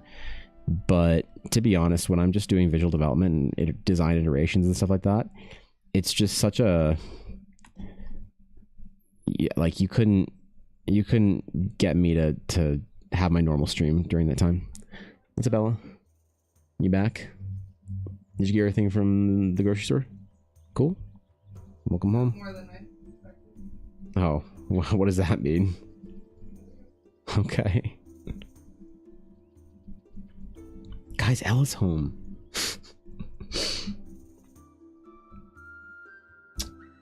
Cartocracy, a form of government that is designed to reward the strong, cunning, with respect to strength, despite and despise the idiotic burdens of society. Oh, okay.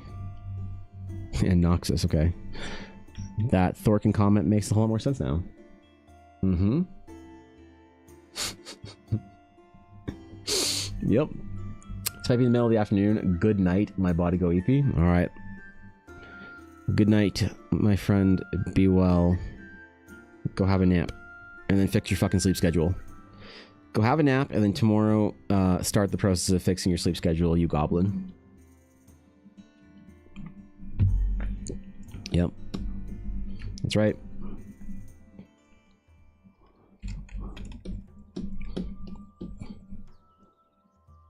How am I ever gonna get Miniful to fix her sleep schedule when we do our boot camp, our training?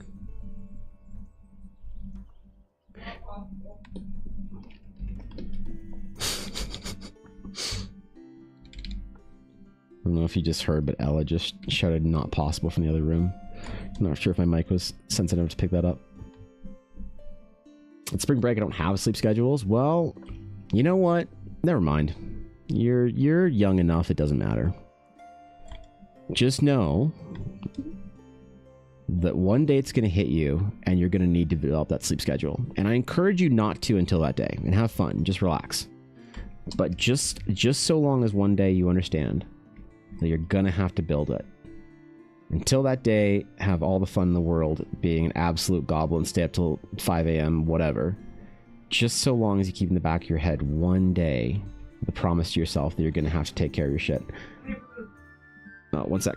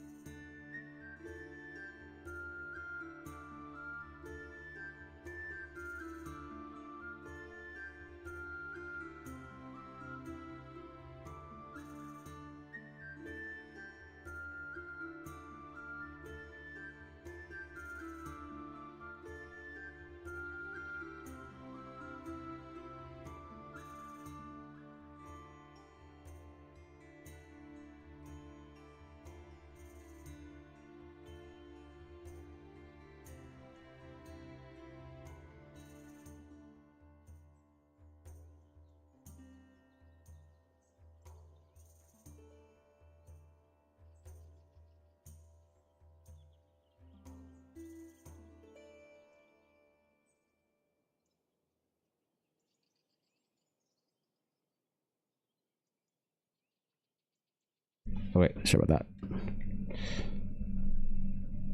Gucci.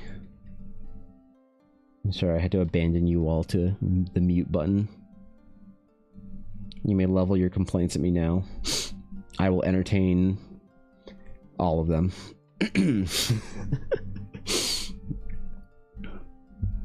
So how you feel to sleep schedule? You stay up for 24 hours, then go to bed at a reasonable time. Oh, really? Alright, well, shit.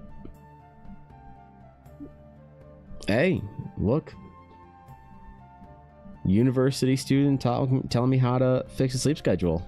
Sorry. Does Ella know we all said hi?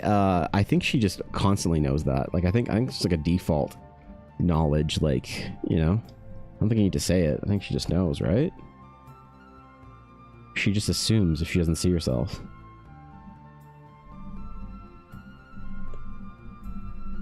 Ella's like in chat a lot because a lot of the mods have been busy, so Ella's been trying to like really be around and stuff a lot, which I appreciate. Which is one of the reasons why I really need to add some mods to the team, because I really feel bad that Ella's like trying to. She said always lurking.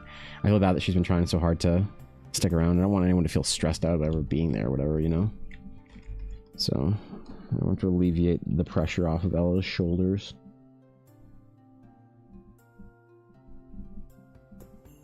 I don't want any of the mods to feel like, oh fuck, bro, someone's got to be around.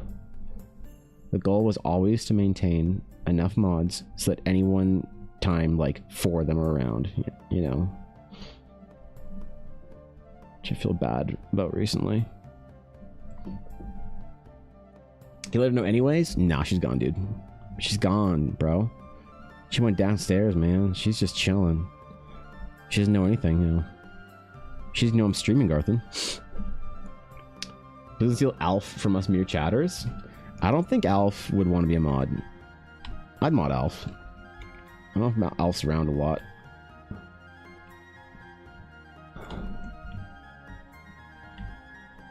I'd mod Alf. Alf's great.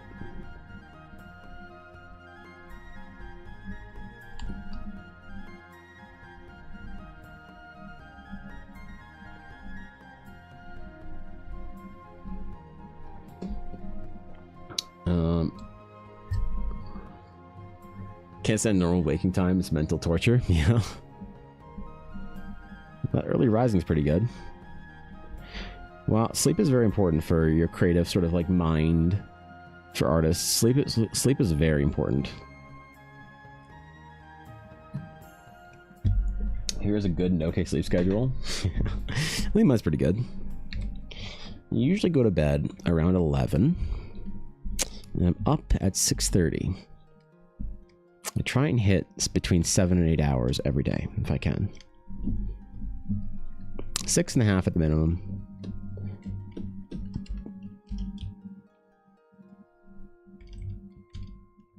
My sleep schedule got borked for a long time because Yuna decided that, like, every morning Yuna would decide that she needed attention.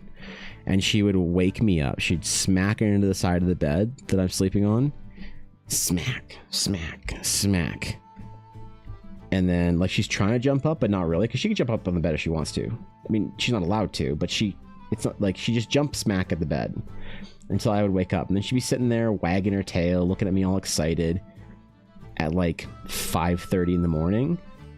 And I put my feet down, she'd sit between my feet, and she'd lick my toes, and I'd like pet her until I'd stop petting her, and then she would stare up at me expectantly. I'd start petting her again. She'd start licking my toes again, all happy. And then she'd go back to bed, and I wouldn't know what the fuck. And then some days that would like, I'd like wake up at that point because I like wouldn't be able to get back to sleep. So that was weird. I didn't love that meta. The Yuna meta was not okay. Yeah. Thorkin has a good sleep schedule. There you go. Thorkin knows what's up. See? Proper artist. Unless a new video game that Thorkin wants to play came out. In which case, I'm pretty sure he pulls an all-nighter. In fact, I'm positive of that, actually. I can say with certainty Thorkin then pulls an all-nighter, so. Let's do about 9:30, wake up at 5:30? That's not bad. That's not bad. Look at you guys being responsible. True, yeah. Right? I'm just consistently autosaving. Consistently autosaving.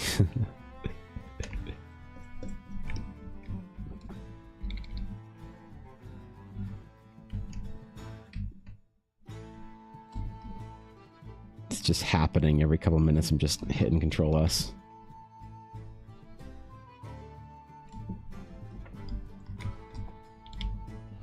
I have little light up pieces in the metal here. Little glowy bits.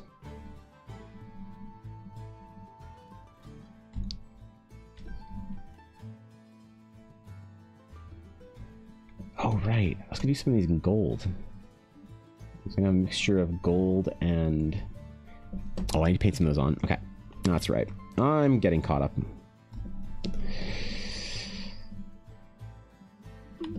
I'm almost there. Almost back to the... Remembering the original plan. Getting everything deleted threw me off. The Photoshop gremlins, as this Legion says. Pretty much choice, either that or miss school, which is an option, right? Can't miss school, bro. Yeah, when I was in art school, I was getting up at 5:30 every morning to be at school by 9. Why would you get up that early, Evan? Because if you were late, you failed the course. If you were late more than 2 times, you failed the fucking course. But Evan, Surely you don't mean fail the course if you're late more than 2 times. Nope, failed. Yep. Yep. You failed it. It was like that. I thought I was remembering it like incorrectly. Like I thought, like I was like, damn, is this really that intense? Do you really? Was it just that we got in trouble if we were like? Did I really remember that wrong? Did we fail the course if we missed more than two days? And I was kind of like second guessing myself because I was like, that seems really intense. Did I remember that right? And then one day on stream about a year or 2 ago, I had gotten up some like curriculum from art school to show like Thorkin or somebody or whatever for projects and shit like that. And I saw that again where it said basically, yeah, if you are late more than 2 times, you fail the entire class. I was like, wait, it really wasn't there. Oh shit, okay. It really did be like that.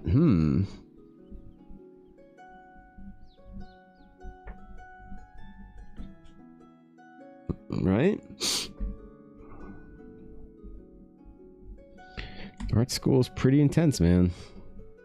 I think a lot of people have a different idea of what art school is or should be. Maybe it's true if you go somewhere more casual, like your local community art school or whatever. Which is nothing wrong with that, by the way. I don't know if the way that the intensity of the art school that I went to was good or bad, but apparently it's pretty common for big schools like the one that I went to. They have like an unreal schedule, specifically design schools, not just art schools, to like show you what the crunch phase in the real world's going to be like, man. Meanwhile, I'm just wondering if this is what the real world is like the entire time, and no. Yeah, no. That was completely not, nobody was that intense. Nobody expected you to have that kind of attendance. In the real world, if you're late or whatever, you can't make it into work. Obviously, if you're like a decent at your job and stuff, and you tell your boss, your manager, whoever, yo, traffic's fucked. That's why I got in here late. They're like, damn, that traffic, right? Not, well, you're fired. And again, maybe not everyone works at a job where you're treated like an actual adult. So, I was looking in the background. I mean, I don't mind modding. I'm lurking here every day listening to you. You just need to tell me what to do. Extra, that's about it. Oh shit. Oh, yeah, maybe Alf, if you're willing. It's just mainly about shoutout commands. There's nothing really that like ever happens that I need like the emergency mods for or whatever. You know? It's mainly little commands and things like that. There's nothing much to it. But then I'm stealing you from chat, and they said not to steal Alf. Don't steal my Alf, bro.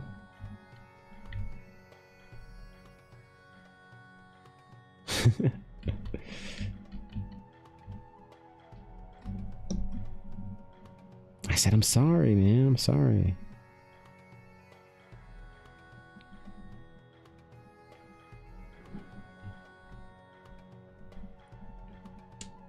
Alpha's the chatter's champion. That's true, actually. You're right. We can't steal Alpha from you guys. Then what will you do?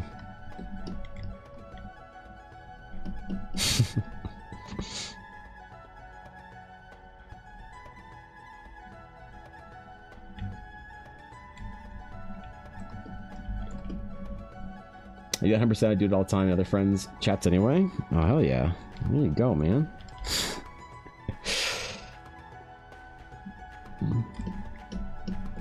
Shit, maybe I just like open up the shoutout command to VIPs as well. Just let them do that as well.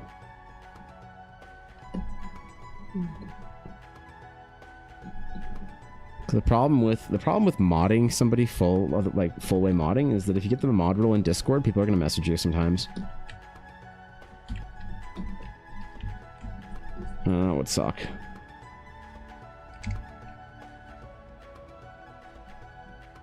I feel bad about that.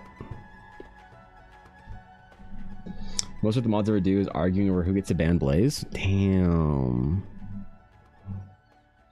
That's true, actually. They haven't had like a ban war in a long time. They haven't gone to war like that in a while. Wonder if they're plotting something.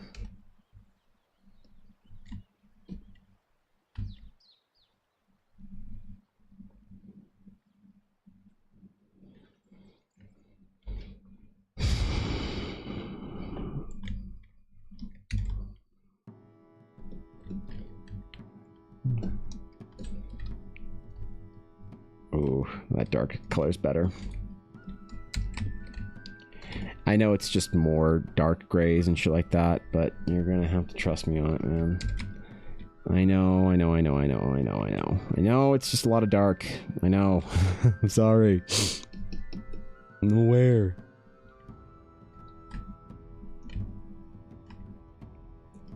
Make a lot more sense when we're drawing stuff in.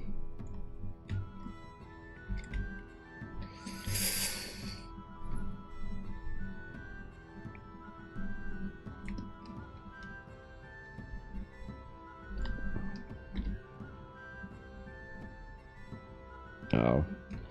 I just hit the wrong hotkey. Was afraid everything was gonna collapse again. Can't ban Blaze because Blaze isn't here? That's right, dude.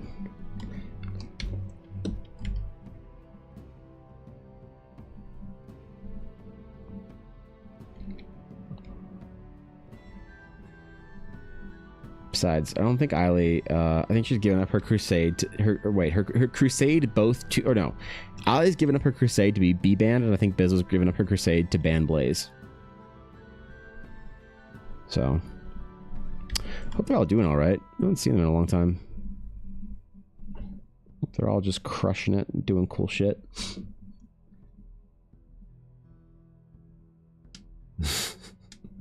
I still shade like I'm doing traditional art. I can't draw anything cartoonish.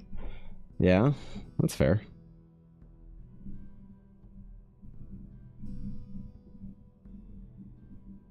It's hard to break those habits. It's hard to learn new skills when you've been drilled into that your work should look like one thing or another. And I get it. I get it.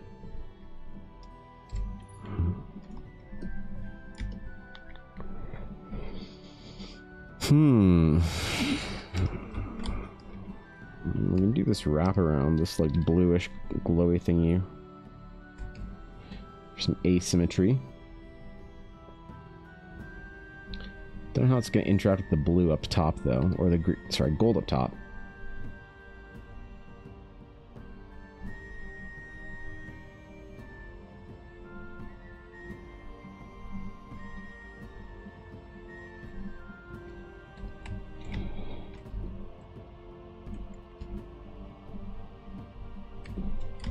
Oh my god, I finished a color, I need to save.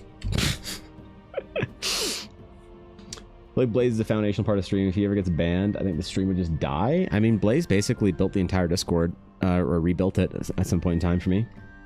I was having some problems with Discord, and Blaze said, hold my beer. And then he just did it all. Yeah, very appreciative. There was this thing that happened a while ago, and Blaze did something with the Discord that I did not know you could even do. So... yeah, if Blaze was ever like too busy or didn't want to be a mod anymore or whatever, I'd have to do a whole lot of learning to be able to replace that. The gap that would leave. So if you would leave, I mean the actual stream would cease to function. Oh yeah, yeah, no, I agree. Yeah, no, I know what you meant.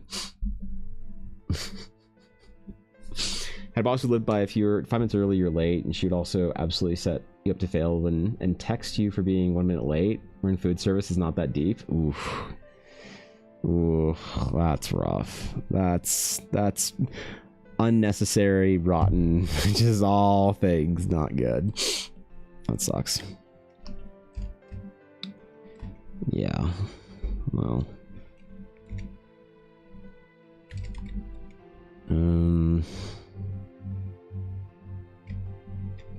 Let's go yank some more color out here. We've got her like tabard thingy. We've got the armor plate thingies. We're gonna yoink some color. Let's also do her gloves maybe.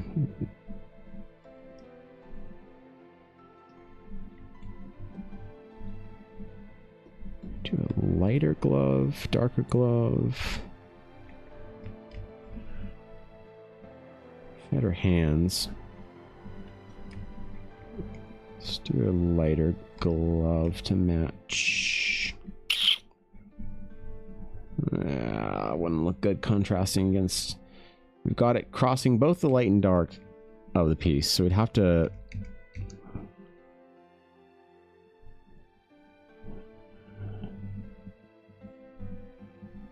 Basically have to sacrifice one thing or another. Let's do this. For now. Do very dark leather to contrast with the bright white as opposed to contrasting with the cloak. And then we'll just have it be shiny and kind of glossy and pretty and stuff, so it'll contrast with the darkness anyway. And do some cool blue glowy lines through it. That's what we do. I've been here a tiny bit? Absolutely, Alf. Tell me what I'm mad about. Tell me what we're mad about today. I don't remember who it was. I think it might have been... no, I don't remember, actually. In some streamer, they had a venting channel in Discord. I was like, that's genius. That's genius. Someone hovering over the ban button for Blaze while Photoshop is acting out. Well, you can't even ban a mod. That's the thing.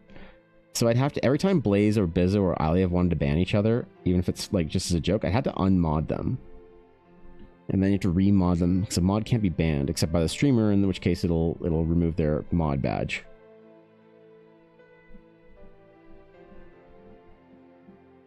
Yeah.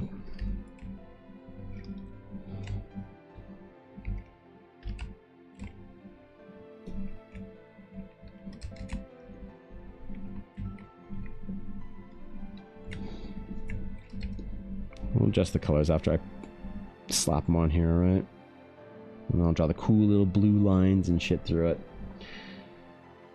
You got banned once. Have you ever been banned, Thorkin? You have been banned, one mod action. You were timed out. Or no, you were banned by me. On last year for so... Oh, wait, I don't remember why. What are your mod comments, Thorkin? Banned by streamer, Peepo Shy. Useful fact 1078, Thorkin actually runs a secret underground LOL ring and is a 5-head LOL strategist. Oh, wow. The mod compliments and comments and slander in these mod notes are powerful. Yep. Photoshop know this? Ooh, good point. I should tell Photoshop that. Great point. Great point, Sleepy.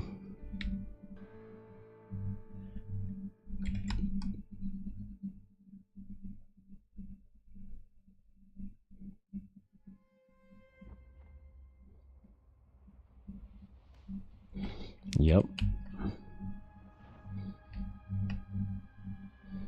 I should ask.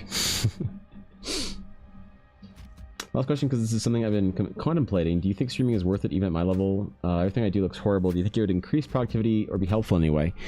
Well, I think that if you're streaming and having fun, the quality of the art is actually secondary to how much fun people are having in your stream. If your stream is about like only art tutelage, then yeah, you should probably be pretty good. But I think streaming is if it's whatever, like my go-to answer is no, because it's the kind of thing where it's like if streaming has to be worth it to you, then it's like streaming is not an easy thing to get into, and it's not an easy commitment to make.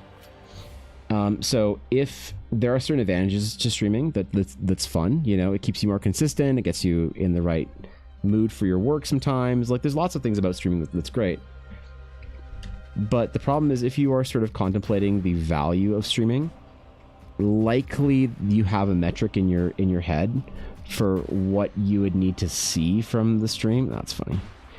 To be worth your time. And at that point, I don't know. Probably not.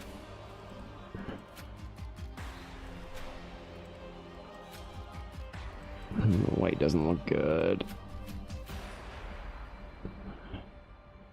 So streaming, I think it's the kind of thing for if it's at your level and you want to like sort of get something out of it that's intrinsic, like you're hoping to like make part of your income on or whatever. you know, I would say everyone should give it a shot if they want to. If it's something you're interested in, you should absolutely give it a shot. But if you're wondering if it's worth it, the answer will almost assuredly be no. Like here's a consideration. If you go into Twitch Tracker, so I'm a nobody streamer, right? I am a very, very small streamer. I'm not even a partner. But if you look at Twitch Tracker, oops, that's not me. Oh, that's me. There we go. Let's see. What percentage of Twitch am I in? Let's find out. I am in the top half of 1% of Twitch. I'm ranked 31,000 in English channels. I'm the 14,000th biggest streamer in English channels. And that puts me in the top half of 1% of all streamers. So millions of streamers, I think it's like 2 or 7 or some number like that, go live. I forget what the number was, every month or every, whatever it is. And so if what you want to get out of streaming is like something intrinsic to the act of streaming, then I think that's awesome. If what you want to get out of streaming is something to say like it's worth it, air quotes, the point where you're going to like make part of your income or get commissions or clients off of or whatever, I'd say you have to walk into streaming with no expectation other than having fun. And if you develop it into your routine and it does well, that's great. And if it doesn't, well, then hopefully there's something in there that you're getting out of it. So if you're considering trying it, I would say try it, even though it's probably not going to be worth it. And have fun and make some friends and talk about your art and have a good time. Why not? If you're gonna be working anyway, go learn on stream.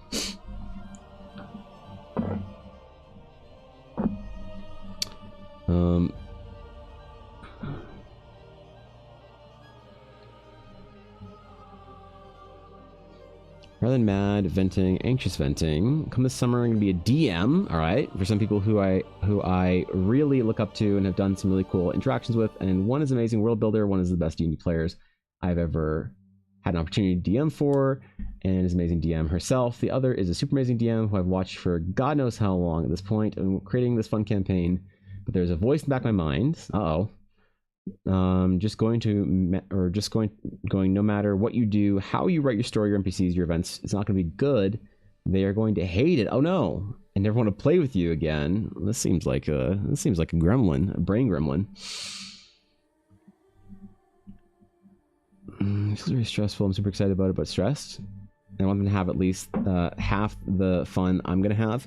Well, Alf, I think you are overthinking it. I think that so you know what the nice comforting fact about playing D&D with experienced players is?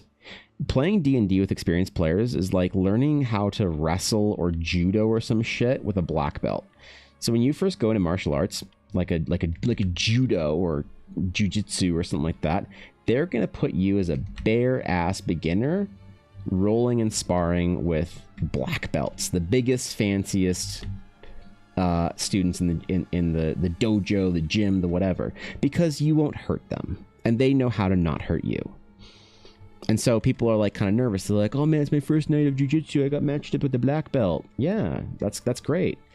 If you're playing with people that you really look up to and are exceptional D&D players, I think that should relieve some of the anxiety, honestly, because it means that they're going to help you craft a game that everybody has fun with. Every player, the secret to being a really phenomenal player is that every player has the ability to influence the game in a positive way. To bring the better the player, the less of the burden falls onto the GM to RP, to interact, to hook, to pull other players out of their shells. No, I think that if anything, you should feel relieved. Right, you're going into it with some of the best GMs that you found, according to it. So that's pretty fantastic, if you ask me.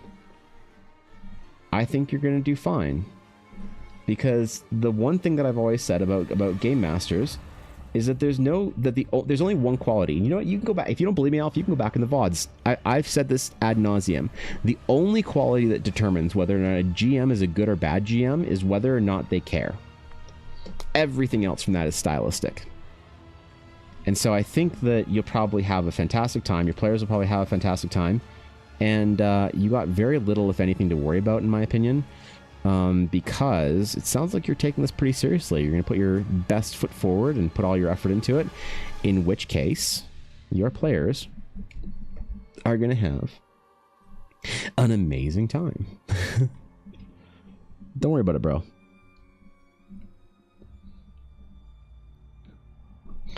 The anxiety of playing with people you look up to is understandable. But I think that I think you'll be just fine, man. I think you'll be just fine. We've talked about your world building before, so you got a good world, bruh. You got a good world. People will have fun. They'll enjoy their stay. You got nothing to worry about. Just like creative idea, I think the gold strand of hair in this art piece would make the hair pop out more. By strand, I mean collective strands, not singular. Ooh, we could try that. That's cool. Yeah, some gold hair. Definitely try that when we're painting it. Yeah, anything for those little highlights and pops of colors, right? You know? I'm out of water. Aw, man. Alright. Here, I'm gonna go get water. I'm gonna refill my water. Here, you guys can... We'll farm a thumbnail, okay? There we go. We'll farm a thumbnail. And you guys can have the sphere. Wait, where is it? There you go. You have the sphere while I'm gone. Okay, give me a sec. I'm gonna go grab another water.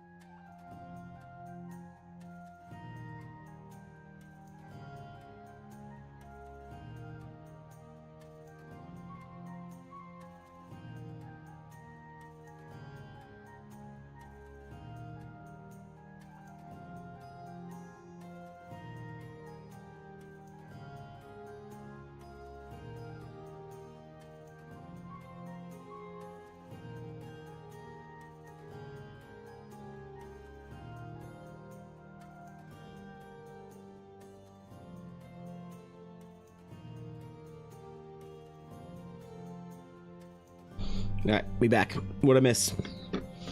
No revolt. Oh, one revolt. Damn it. Damn it. I thought it was safe, man. Thought it was safe. Thork, I hope your projects are going well. I haven't seen what you've been working on recently. Gotta get that art station dumped from you when you go out of NDA. Still looking for an anime, watch Pluto. It's pretty good on Netflix. Pluto? I don't think I've ever seen it. Oh, Orb mode. Get out of here, Orb. No one likes you. You have no place here. I'll be mean to the Orb. I don't care.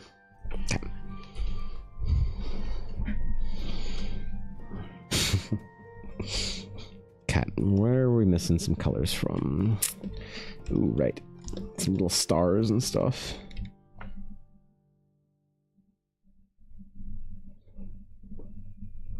Some little accents and highlights. I don't need to get all these in, obviously. Just for the color blocking, it's just kind of nice to have an idea of what things are going to look like. So we'll do a couple of them here and there. Like this one.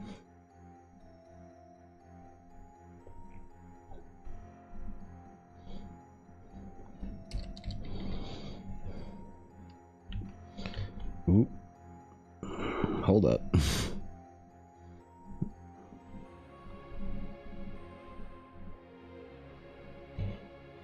Do more of those blue little glowy bits, implying there's some energy or something going through these little plates of metal.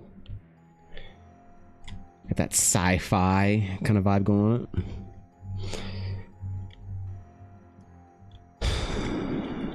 Yeah, man. I like this design. It's coming along. A lot of the painting, or a lot of details going to be in the painting phase, so...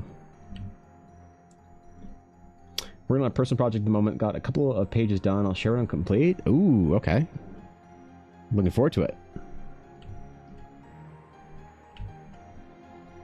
Thorgan's been training for a while. He's been on a really deep training arc. I'm thinking about my training arc. I think I'm trying to figure out, but after the Calgary Expo is said and done, I am going to... I've decided... I am going to jump on the daily speed painting train. Every day, without fail, I'm going to make a speed painting. I'm going to sit down for 1 hour. And I'm going to say, I'm going to start a timer. And at the end of this hour, that painting is done. And I will not fix it up. I will not go back to it. I won't mess with it. When done is done, done is done. And I'm going to see if I can increase my painting speed and get back to doing the kind of concept art paintings that I wanted to at the beginning of my career. Haven't really been working on that skill since, I started doing the kind of concept-y sketching and stuff for Eldara, which is, it's a shame, right? There's a type of art that you really want to make, and you're not making it. The soul cries. The muse demands for sacrifice, and we must answer. Or something dramatic like that. I don't know. Save. Ooh, I actually need those reminders. Thanks. Shiny armor? I'm trying, bro. No idea. I don't know if this is personal magic, so I'm not throwing random elements. Have a water flow in the area around the staff, flowing up towards the staff, replace with the correct element. Well, this is kind of what the little orbs are for, floating around her head, because she's a telekinetic warrior. I'm not sure there's an element in there. I don't think Mr. Pixel referenced an element. I think it was mostly about the telekinetic magic. I gotta check the doc for a couple things. Like the eye color I had to check for. So, you know what I'm gonna do? I'm just gonna slap... The dead eye, like the dead, dark, just blank brown eyes are always kind of killing me, so... We're just gonna slap a little bit of life in there real quick. Just one pass, just on the faintest. Just where some of the light is collecting. And look, she's alive. See how much that does? Just one little, just zoop, and suddenly she's a person. All right. Forgot to do that. Yep, there we go.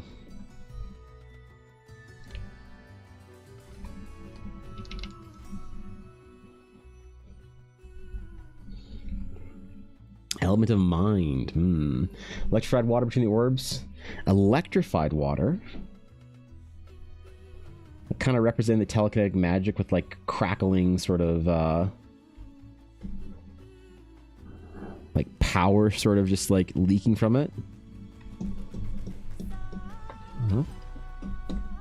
Yeah, I mean, it's good to show like the kind of command of the elements or whatever. The command of the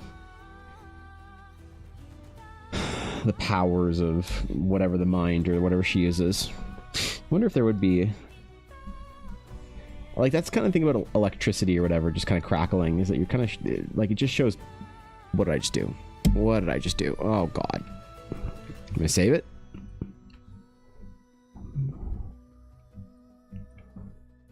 I don't no idea why I just... Or how it just zoomed in on my other window. And I'd like to know one of these days so that I can figure that out and stop.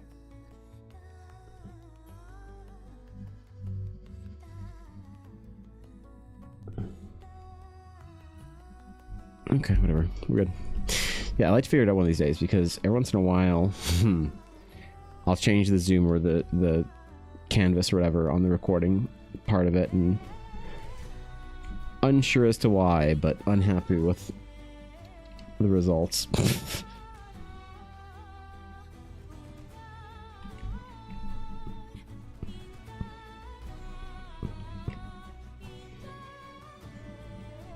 Let's do our blue trim here again.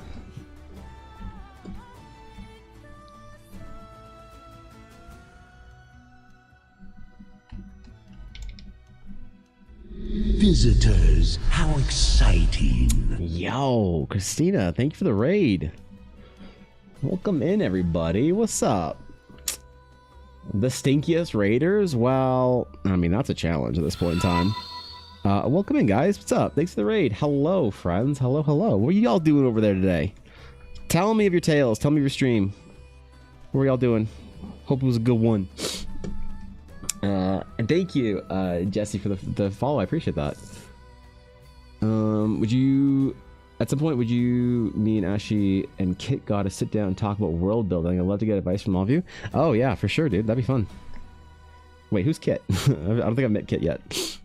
Welcome in, Christina. What are you guys doing? You last seen... oh, just chatting. What are you doing? Just chilling today? Hell yeah. Well, welcome in. I hope your stream was good. Thank you for hitting the shout out link, Thorkin. Go drop a follow. Show some love. Damn, bro. All just chilling. Yeah, I mean, Alpha, I'm down. That sounds rad. I don't think I've met Kit yet, though. Ash and I have had chats about world building. None like super in depth.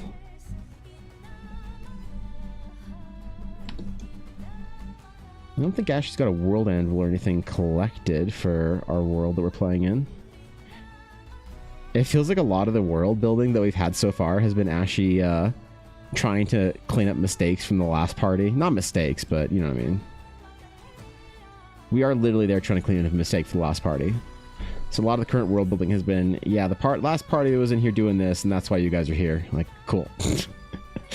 Let's go, dude. I'm not sure if I considered a real world builder, though, Alf, because I do a lot of concept art. And if you ask the writing crowd, half of them are like, that's rad. And half of them are like, well, art isn't world building. Glass is adjusting. I'm very polarizing in the world anvil community from what I've discovered. Some people love it, some people hate it. You know? They're like, this is for world building, not art. Concept art is in service of world building, please. I bet Evan doesn't even write stuff for his world. Yeah, actually, I've had a lot of people like offer the kind of project. I'm always like mildly insulted, but I know they don't usually mean anything by it. They'll be like, bro, I love your art, man. Hey, yo, do you want to like collaborate on a project where like I'll do all the writing and you can do all the art for it? And I'm like, This doesn't seem like a great equation for me. So we can finish up the work and go relax. Those art's looking awesome. Absolutely. Thank you for the raid. I appreciate it. During we met once during the map making stream. Oh, Kitsune. Okay, yeah. All right. Sorry. Yeah, that's Kitsune. Yep. Okay. Never mind. I'm caught up. I just need to be refreshed on yes, Kitsune, of course. Yeah, I don't know. This isn't like a pervasive issue. Most people in the especially the World Anvil community are very positive and very encouraging for the world building through art. I personally, I think people that are mad about world builders or artists being considered world builders are just jealous. Don't tell them I said that. Never mind, tell them all. No, it's great when you have a team like that where you can kind of like divide the responsibilities and shit like that. But I've always felt like my art, I've tried to make art to world build. That it's not a matter of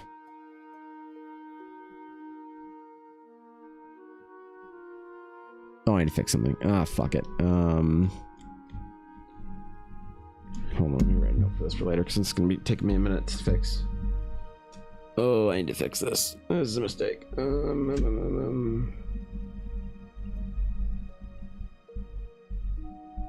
This is why I like to let my work like sit and chill for a while. Because I see these mistakes once in a while. I'm like, fuck. All right, no biggie. I do world building through art as well. Yeah, I mean it's a pretty important part of the process. I think good concept teams work together, writing and world building. Very unsuccessful concept teams are in service where the where the artists are completely in service of the writers. And I talk to a lot of like I'll be honest, I don't work with authors all that often because I find them insufferable to work with most of the time. Now, here's the thing. If you're an author and you know exactly the way you want everything in your thing to look, that's totally fine. But I find that a lot of authors are like, I want, Kit Harington's hair. I want Dave so-and-so's nose. I want this person's, eyelashes. And you're like, oh, okay. You have no desire for me to actually do any design work for you, do you? You just want me to do to just like, I don't know, smash together this like abomination. So I'd love to like, I don't know, do some work with an RPG writer at some point in time, but yeah, a lot of them are a bit tough, and obviously it's not all of them. Like most authors are probably pretty chill. It's just a lot of the RPG ones that I've talked to are basically like, you will now serve me as the artist. I do not want your design skills, for I have already designed this character in complete totality. That's fine if you know what you want and you're going for it. And oh, whoops, did I just do some color on something I shouldn't have? Nope, I'm good. Maybe I've just had bad luck in the authors that have pursued me to work with them. Actually, it's not true. I've got a couple of authors too that I might be doing some stuff with. One definitely has a project book, and I might be doing something with another one. They're both pretty cool. So maybe my luck has changed.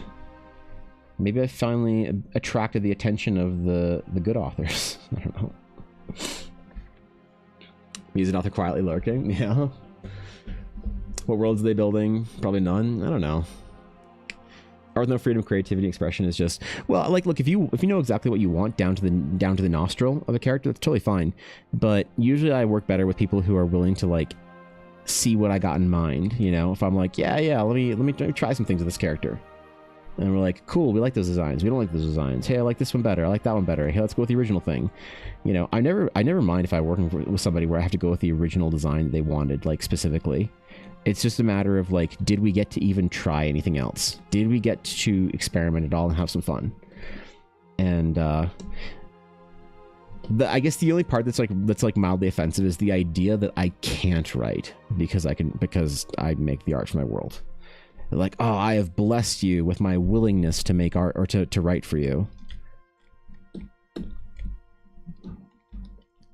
You know, which I will need to work with like authors at a certain point in time. You know, if I want to make Eldara something like substantial, I will absolutely need to work with amazing authors, amazing writers, an amazing team of people. But the problem is that if I sort of like don't get Eldara together at least a little bit right now on my own, then I don't really have a clear vision for it.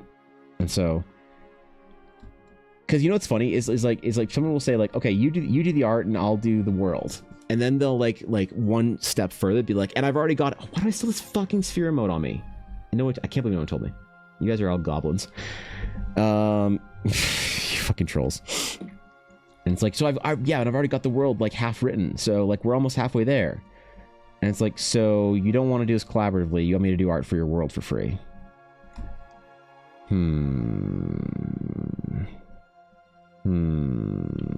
This seems like a bamboozle. So working on saving up for character commissions. Like, I'm not hiring someone to copy paste my brain imaging on a paper. I want to give them character info and descriptions and go, show me how this appears to you, and give that for that freedom. Right. I mean, that's great. I mean, that's even if you know, like knowing what you want, being particular is totally fine. I think it's the realm of pickiness that is a little bit difficult to work with. Obviously, if somebody's like has a great project, you can work with picky. I mean, like, if you're a professional artist, you can work with any kind of client. But I just find the unpaid work, the air quote collaborations, where you then also don't get your design freedom, are just a little bit funny. So we're gonna collaborate on your project. The most egregious one I ever had was, it was hilarious. I still have the DMs and I laugh about it sometimes. They basically said, hey, we'll collaborate on a project. And then slowly revealed through the course of 2 paragraphs, they just want me to do all their art for them. And they said, and by the way, if I make more than like $10,000 in the Kickstarter, I can definitely pay you. What? What?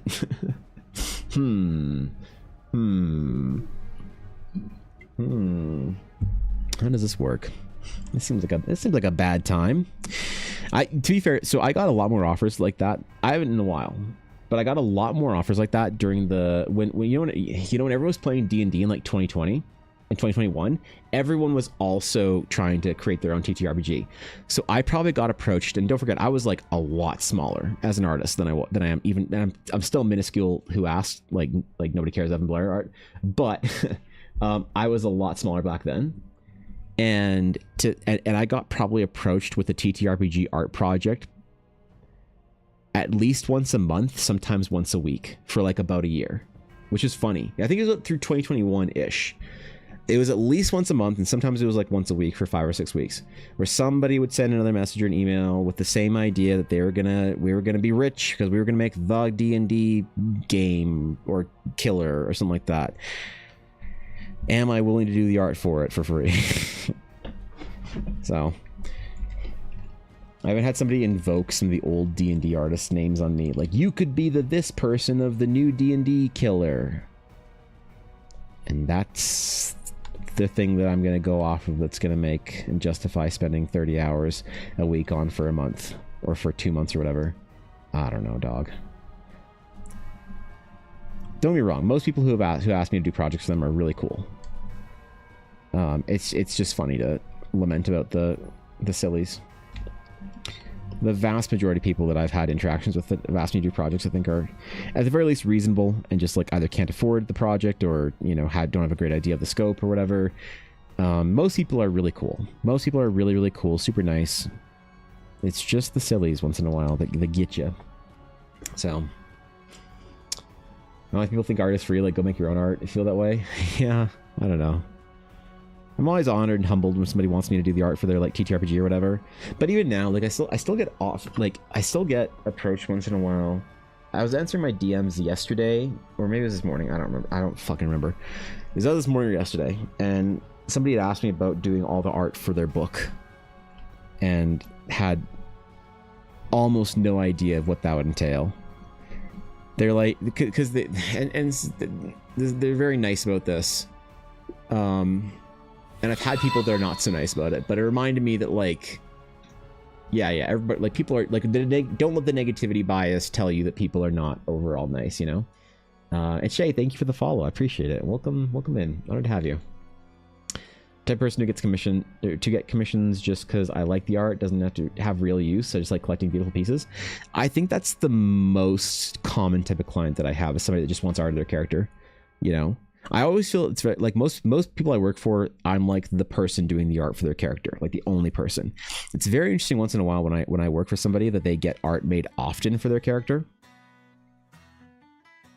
And I have like a lot of examples of the other art, and it's like this character, they like seeing artist interpretations.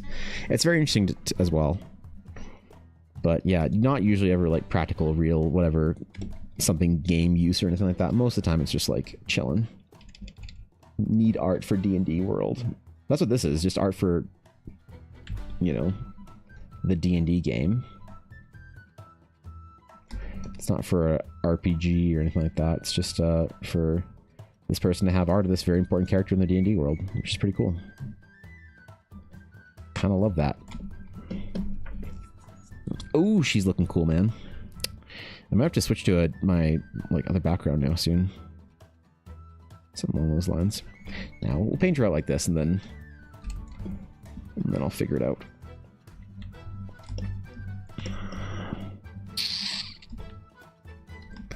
Little accents and everything everywhere. Ooh.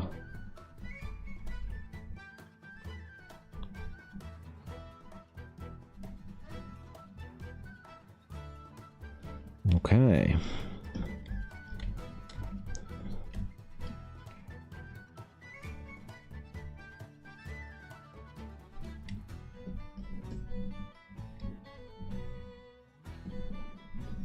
Well, that's balanced, I think. And the silver tip spear. We can do that. We can do that. Hildune, thank you for the follow. Welcome in, my friend. Good to have you. Honored, even. Leonard for Artist for Pathfinder made some sick ass stuff, though. Wayne Reynolds? Yeah, Wayne Reynolds is great, you know? Wayne Reynolds has always been one of the people that I think sets the bar for good RPG art. Character designs are phenomenal. Definitely someone to learn from if you are a little peepo artist just starting out, or an expert already. Everybody learns from Wayne. Good old Wayne. Never met him, but here he's a peach. Love to get a print or two of his at some point in time. Another annoying idea for telekinetic star emblem crown type like this. Broken crown lifted with slight gaps in between. Oh, so like expand the little baubles or something? Like kind of a ring? That could be kind of cool. Maybe like... Yeah, because I mean, the like broken that wouldn't really fit the character's vibe, but like maybe like more in pieces or whatever. Be kind of cool. Finish my adulting for now, so I'm back. Welcome back, Luxor. Good to have you. Hope you are well set up and poised for your week then. Whatever your Monday afternoon adulting, I guess, or evening, I'm not sure. Hope it's good. Yeah, I've really valued setting myself up for success during the week. It's like one of my first things that I do on Sunday, like priority-wise, is I'll try and set things up so that I have a good start to the week and start to the next day. I find that I'm much more likely to have a great week, or sorry, a great day, if I spend some time that morning, or sorry, that evening before, setting myself up for success. So I definitely think that that is fair, true, and real.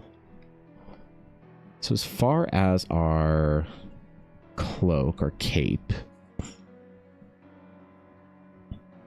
goes, I wonder if I could put some like slight like glowing designs on the bottom here. You know, something that would like kind of show off a little bit of a progression in color.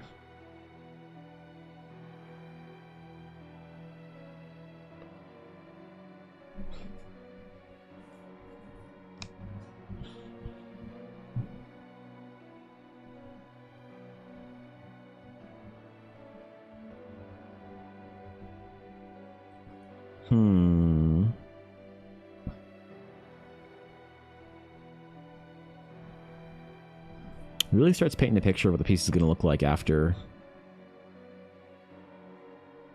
we have like the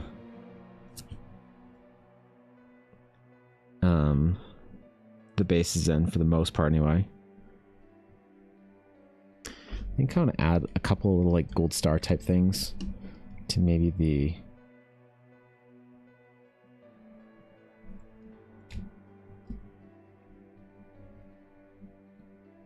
pants.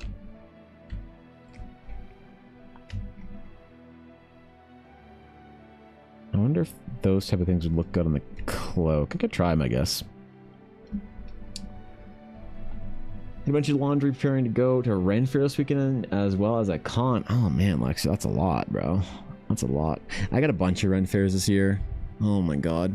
First con is in 2 weeks, though. Calgary Expo. I'm going to be there probably on the Saturday and likely the Sunday, I think, with Ella. Does someone say that make a list with more than they can handle for the day and then do at least 8% of the list? Let's change our worldview. Yeah, if you're never going to hit your list with a 100% accuracy. But if you can try and fit like 8 of 10 things off it or whatever, sure. You're going to TTRPG conventions. TTRPG conventions, specifically TTRPGs? Yeah, there's one that I'm going to, actually. The first one that I'm going to be there as an official person, because usually I'm just there with Ella, right? But in Calgary, they have one of the best conventions for the small gaming sphere in June. Thank you, Christina, for the follow. I appreciate that. And it's called ArtCon. And yeah, I think I'm listed on the vendors. I think there's Ella, Blackwood Dice. There she is. Look how pretty she is. And then who do I know here? I know D6 Tabletop Cafe. Dude's cool. Oh, it's me. There's me. Evan Blair Art. Artist and writer for his own TTRPG/D&D adventure. That's right. That's Eldara. So ArtCon's gonna be fun. And then after that is, I mean, if I want to see the convention schedule that I have this year, I just go to Ella's Instagram because like whatever she's at, I'm at. So yeah, so ArtCon and then GameCon the next weekend, and then I might not be at High River. That's the only place I might not be at. And of course, Vegreville Ren Fair, Strathmore Ren Fair, and then Edmonton Expo. Oh my god, man, it's gonna be a busy ass summer. I'm not gonna have no chance to breathe. Whew, I better have the adventure done. I think maybe by Edmonton Expo in September. That's maybe when I'm gonna be running my Kickstarter for the next adventure. So we'll see. It's where the cool kids hang. Yo, what's up, bro? Good to see you, man. Well, it's cool. The cool place now, I guess. Now that you're here. So. Yeah, ArtCon is indeed a lot. Never done both in a week, let alone back to back. That does seem like a lot, I will admit, of energy on reserve. But that's, you got to list more dense, I guess, to have like a convention and a Ren Fair booked in the same week. That's not substantial, I guess. But Ren Fair season, I guess, is upon us. As people have been saying more and more that they are Ren Fairing on the weekends here and there, which is cool, I guess. I'm a fan. I gotta find some garb though to Ren Fair myself up with. I gotta find I got like a shirt and some pants, but I want to get like some shoes and like some of them Viking legging wrap thingies you wrap around your calves. Look all cool. I need to get those, and then I'll be good for Ren Fair this year. I can't show up to Ren Fair with a subpar Renaissance costume, right? I need to contact the LARPers and ask them where they have all their shit. I did get some recommendations from a friend of mine. Tank gave me a bunch of places to look in Canada, which is cool. So I gotta go shopping before the first Ren Fair, I guess, and see what's up. Too smooth, my man. How you been? Your socials are blowing up. Love to see my friends succeed. Yeah, thank you. I don't really know why either. Like since I started daily posting, things have been going really well. You know, I know that it's like nobody who asked baby numbers, but like still, I mean, like I started the year at zero like YouTube subs, and after posting daily, it's like, I don't know, I'm pretty happy. I think that's pretty cool, right? I didn't think anyone would care about these videos, so yeah, man, It's a lot to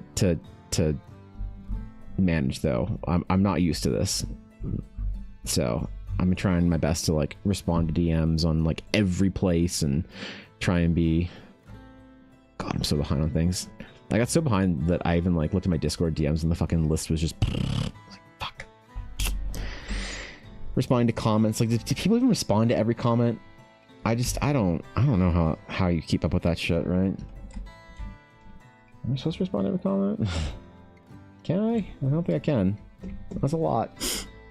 It's only people to show up. Yeah. Oh man, I appreciate that, bro. Thank you. Thank you, man. Appreciate it.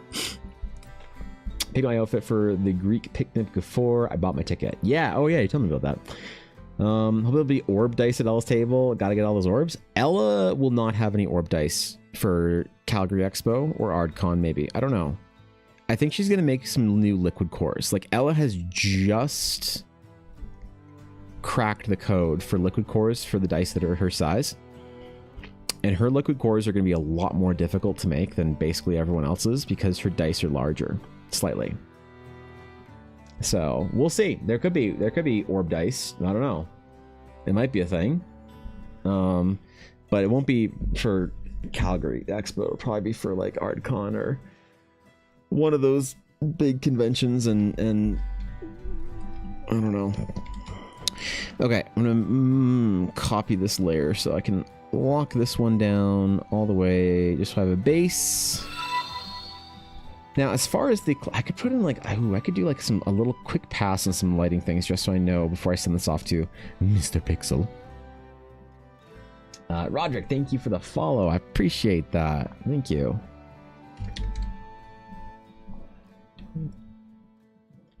Ooh, that's not what I want to do.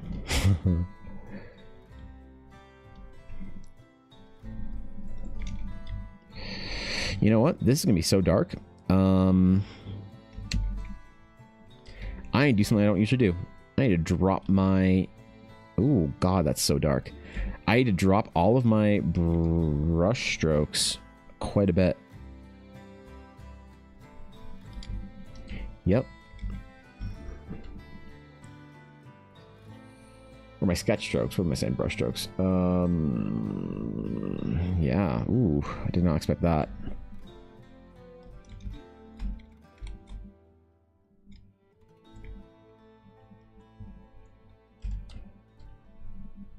Can't get too dark with anything, but I'm wondering about a little bit of a... Oh my God, I'm so dumb. I'm wondering about a little bit of like a progression of color here. Just either from the bottom up or from the top down. A little bit of this like kind of blue.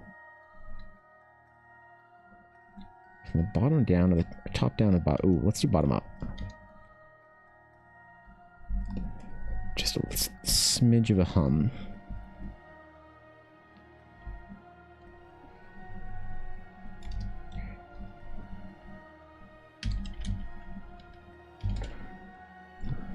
Putting a little bit of dimension here across the thing.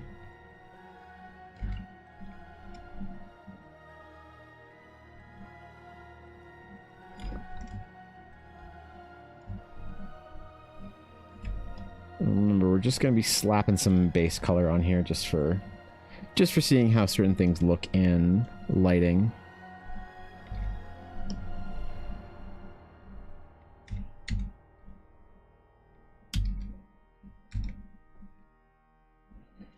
Trims. Oops. I get my layers really well organized here. I'm going to create like 3 or 4 layers for different parts of this for like different kind of levels of render. You think I'd be able to spell blue correctly after trying it 4 times? There we go. Look, we got there in the end, okay?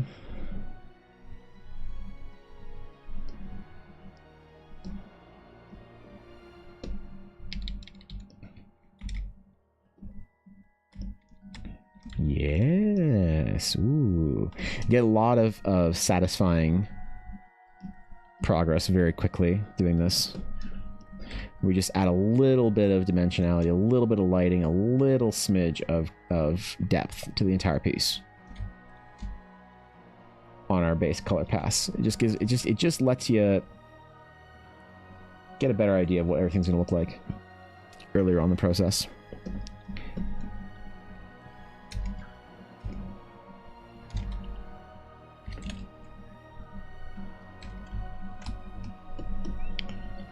Ooh, wait, whoops.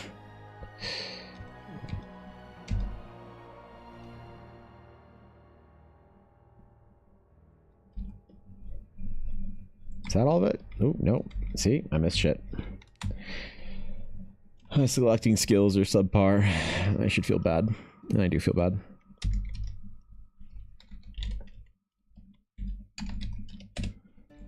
There we go. Okay.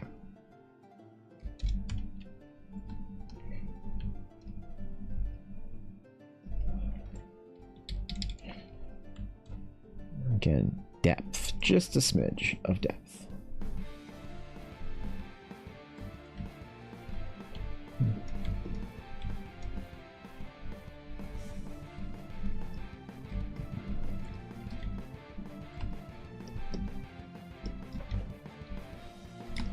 Okay.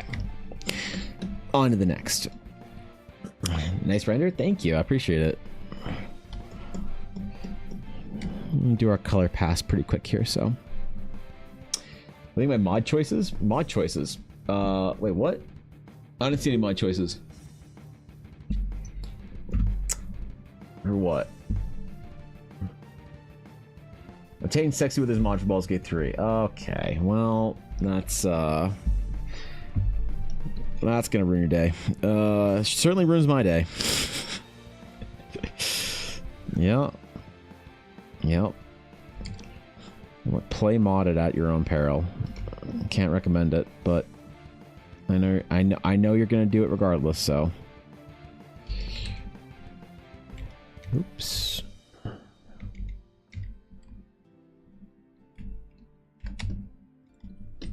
Grab her gauntlets real quick. Just try and get some depth on each one of these little sections and segments here. Am I missing anywhere else? I don't think so.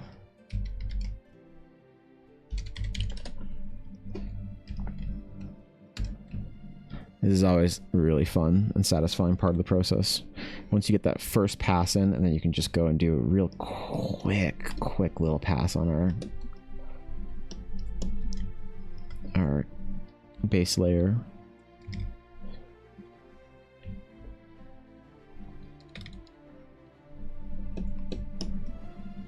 Super fun.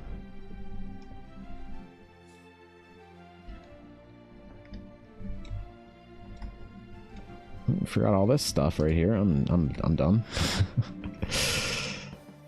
Well, you gotta get in there, I guess. You know, do it again.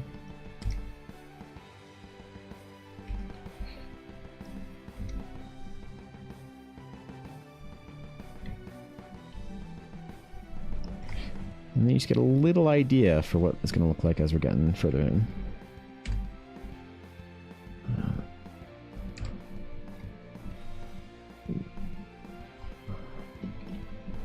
All right, we're going to call this. This one's going to be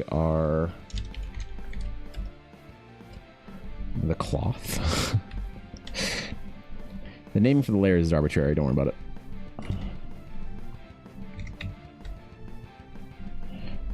Trick is not to go too far, too dark, too anything. Right now in the process.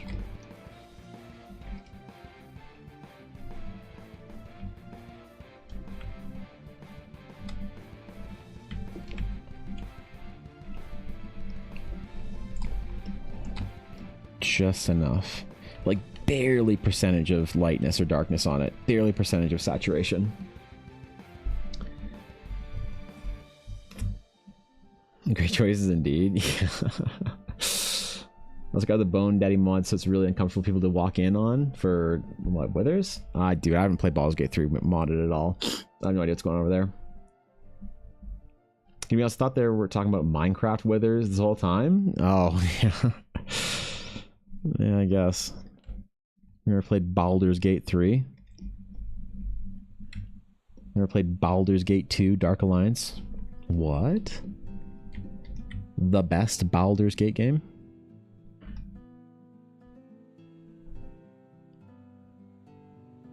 I mean, that's a hill I'm not going to die on, so...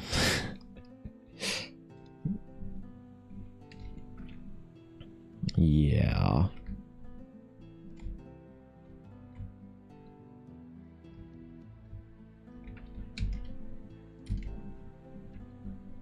Also on hair. I'm going to do a little more rendering on the hair to make it look passable and convincing. We'll see. At least for the base. Maybe it's okay. It's actually pretty good. Just general sort of like lighting pass on it. Don't want to do too many highlights for it because her hair is very dark, so be more like shine than like actual sort of progression of light.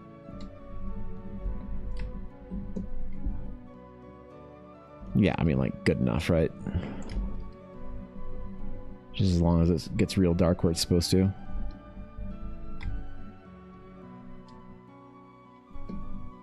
And then not everything, like, not every little detail or whatever needs to have a little bit of a lighting pass on it. Just the big ones, the big blocks of color that are all very similar, so that there's a better idea of the finished product. Things like the necklaces and shit like that, nah.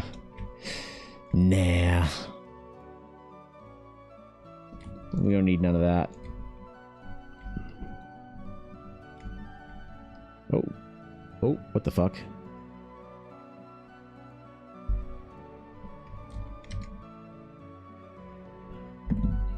Oh, okay, hold up. Dude, again, I was selecting something. And it's fixed. As soon as I close Photoshop. That's so annoying, man. Really? Well, at least I know the fix if I, like, accidentally select too much shit and my stream wants to explode, because I'm on YouTube as well. Then that's the fix, is just to restart it. Because, by the way, it's lagging like that. It's just, it's also lagging on my side of things too as well. I'm seeing quite a bit of lag.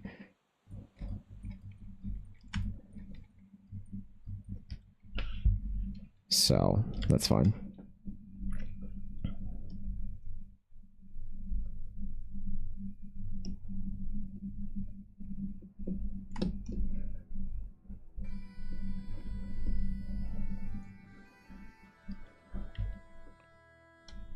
Yeah, doing a rough pass on skin's a little bit different. It's a little bit tougher.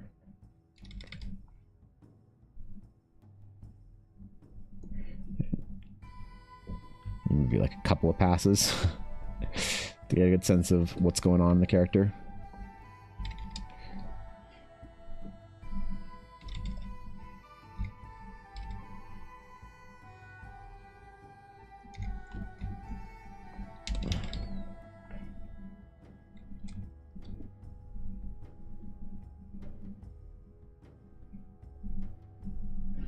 Rather than like fully painting it in.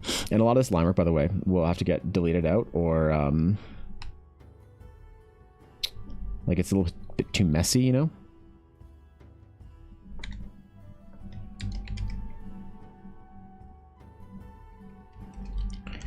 And so you either need to change the color on it or delete it. Like, where do we show that? Where is it too messy? Like, okay, in our armpit here. We go to our line work.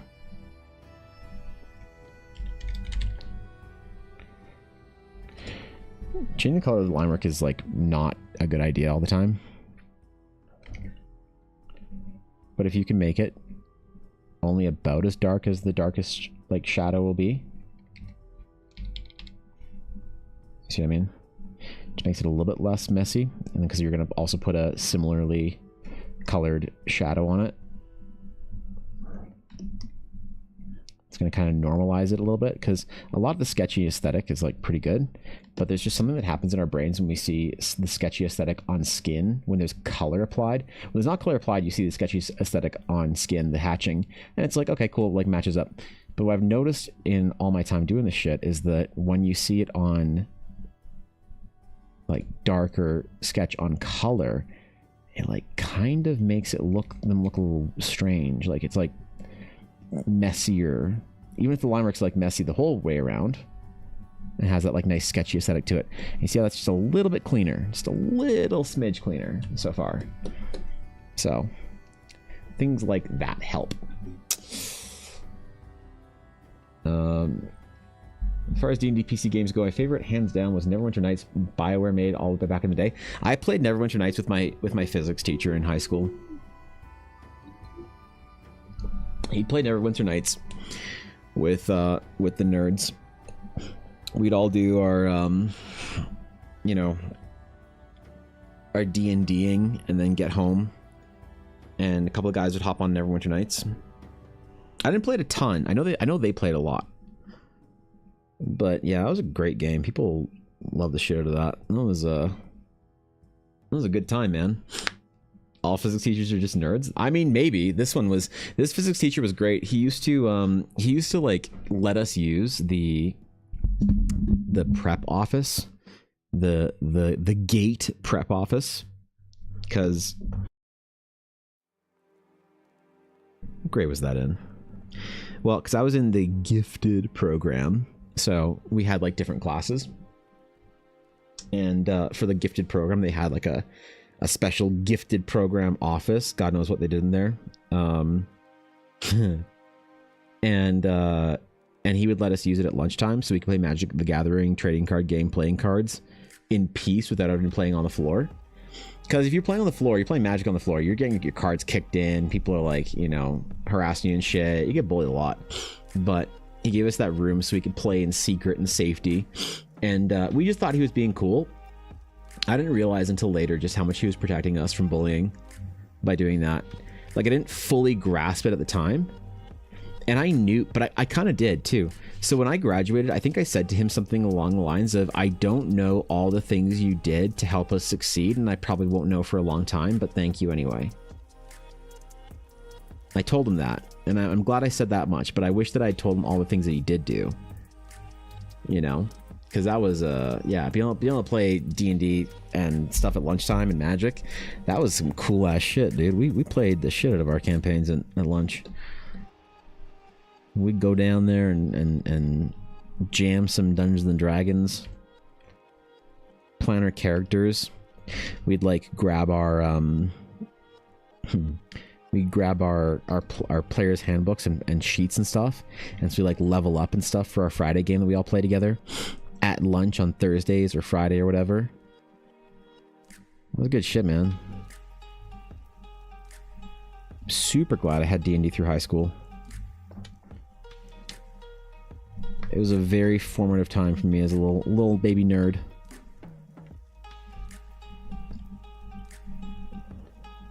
I like solidified a lot of my career choices during that time. Because, you know, I always knew I was going to be an artist, but I just didn't know what the fuck I was going to do with it for the longest time. I had no idea. No idea what you could do with it in a lot of ways. When I first got into art school, I was like, I might have to be a graphic designer. Shit. I'm learning design things. I'm having fun. But it wasn't what I wanted to do. And so later in art school, not even that much later, pretty early on in the process still, I was like, I'm going to be a concept artist in the video game industry. That's what I'm going to do. Because basically I didn't care about making video games or anything like that, but I just wanted a place where I could make characters and world build, basically, and make concept art. So the concept art thing would really hit properly. It was like exactly what I wanted to do. You know, and when I got the opportunity then to pursue that, man, I wish I had like pursued it harder. I really wished I had gotten that experience in the industry that I really wanted. I know a lot of people that I sort of came up with at the time are very envious of having my own project and doing my own thing, but it's so hard not to look at their careers, like paths, and be like, man, that would have been fucking cool. What in the hell happened here?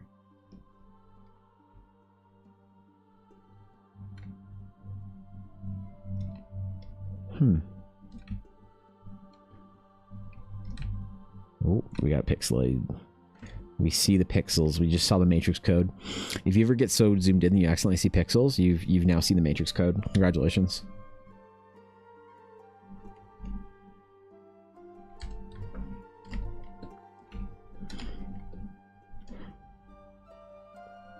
You can now smell color. Gaze into divinity. Stagger the abyss. Or whatever, man. I'm not a real artist. Take care, Thorkin. Be good, bro. Thanks for chilling today, man. Good luck with your project. Excited to see what it is. Smell of color is hilarious, bro. Sometimes you can. I was like... I was sitting in one of my painting classes, and like my instructor came by and like saw what I was doing on my laptop, and he was like, "Man, this looks really cool. Like you're really hitting it. Like you got a lot of work done today on this." And I was like, "Yeah, I'm in the zone, man. I'm like in the zone, bro." And he's like, "Yeah, I can tell." I'm like, "Yo, you ever just painting something?" He's like, "Yeah." I'm like, "And you feel like you know what the painting tastes like?" He's like, "What the fuck? No? What? No, jeez, dude, go for a walk, bro." He didn't appreciate that, bro. I don't know why. Come on. I was being serious about my studies. I was in the zone.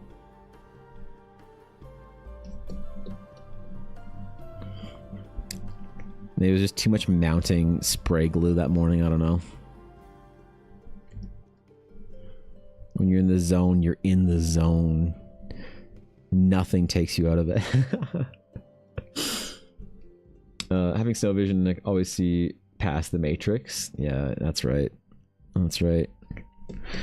Okay, what else do I need to do to this to make it a passable color pass thingy for passability's color passing sake?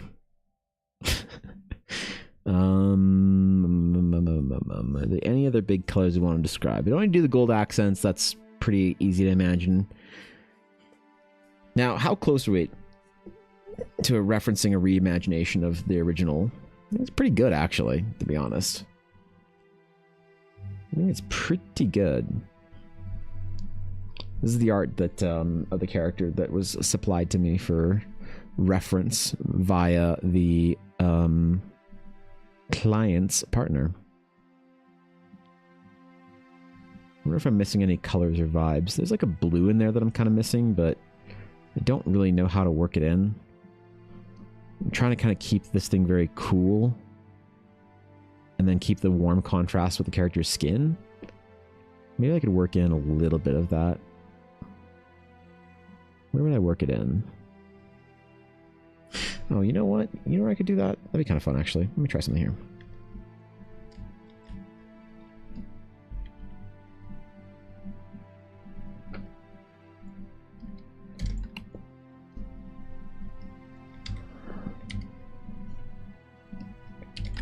Oh, that's kind of good. I like that. Not a ton of reference for it, but it looks all right. My hair. What's happened to it? Oh no, the thing that you do that makes everything a mess made it a mess. Surprise Pikachu face. So pretty. Thank you. All the spear details, right? It's really pretty cool. I think this is good. Ooh, I wonder if we can post the Mew piece, actually. I need to not look at this for 3 minutes. Let's go look at the other piece I did today. How do I feel about this after we finished it? Do I still like the art of Mewabell from earlier?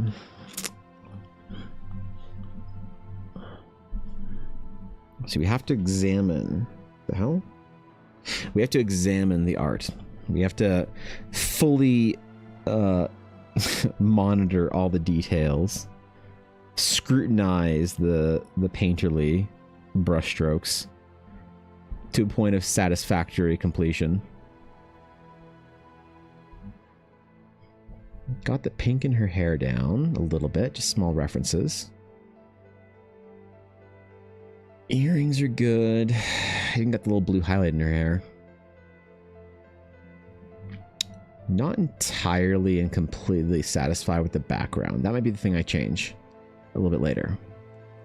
It might be the one last little nagging thing that I change. Lagging a bit? Oh, really? Shit. Am I losing bitrate, dropping frames? Let's see. I think it's okay now. That's weird. Had a little blip. Man, it'd be nice to get the higher partner bitrate. So it's gonna be 3D. Yeah, I could pop them out a little bit. Maybe warm them up a little bit too.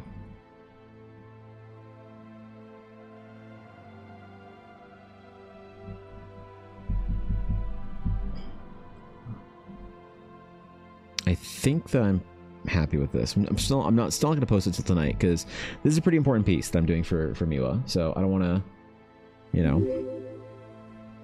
Hello, good sir, Ivan Bulpipo. Dude, what's up, Mr. Cake Monster? Good to see you. Thanks for the sub. Appreciate it. That was very kind of you. Thanks for chilling.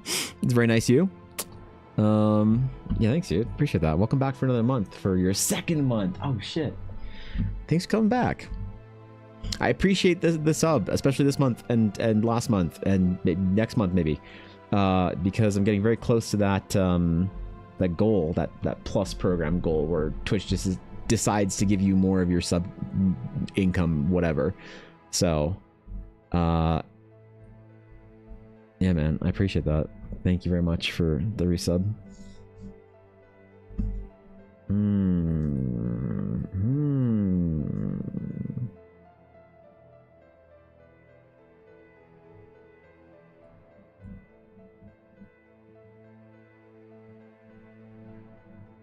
Yeah, you know what? I think I'm pleased with this. I know I finished it like 4 hours ago. Or whatever, I don't know. I don't know how long we spent on this at the beginning of the stream.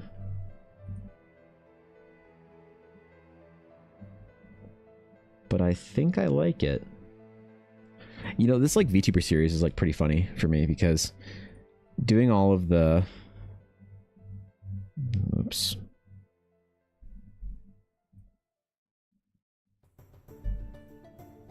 Oh, wait. This is on a different layer, isn't it? Haha.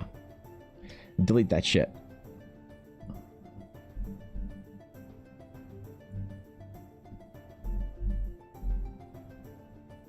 Where's Minnie? Where's Minnie?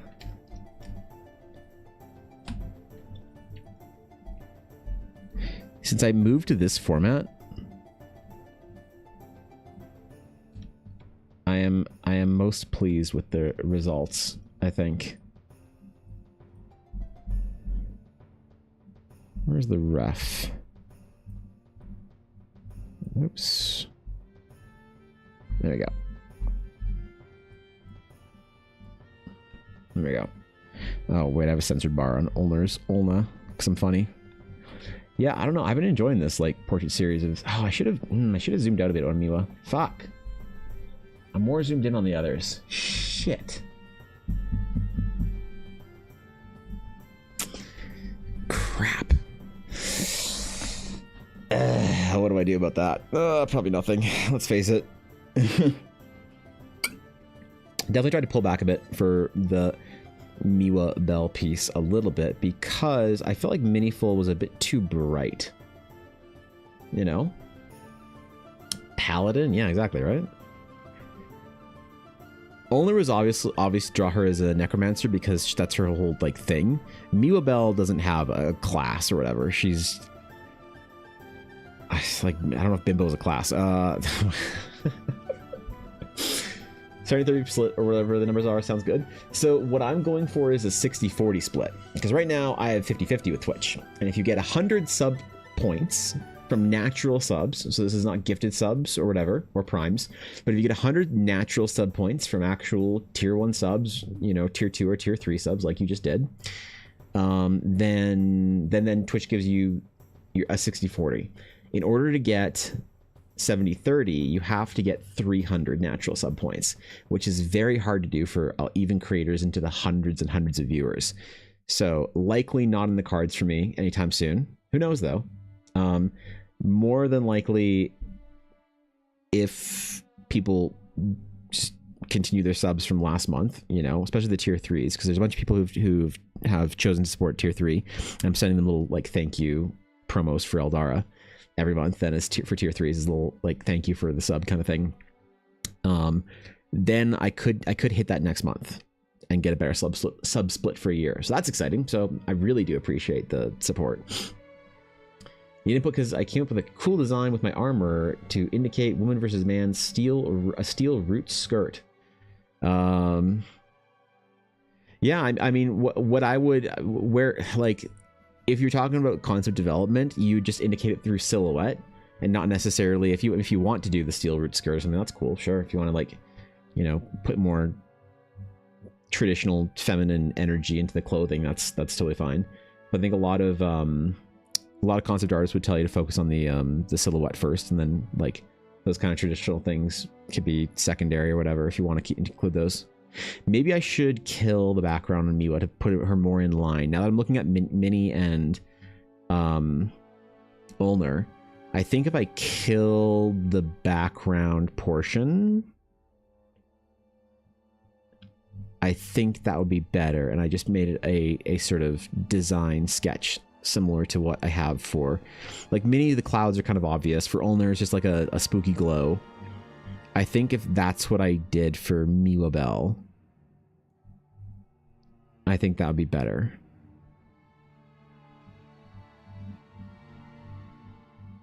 God, I hope Miwa likes this. I wonder. All right. So I think that's it for today. I realize that I have to smoke powder bomb vanish. So I went a little bit longer than I thought I would go to today. So shit. Well, that's okay. I'll just speed run my outro today. Ooh, almost spilled water. All right, we'll speed run the outro. So, thank you guys for the amazing stream today. I hope you had fun. I hope you enjoyed your stay, even if it's just for the day. Where's my outro? Yeah, shit. I didn't realize it was almost fucking 4. It's 10 minutes to 4. Okay. Outro.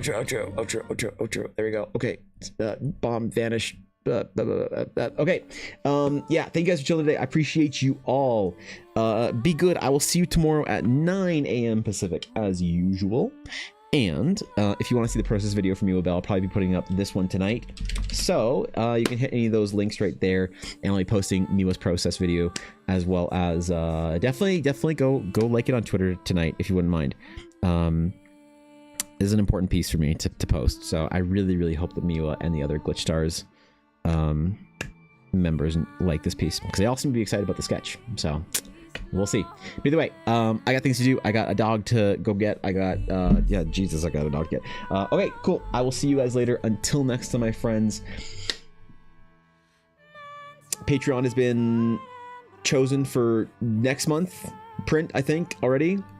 So if you want to grab this month's print as well, I feel like there's announcements today. Were there? There's a Patreon thing. We figured that out. Oh, the adventure playtests are. No, we talked about that last week. You know what? I'm just gonna smoke that radish. Okay, all right, guys. I will see you all later. Thank you for hanging out today. Thank you for all the follows, and thank you for the raid again. My delightful and lovely friends from Eldritch Pod Blast. Definitely go give them a follow again. But until next time, for my friends. Until next time. Farewell.